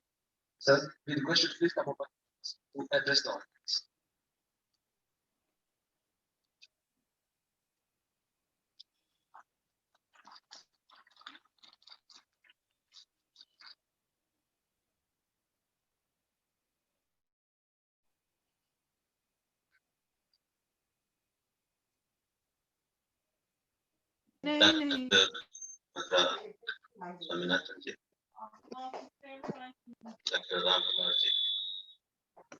Dr. K.R. Organization for organizers of this important event, all the participants. I will be discussing about entrepreneurship development in agriculture. What are the opportunities? What are the limitations? And what need to be done in present context? When we see the agriculture sector, the biggest thing is declining land availability, per capita land availability. If I give you some figures, in 1970s, per capita land availability was 2.73 hectares, which declined to 1.5 hectares in 2001. And as on today, it is only 1.08 hectares. 86% of our farmers are either traditional. And you will be surprised to know that 23% of the farmers are having only 200 square meter of land. And this is what kind of agriculture we have to practice, we have to prescribe, and times to come. This is one issue. And the reasons are obvious: continuous increasing the population, conversion of agricultural land and other developmental activities, and also conversion of joint activities. And it will continue. Another factor is water. Water availability, if I give you some figures, in 1950s, agriculture was 5,000. 2 years back, it was about 1,400, and now perhaps 1,200. 2 years back, Madam, in Chennai, there was problem of groundwater. So this is another issue. And water use efficiency in agriculture is only 30%. It is again a challenge how to enhance the water.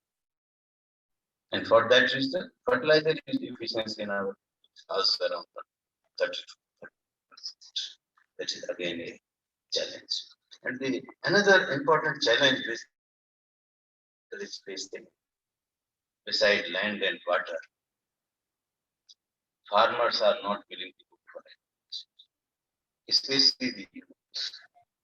NSSO survey says that 40%, 44% of the farmers are willing to leave agriculture. It's not 44, it's not 64, it's not 24. When we are visiting the villages and interact with the youth, especially, all the youth are willing to leave agriculture if they are provided some viable alternative. Land is not there, water is not there, and nobody is willing to go for agriculture.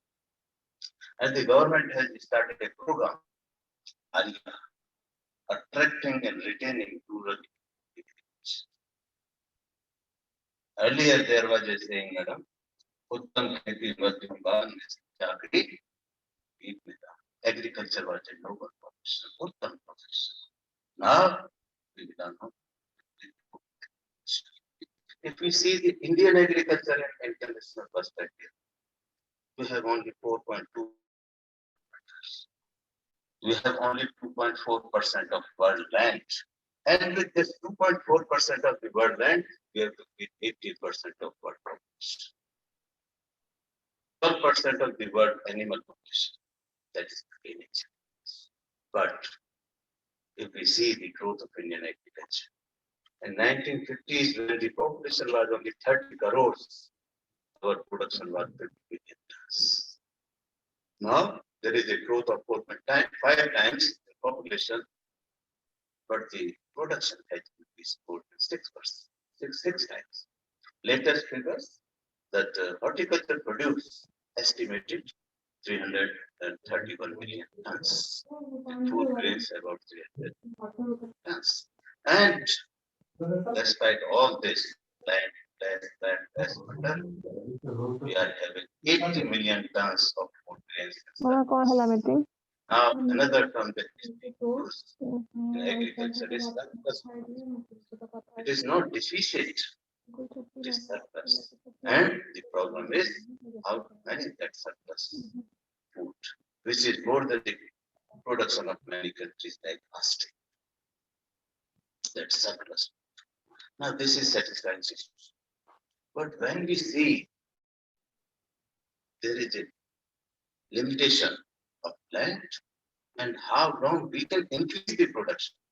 And there are figures by 2050, we require around 450 million tons of food. There is a limitation. We cannot always increase it is not everlasting.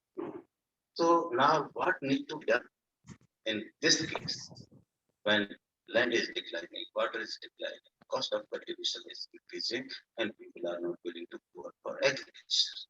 So we leave agriculture. We cannot do agriculture. It is not only a sector for our India, it is a question of livelihood of 60% of the people. It contributes about 52% of the Indian employment. And last 10 days back, there was a news that the share of agriculture in Indian GDP is 20%. It went down to 14%, but it revived. And now it is around 20%. But there was another figure of India, and export is 22%. That need to be increased. So now I was talking that in such a situation, what do? Now we are talking about agriculture, agribusiness, converting agriculture, a culture, a way of life into dynamic agribusiness. Everywhere we are talking agribusiness, entrepreneurship development, agriculture, commercialization, and diversification. If we want to do that, we have to develop the competency, capacity of our people that they can guide our partners, entrepreneurs. And the idea is, can we increase the production and income per unit of area and per unit of time, and at the same time, can we provide employment to our people in agriculture? Because if you see the Indian employment scenario, that 92% of the employment opportunities and only 8% opportunities are in the formal sector, government and private. So that job opportunities in organized sector we cannot increase. Now we are trying to develop self-employment opportunities. And if you see the National Education Policy 2020, besides other things, there is a focus on vocationalization of education. It is a big focus. And in our country, there are many countries, South Korea, 95% vocational education, Malaysia, 85% vocational education. And most of the countries, developed countries, are more than 70% education is vocational. But in our country, it is 25%. And National Education Policy 2020, there is a focus by 2025. We have to have 50% the vocational education. And by 2035, that vocational education share need to be enhanced to 80%. And for that, in times to come, that degree programs will not in such a way which we are having 4-year engineering degree. First year will be certificate course, second year will be diploma course, and if you want to exit, or if you want to continue for degree, you could do for that. And that certificate and diploma courses will not be theoretical. They will be practical. There will be practical orientation, experiential learning to prepare you not as a job seeker, but as a job provider. So this is one of the focus program of Indian government that how to develop the capacity, competency, and capability of our youth, our students, so that they are not job seeker, they are job creator. Now, another thing, now what are the opportunities in agriculture? Entrepreneurial opportunity like this. The first thing, in the limited time, I would try to cover whatever time permits. One of the important area of entrepreneurship is seed industry. In our country, if I talk about Jammu industry, seed replacement rate is only 12 to 26%, and share of seed in production is 25%. There is a lot of issue. And many of these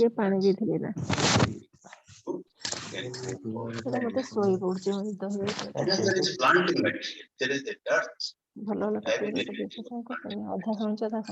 That's saying go for medicinal and aromatic plant, aloe vera, ashwagandha, sargandha, all kind of medicinal plant.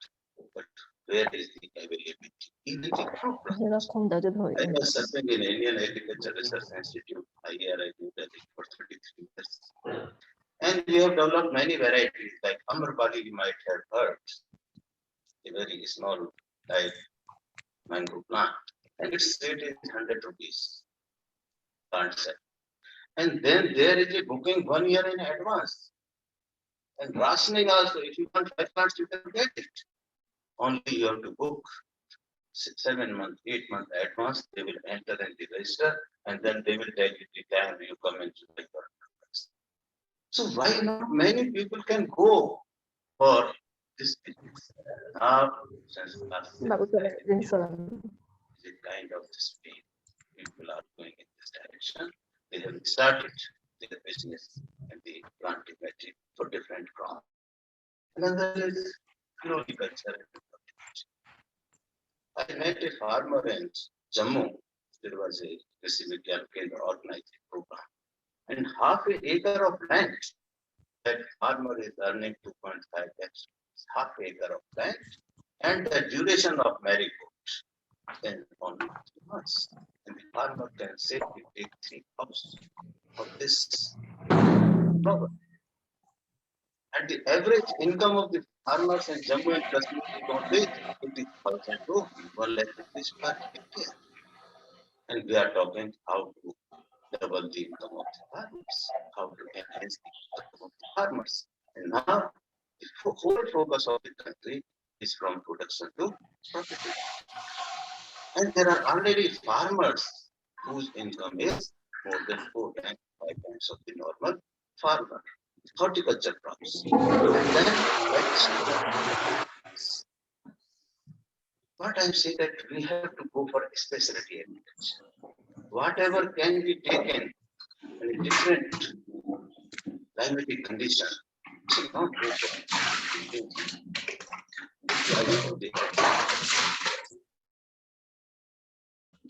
Jammu start but joining. And then we have temperate, we have tropical, we have subtropical, we have cold desert, we have dry areas. All kind of climatic conditions are available in Jammu and Kashmir. Whatever can be grown in the world, that can be taken in. Then why we go for rice and wheat that we can purchase? USA is not growing that mango of that quality which our farmers are growing in Maharashtra. But they are affording best of the world. They are not growing, but they are having best of the world because they are in some other based on their strength. So here, if I give you some of the doctors, Madam Alagh, I interacted with the farmers. And this time I am also looking after the Serious meeting. So I visited the farmers field and we have our own station where we are having research ସେଟା ପକେଇବେ ପିଠା number 1 Alagh Jeera can catch. ଅଳ୍ପ ଅଳ୍ପ ଉଷୁମ ଉଷୁମ ବାହାରିବ ସେ Saffron can give the farmers 12 rupees per hectare. And if you take a mixed cropping of these crops, 21 lakhs rupees. And I told you, Piku ପାଣି the ପିଉଛୁ ନା average income of the farmer in Jammu and ଗୋଟେ Kashmir ବୋତଲ is ପାଣି ସରିଲା 4 ନା lakh ତିନିଟା rupees. ଭିତରେ We are doubling the income ଆଉ of ଗୋଟେ the ବୋତଲ ଆରସ farmers. ପକେଇ ନେଇଯା There is already existing model of 20 lakhs rupees. This need to be done. This need to be replicated. And now the saffron is being taken only in Sopore and some other nearby areas of Srinagar. But it can be taken in Raman. It can be taken in Kiswa. So what we are doing, we are back with the state. In this part of the state, what kind of crop can be taken? Like Garhwa, it is world famous for Rajmas. Araspura, area of Jammu, it is world famous for Basmati rice. So we have identified different areas and we don't have to go for kind of traditional crops. And then, mushroom, the Sama district, it has been declared as mushroom district. Kathua district, it has been declared as a spice district. Jammu district, under one district, one product, it has been declared as dairy district. So like that, we have to identify the extent of that particular commodity or enterprise or product in a particular area, and then we have to focus. Production to consumption. We have to develop a value chain for that. Similarly, beekeeping. Beekeeping is such an enterprise. Why I am telling these things about young students are, don't look. There are not much opportunities and times to come for regular kind of employment. And now you will be surprised to know the people who start from IIM and IITs, they are going for startups. But our students in agriculture university, they are waiting for the jobs. They are leaving the jobs and going in agriculture. And then there was a paper I have sent that the presentation that cost benefit ratio in agriculture can be 1 to 30. If you invest 1 rupee, you can get even 13 rupees. Beekeeping, a box cost only 4,000. And it repays its cost in 1 year. There is no industry where the repayment period is only 1 year. It repays it and it doesn't require rent. 4-year Prime Minister in our campus and IAI. Out of his 30 minutes speech, he spoke for 5 minutes on beekeeping. And Einstein also once said, we are not on this earth for a decade. So population depends. Now we are realizing that it doesn't require land. When there is no flowers in particular area, it can be shifted. If you go to Rajasthan, this time, 1,000 and 1,000 boxes in Alwar and other part of the country where mustard is grown, these boxes will be shifted from different places. And when there is a bees, colony of bees, that because of cross-pollination, the production of the crops increases by 10 to 15%, and sometimes 50 to 20%. So that is the kind of enterprise which doesn't require land. And its repayment period is only 1 year. Fisheries. There is a lot of scope of fisheries at this system. I have seen some literature. The demand of fish in this UT is around 3 lakh tons. We are producing only 20,000 tons, not even 10th of the demand. That is one of the enterprises. Similarly, dairy. If I tell you one figure, as on today, this is 1.5 years back data. 2,000 crores rupees of dairy product, poultry products are coming from other part of the country. But now we have started sending back to the place because of the government different initiatives. So that is another. The most important area of intervention when we say enhancing the income of the farmers, the most important area is processing and valuation. Processing and value addition. And it is my conviction substantially by increasing production. But sometimes by increasing the production, the income of the farmer decreases.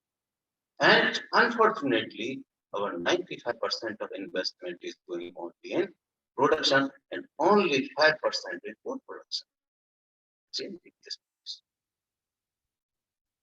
Production increases only 3% in 3%. And if you see the wastage post-harvest in our country, it is between 20% in case of food grains. And you can take into account the 20% of 300 million tons, it comes to 60 million tons. This is more than the many countries of the world. That much we are wasting what other countries are not doing. And our whole focus is on that 3% increase in the production. Our Honorable Prime Minister once said, zero hunger, zero waste. There is no need of even increasing the production. If you are able to save 25% of the wastage, this is 20%. There is no need of increasing production. And wastage in case of perishable commodities like fruits, vegetables, flowers, sometimes it is 30%, 40%, 50%. So now the focus of policymakers, scientists is on processing value addition. And I am a man of extension. I always prefer extension beyond production. And now our focus was which crop you should take, which variety you should grow, when we should grow, what kind of irrigation system, how plant production is. Okay, now farmers know all these things. From generations they are doing this. But now we have to tell them how to earn money, not how to produce, how to get money out of your produce. And for that, value addition, simple. This turmeric, raw turmeric, its rate is 15 to 20 rupees a kg. When you dry 5 kg of turmeric, it gives you 1 kg of powder, which is 300 rupees a kg. So you are converting the value of 100 rupees raw turmeric into 300 rupees. Now there are farmers. BDH, one farmer in Kathua, he started this business in turmeric and his brand name is BDH. And farmers, those who are growing are getting 100 rupees and he, without growing and taking risk of growing, is getting 300 rupees. Processing in value addition. Wheat, farmers are getting 80 rupees a kg. When it is converted into wheat flour, it becomes 35 rupees. और उसका दलिया बना देते हैं, कितना हो जाता है? दलिया बना दिया, मोटा पीस दिया, कहने का मतलब पतला नहीं पीसा, उसको मोटा पीस दिया, तो 40 रुपए, 50 रुपए, और उस पर कुछ अच्छा ब्रांड लिख दिया, पतंजलि लिख दिया, तो that is it. Milk. Farmers are getting somewhere 20 rupees, 25 rupees, 35 rupees. And when it goes to the cause of Amul, mixed with water, एक इलायची का टुकड़ा, एक चीनी का दाना, 200 ml, cost is 25 rupees. That is value addition. And I visited a village. Madam, this North India, this Western UP, Agra, that belt is till Itawa and potato belt. Every farmer is taking potato. So, 1 year, 3-4 years back, many farmers did not harvest their potato crop. because the cost of harvesting was more than the price they were going to get. तो हम एक गांव में गए, एक बुजुर्ग डंडा लेके आलू के खेत पे बैठे। हमने कहा ताऊ दुनिया तो अपने आलू फेंक रही है, आप इसे रखा क्यों रहे हो? बोला डॉक्टर साहब रखा नहीं रहा, इसलिए बैठा हूं कि कोई अपने आलू या मेरे खेत में न डाल जाए। Situation. And when that potato is converted into Uncle James, क्या रेट हो जाता है? 20-25 रुपए 50 ग्राम। वो फूला हुआ रहता है, जब खोलते हैं तो उसकी हवा निकल जाती है। तो वो 50 रुपए का 25 रुपए का 50 यानी 500 रुपए का किलो। और farmer is getting 2 rupees, 3 rupees, 5 rupees, at the most 10 rupees a kg. I don't say that they should get 500, not 400, but their share should be at least 40%, 30%, 20% in the consumer rupee. So, value addition, it reduces the post-harvest process and it enhances the farmers. Another important area of intervention, as on today, which as a scientist, agriculture scientist, we have not realized, marketing. We thought marketing is job of somebody else, not ours. Sometimes economics people discussing different strategies of marketing. We have conducted a study and we found that share of producer and consumer rupee is only 23%. The farmer who is owning the land, investing, taking risk, everything. This is you have seen 20-25 days back. The rice crop was ready for harvesting, and then there was rains, and the whole crop was damaged. All this was of the all this was of the farmer, but his share in consumer rupee is only 23%. It is not the case that how to increase the production. The question is how to increase the share of farmer and consumer rupees from 23% to 40% to 50% to 60%. That should be focus of our today's interventions.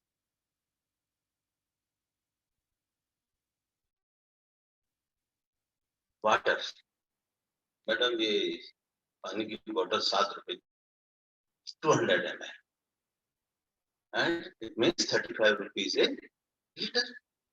There is another category of water which is 64 rupees a liter, and third category of water is also being sold 126 rupees a liter. And I told you that rate of milk, I visited Bhagat, 20 rupees, and Rajasthan 18 to 22 rupees. In my own village, which is only 70 kilometers from Delhi, in UP, rate is 23 rupees a liter. Water is 35 rupees a liter, and milk is 23 rupees, 25 rupees a liter for farmers. Why? Because our focus, we are mentor for farmers, and the graduates, post-graduate from IIMs and other management institutes, they are the mentor of industry. आप इस photo को देखेंगे, इतनी चीजें लिखी होंगी कि आपको लगेगा बहुत बढ़िया चीज है, इस पर तो इतना लेबल लिखा। किसान कैसे बेचता है दूध को?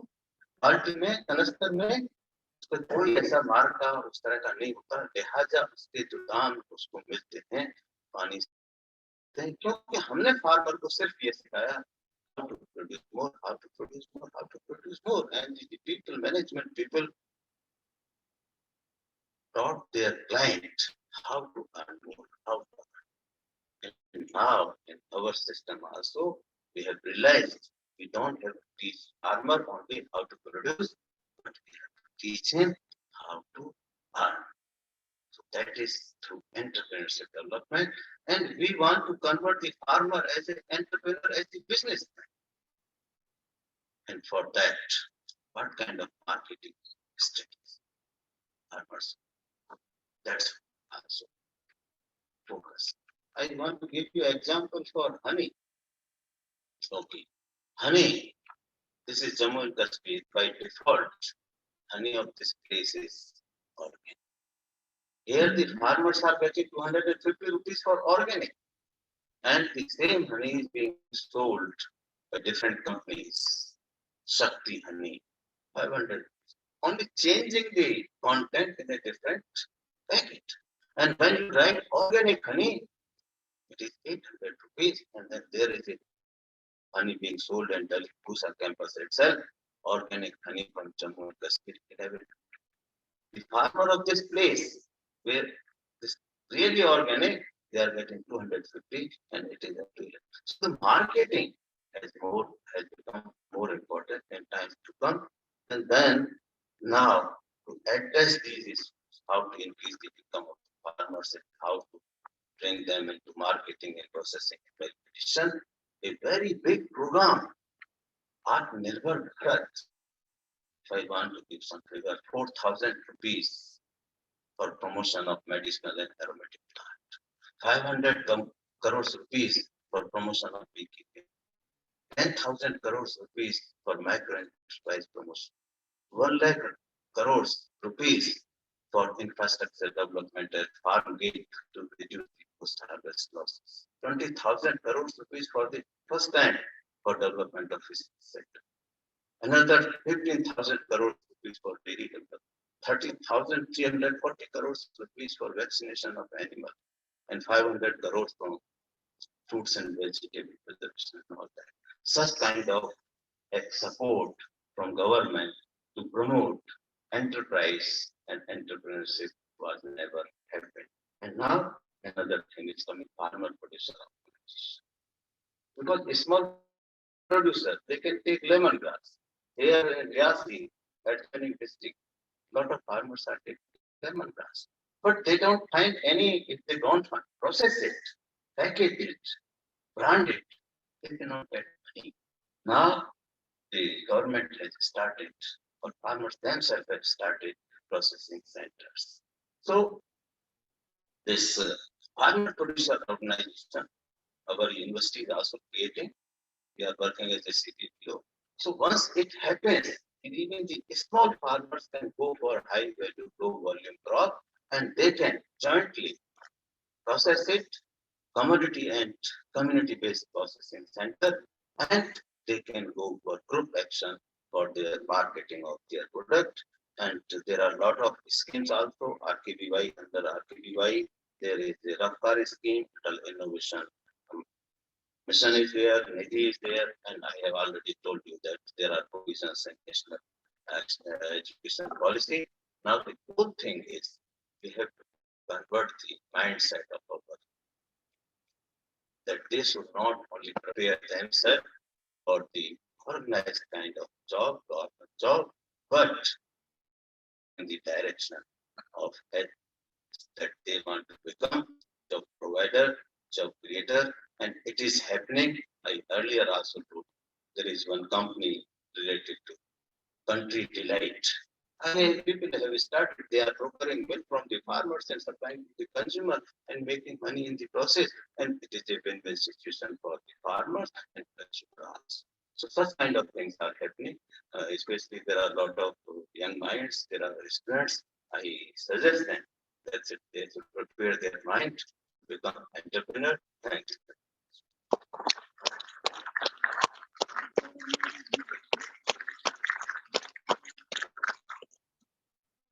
Thank you so much, sir, for your valuable inputs. Now,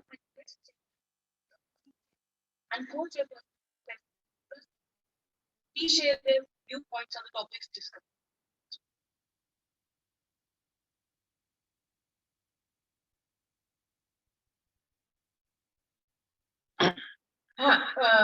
Abhijit, would you like to start and just make a few remarks? Can you hear me?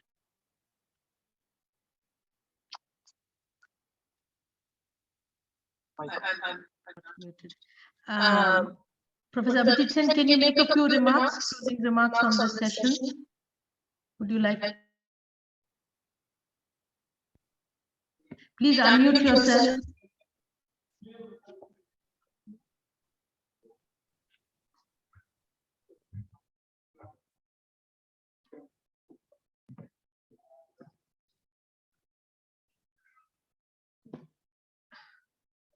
You are muted. I think switch off that.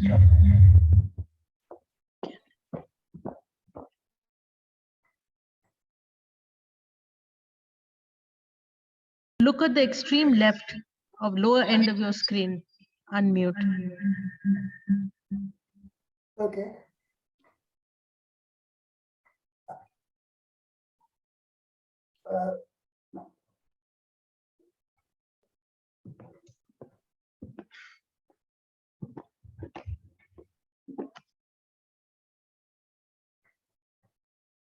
Okay, Madhura. We can hear you. Go ahead. So can I speak? Okay. I really have no questions, but three slightly different types of comments. The first related to Chandrasekhar's brilliant but more history than a clue to exactly what to do about the present. It's brilliant history, and it's also brilliant rendering of the economics which lurks behind. And I think Professor Joel, for example, would have something to say about it. And I'm sure in the rest of this conference, this is an issue which will keep coming again.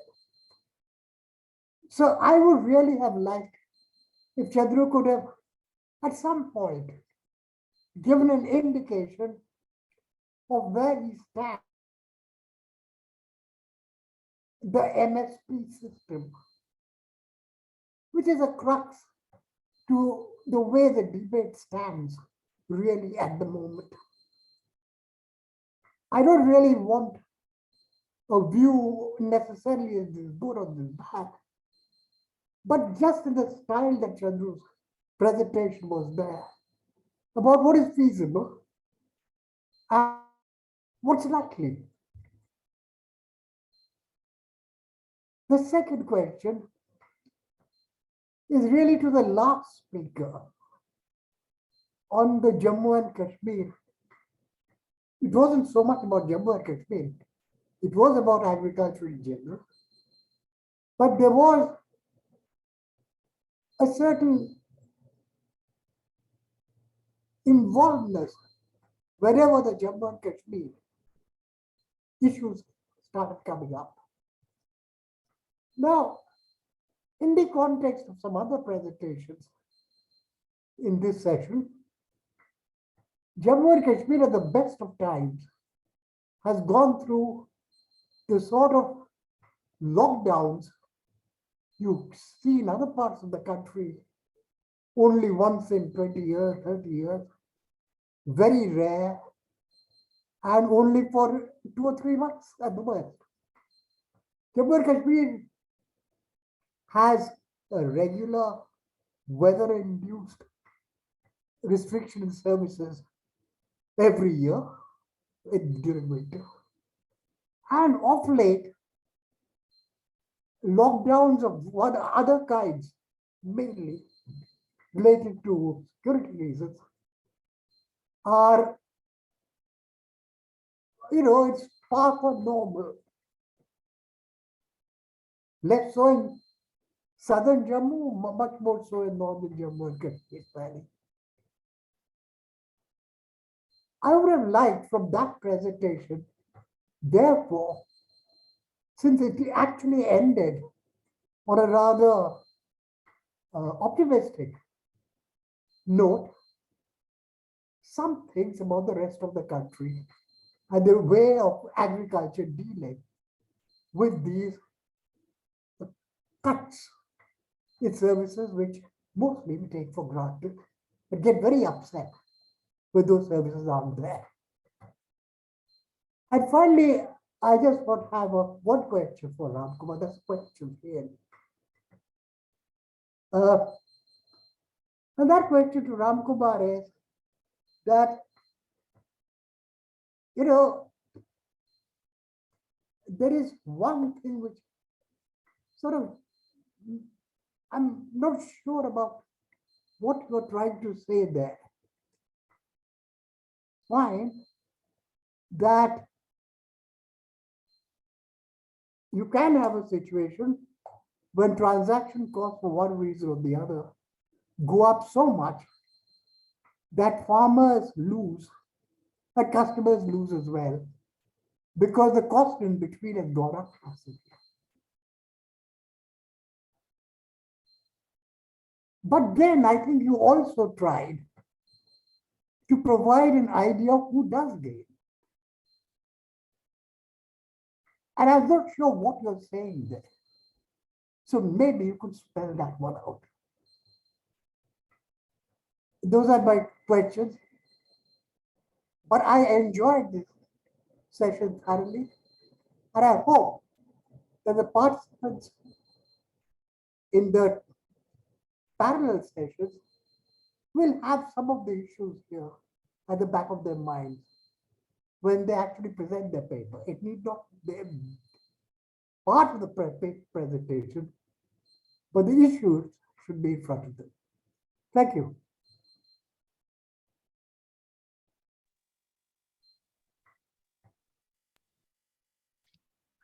Thank you very much. I think he's raised very sort of serious, I mean, not serious issues to be looked at. And I hope the keynote speakers will be able to address them at some stage. I don't think we'll be able to do it today. So I'd just like to end this session saying that I think this is a very good start to the conference in that we've got 4 different perspectives, quite distinct perspectives today, particularly for the students.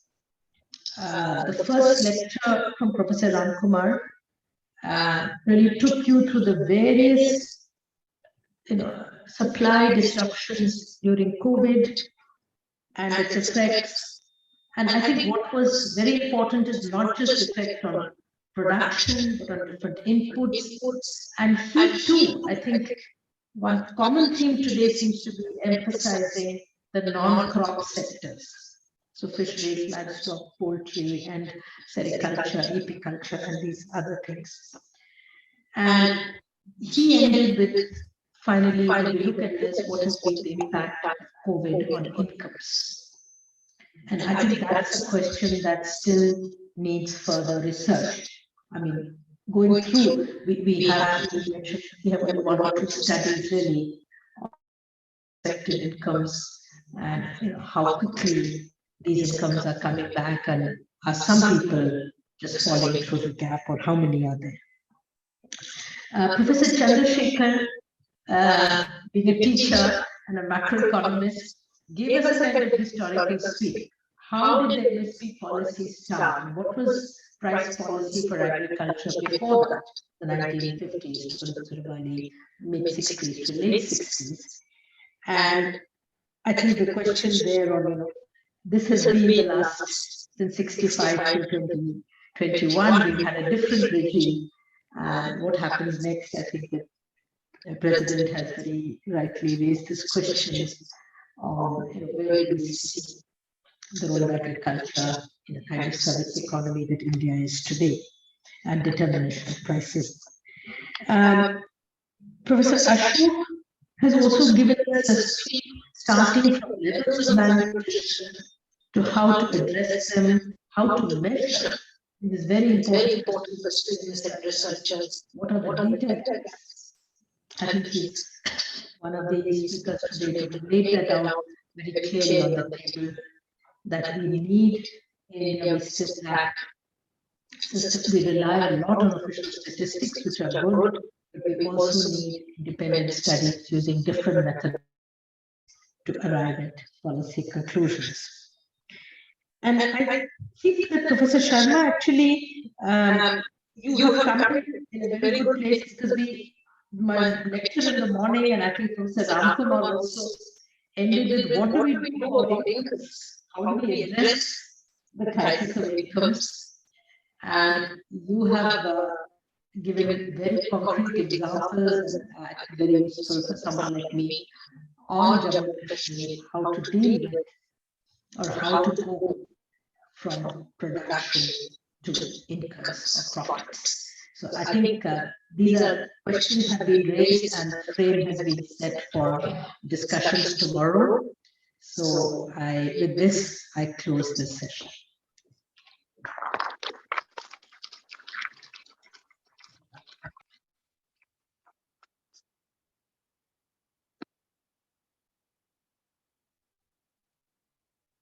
Thank you, sir.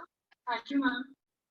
I request Dr. Ashu Visheshta to felicitate Dr. R. Ramakumar with the momentum.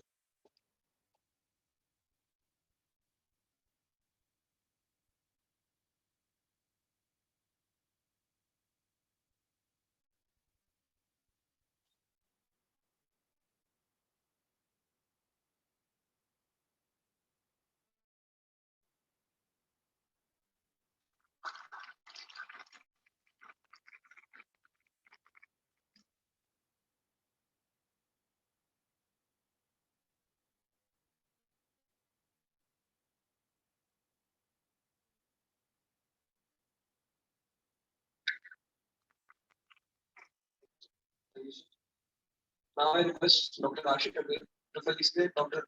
K.R. Ashok with momentum.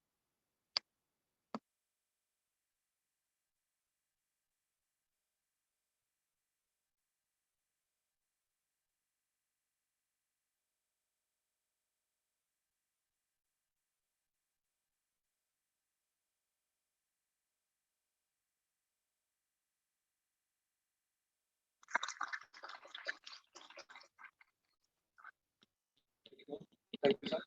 I once again request Dr. Ashik to felicitate Dr. J.P. Sharma.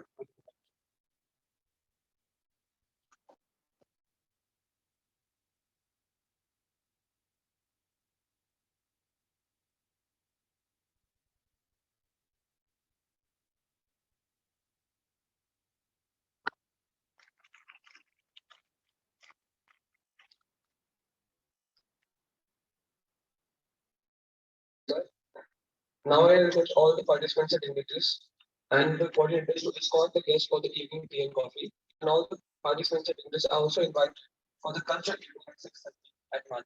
Thank you, everyone.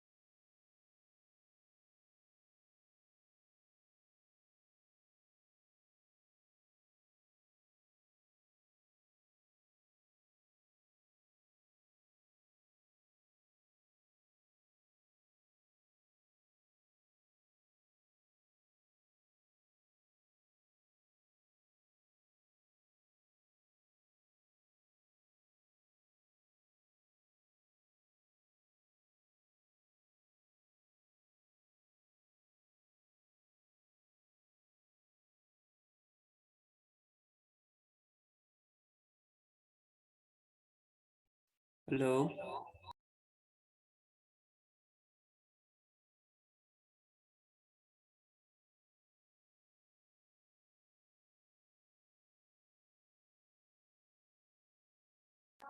Should we leave the meeting?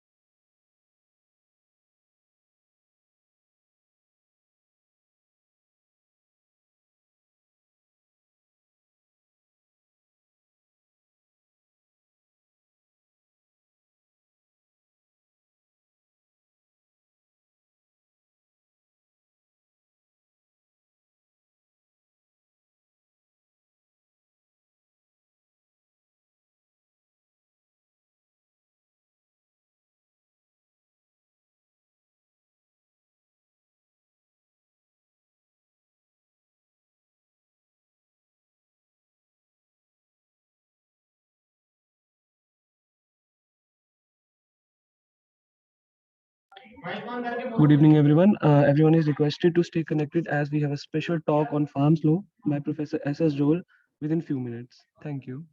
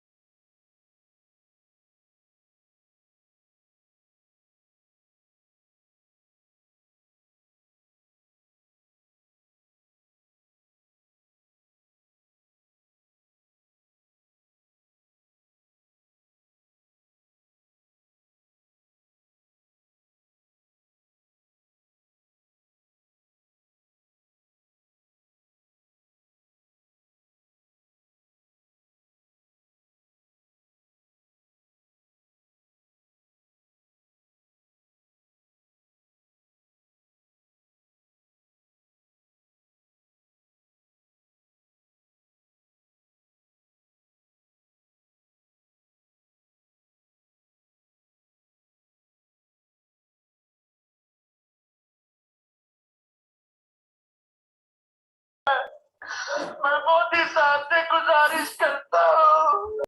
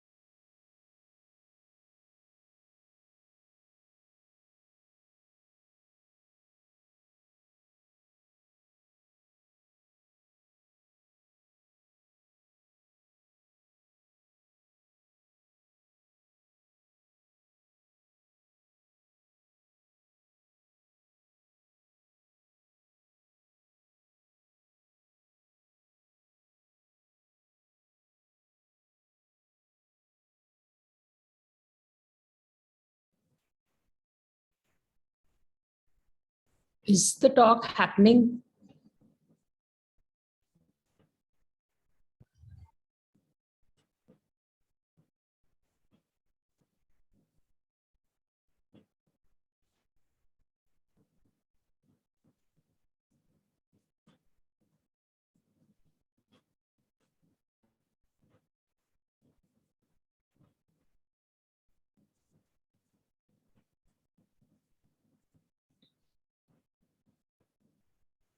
Can the organizers please inform whether the talk is happening?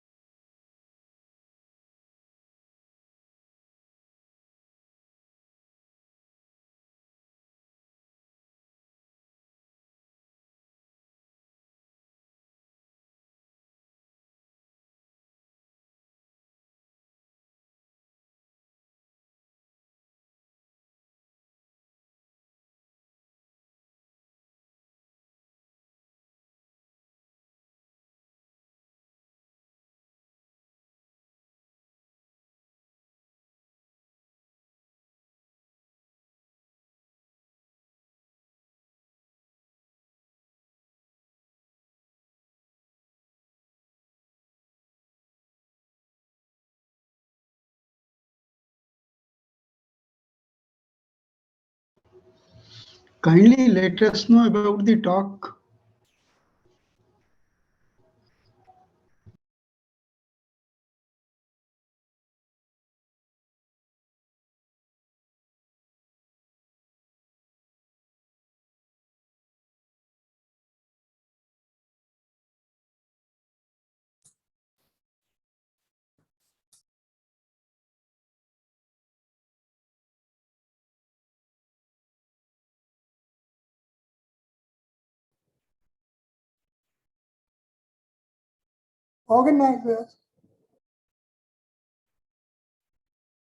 Organizers, please let us know.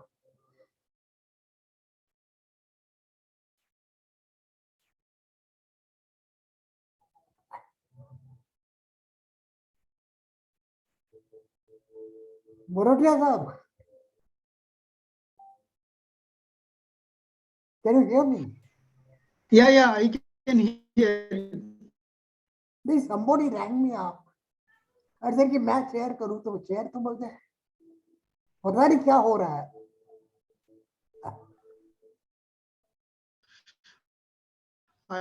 I don't know because I also tried to Joel contact them it must be some the phone, but there was no response from Dadhich. नहीं डरी थी मुझे कहा कि Dr. Dadhich. I suggested to उनकी सुबह को कर दे share Let me have a word with my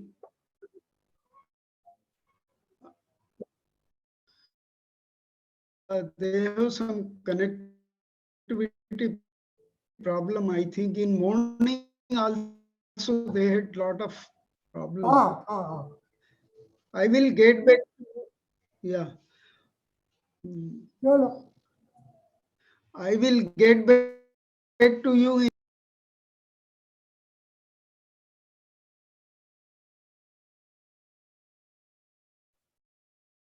आप तो म्यूट हो गए हैं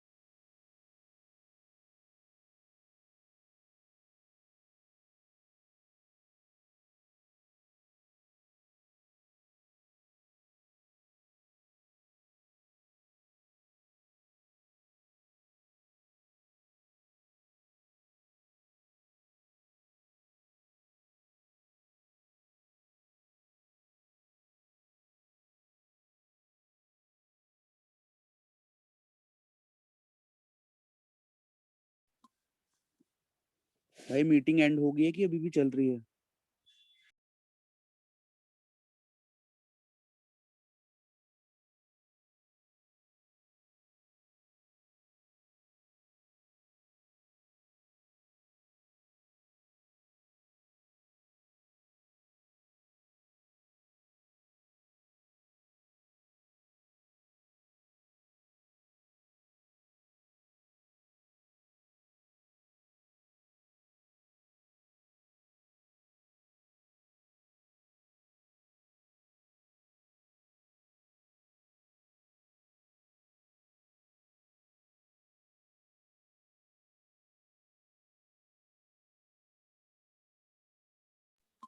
यार क्लास लीव करनी है या बैठे रहे अभी तक?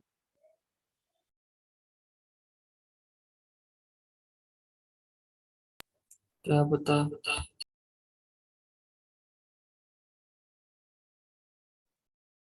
जोल साहब से कनेक्शन है नहीं है?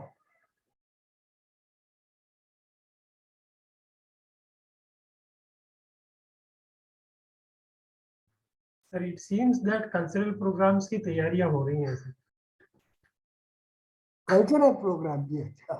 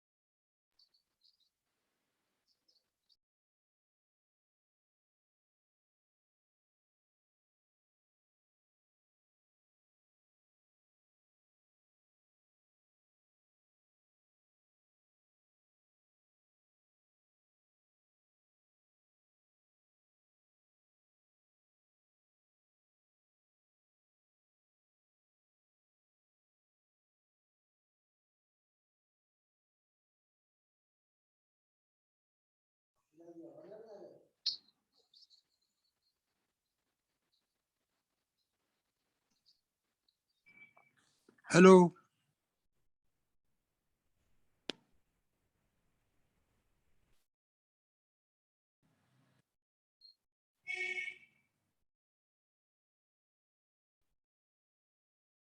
Hello. Hello.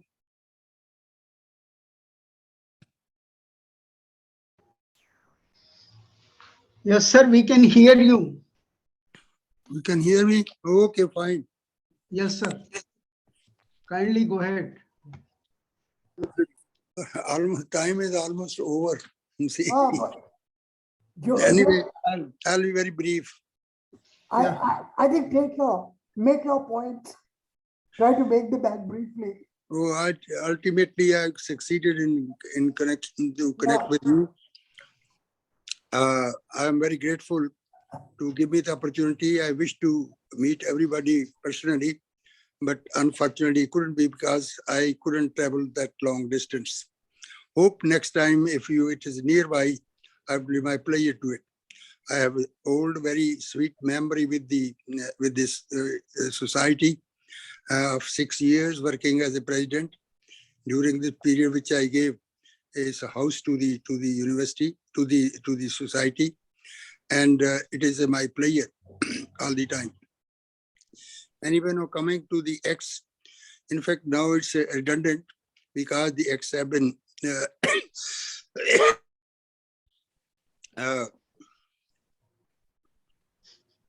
yet looking back, you have to see that these acts were first passed by the Punjab government. In 2005, the Punjab government allowed the private players entry into the market. And on 2012-13, the again state government enacted the contract act. And the central government simply copied it with some modifications and applied it to the rest of the country. So this is the background of this. Even when it was passed by the state government, Prime Minister at that time made a statement that these are very good acts. We'll apply it to the whole of country. Now, where actually the problem arose? Problem arose the way it was pushed in. Therefore, it was such an important acts and the change and the modification, or you can say, but there was no need of a ordinance. But if ordinance was issued, then there are always 6 months validity. This period should have been used to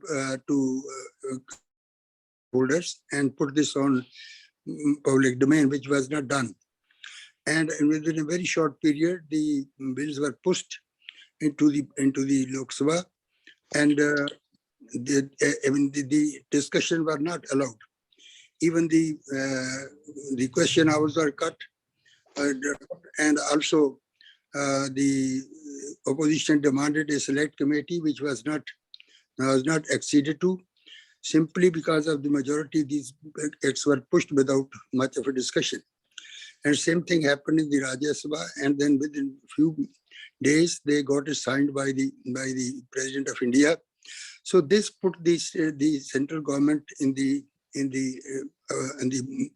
horizon of doubt. It created a trust deficit.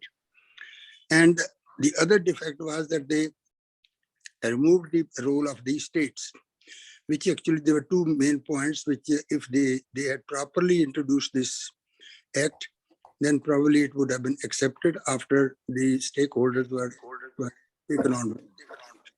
Now, coming to a few issues on which the people were mobilized.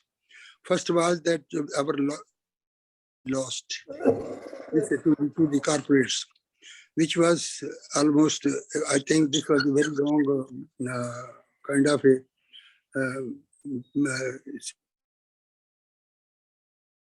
the farmers who were innocent and ignorant. In fact, these acts, actually I was demanding for the last 40 years this type of legalization of the contracts, which unfortunately failed. In fact, under this act, the land of the farmer cannot be purchased, it cannot be leased in, it cannot be even mortgaged. And if it is taken on contract, on rent, then after the period is over, it has to be returned in the same shape to the farmer. If there's some construction is made there, that has to be removed. If it's not removed within a limited period, then the owner becomes the farmer becomes the owner of that. On the side of contracts, it was after what could be done, that there could be put a minimum income. The farmer would say, this is what I minimum need, and then this is always done for specific produce, not for all the produce at a time. And in this case, the sponsor or the contractor has to provide the seeds and technology inputs and all those fertilizers, etc. The farmer doesn't have to spend anything. And after the produce is delivered to the sponsor, then that cost will be deducted and money will be paid to them. Another provision was if the return is lesser than what the cost is there, farmer is not responsible for that. So then even if the machinery is needed, that would have to be provided. Then even the risk could be shared, or droughts, or even you can say floods, or any disease. All these things could be shared. So in fact, the contractor was truly bound on this, and farmer was absolutely safe, because once you cannot even purchase, lease, or mortgage, and the contractor cannot even take loan on that. He can take loan on the probable income he would get. So these are the provisions which could be made under this act, and it was bound, and there was no risk of the land, and it was voluntary in nature. It was not that it is a forced on the people. So always, you see, then second point was on Mandi, that Mandis will be lost. I don't think there will be any person who would be that fool to establish a market like that, which is already there. It is always on specific products. For example, I got established one of the factories in Iran when I was in United Nations on sugar beet crop, and all these seeds and were brought by them, and our technology was given to the farmers, and this system was followed, which I'm telling you. And after about 20 years, 25 years, I went there, and that was absolutely working very good. So this is a specific product. The sponsor always think of the high-end market or exports, etc.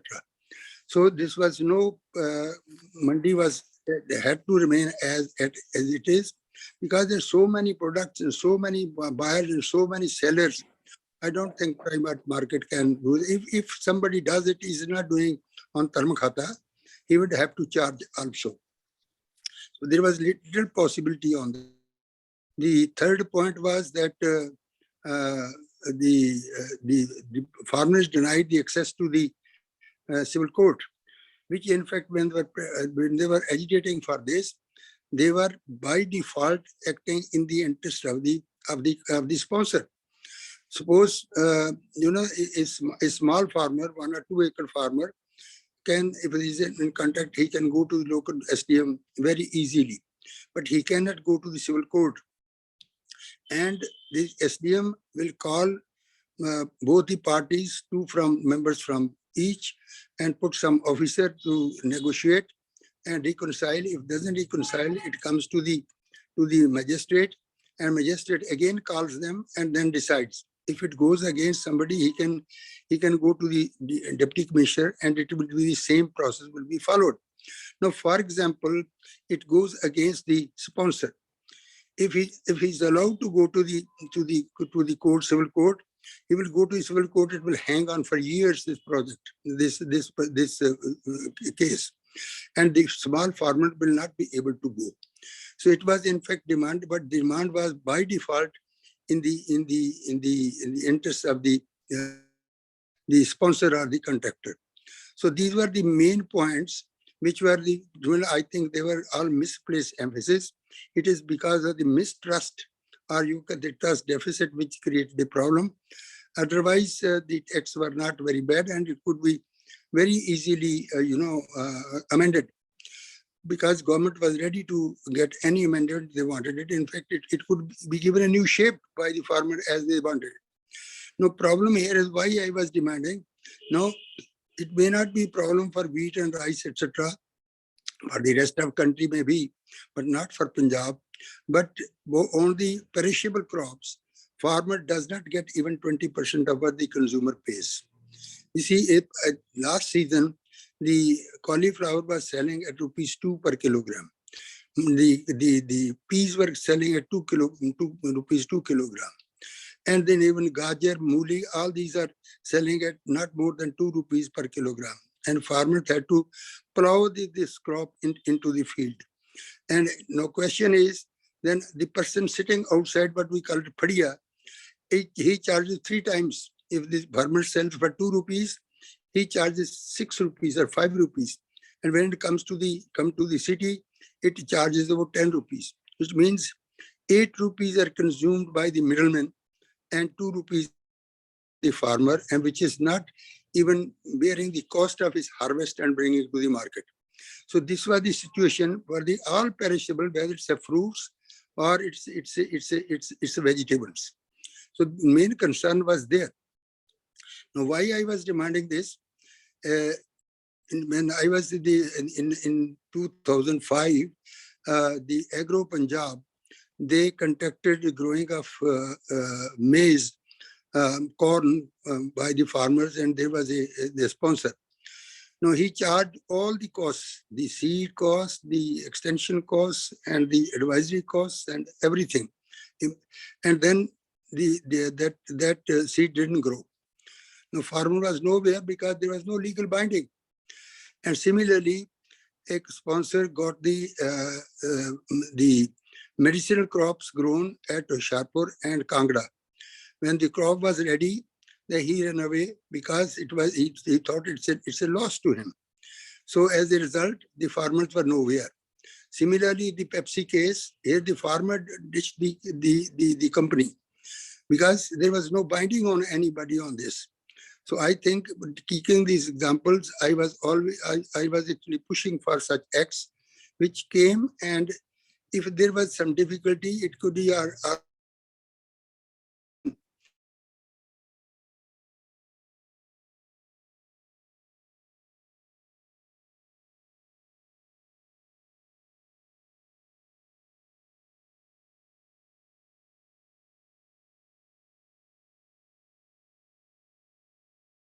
to come out with what they need now. So this is where the point rests, and I think the committee which is being formed will deliberate on it. Hopefully, with the logic and reasoning, probably something good might come. I don't know that. In fact, now the problem is on the MSPs. Let us see what happens there. My views I have already published, and maybe tomorrow or day after in Hindustan Times, my views be there. I was listening to Ramesh and the other fellow, and he emphasized on the cost only. It's not a question of cost. It's the implications which are more important. I think these will be kept in mind. In short, this is what I have to say. And I think now it's a new beginning. Let's hope something good comes. Thank you very much.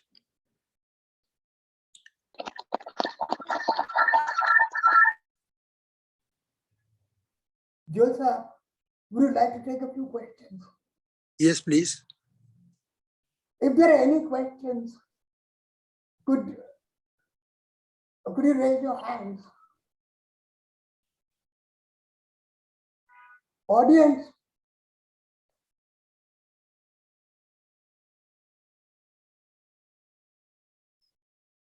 Can I see any questions of Professor Joel? Yes, please.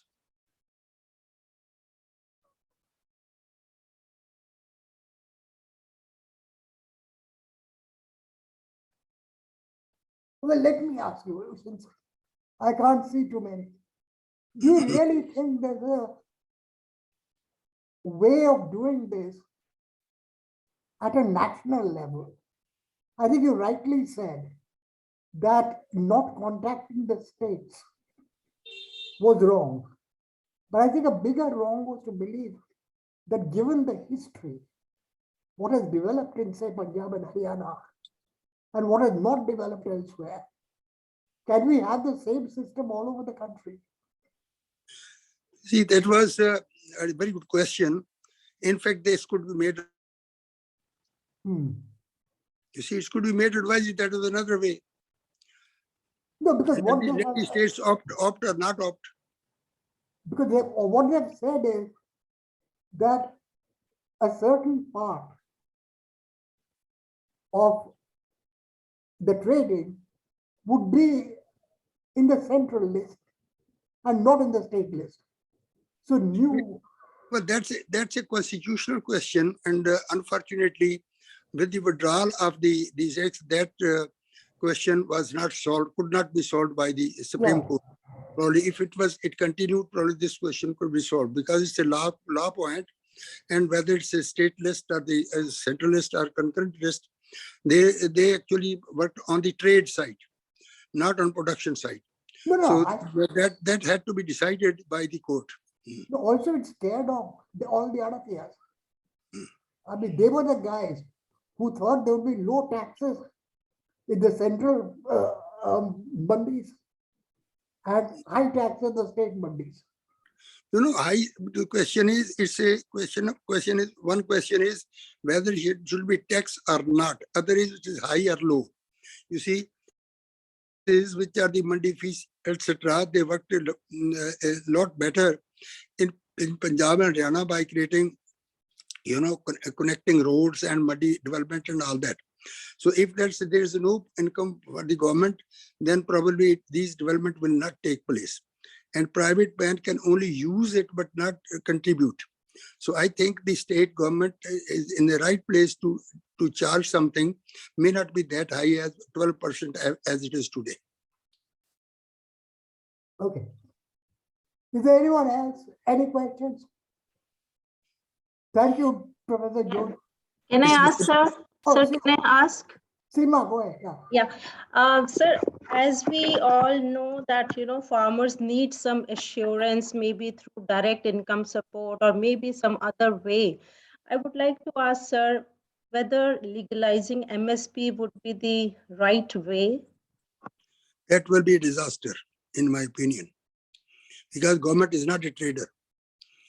Government should support the development in expenditure on the farmers and also the income support system under the and focus this on the small and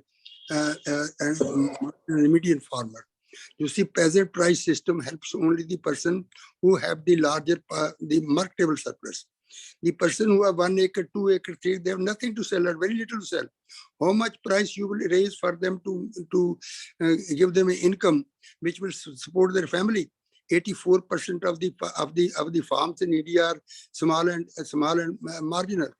So I think the bigger people are enjoying it in the name of the farmers. Farmer is not one group. It's small farmer of 1 acre, half an acre. They have 2 acre, 3 acre, 4 acres, and there are farmers who are growing 2,000 acres of potato in Punjab, hundreds of acres. The people who have got the surplus, that's only will be benefited. Price is no answer to the small farmers' problems. Thank you so much. Another, issue is that Professor Abhijit Sen, if I remember, his committee, high-level committee, had argued for government intervention when there is either, prices go very low or prices go very high. So I can guess your question. When this Essential Commodity Act was there, government is used it so rigorously and in a steamroller manner to appropriate the grains, more grains from the markets. They eliminated the private player by even consigning the farmer within the districts. You couldn't move the produce out of the district, and there were no the wagons were not given, stocks were not allowed. So the private player was out and the government played its own way. And you see these farmers, Mr. Maan, Pavinder Singh Maan, at that president, he led a big, trolleys jalous to the procession to the parliament to remove this Essential Commodity Act. It's question in what context we consider. Their limit is high. Take for example, in US you say, it's a allied income support system is direct for development and others. And see the implication that in both the cases there is a burden on the state exchequer, whether we are following or they are following. But without giving you much of the figures, since 1990 till 1998 till 2019, the product prices, the agriculture product prices in America has increased only by. The consumers do not suffer. Government pays to the farmer. There's a burden on the exchequer, no doubt. We have a burden on the state exchequer. Our consumers suffer, and farmers have got so much of a variety. Bigger farmers gain and small farmers are left out high and dry. So it's a very deep question. It is not simply a question of agitation. The government should never give a legality to the prices, because it is not a trader that 23 crops they will produce. You see, what's the meaning of MSP? It is applicable only if it's above the market rate and must be procured. If it is above the market rate, the government procures, it means 23 crops will be procured by the farmer, where it will be sold. The international market is not even 80%, less than 80% of our produce international market will be out of the international market. Consumers will suffer. Farmers, only big farmers will gain. Small farmers will be at a loss. So it's a deep issue.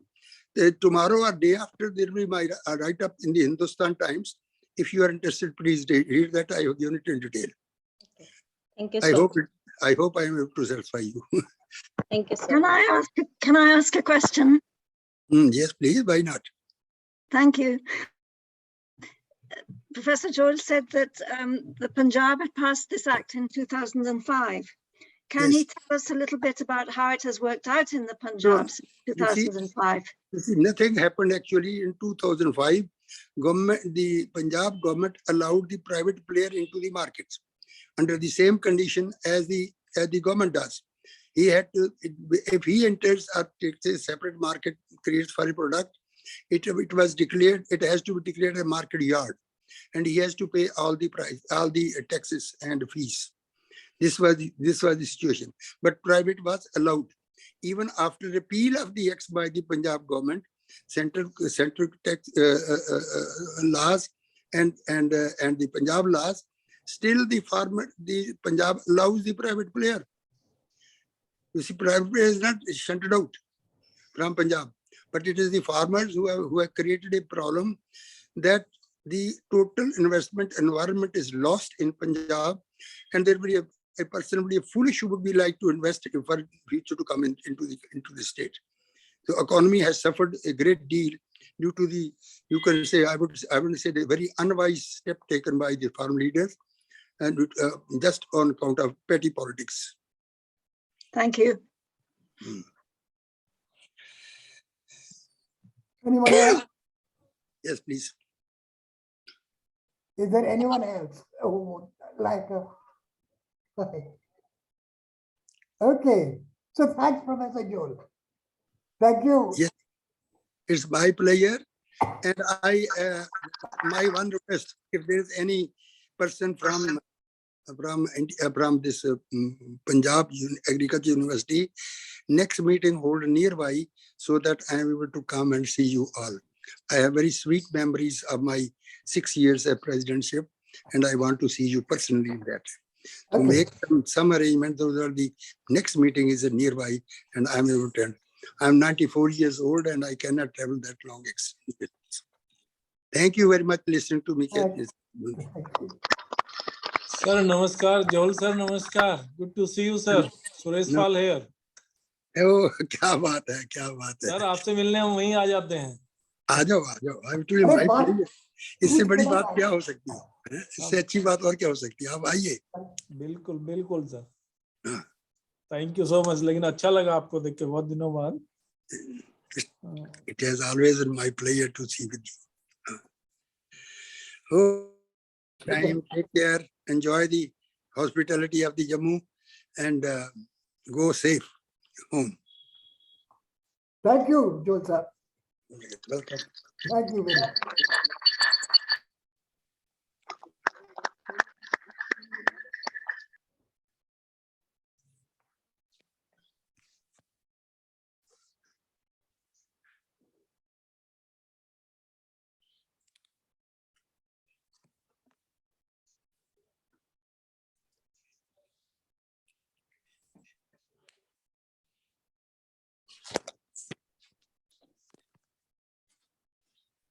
Sir, I think it's time to exit. Okay, fine. Yeah, because I think all the sessions are over. And Exit तो कर गया, वो बंद नहीं हुआ। कोई बात नहीं, you keep your camera on. मैं बंद कर देता हूँ वैसे ही। I hope it will. हो गया? हो गया? मेरे Thank you so much, sir. Thank you and nice seeing you. बेटे मैं आपका नंबर पूछ रहा हूँ, अगर वो आपको कॉल करें किस नंबर पे करें, पेरिस की इंडिया?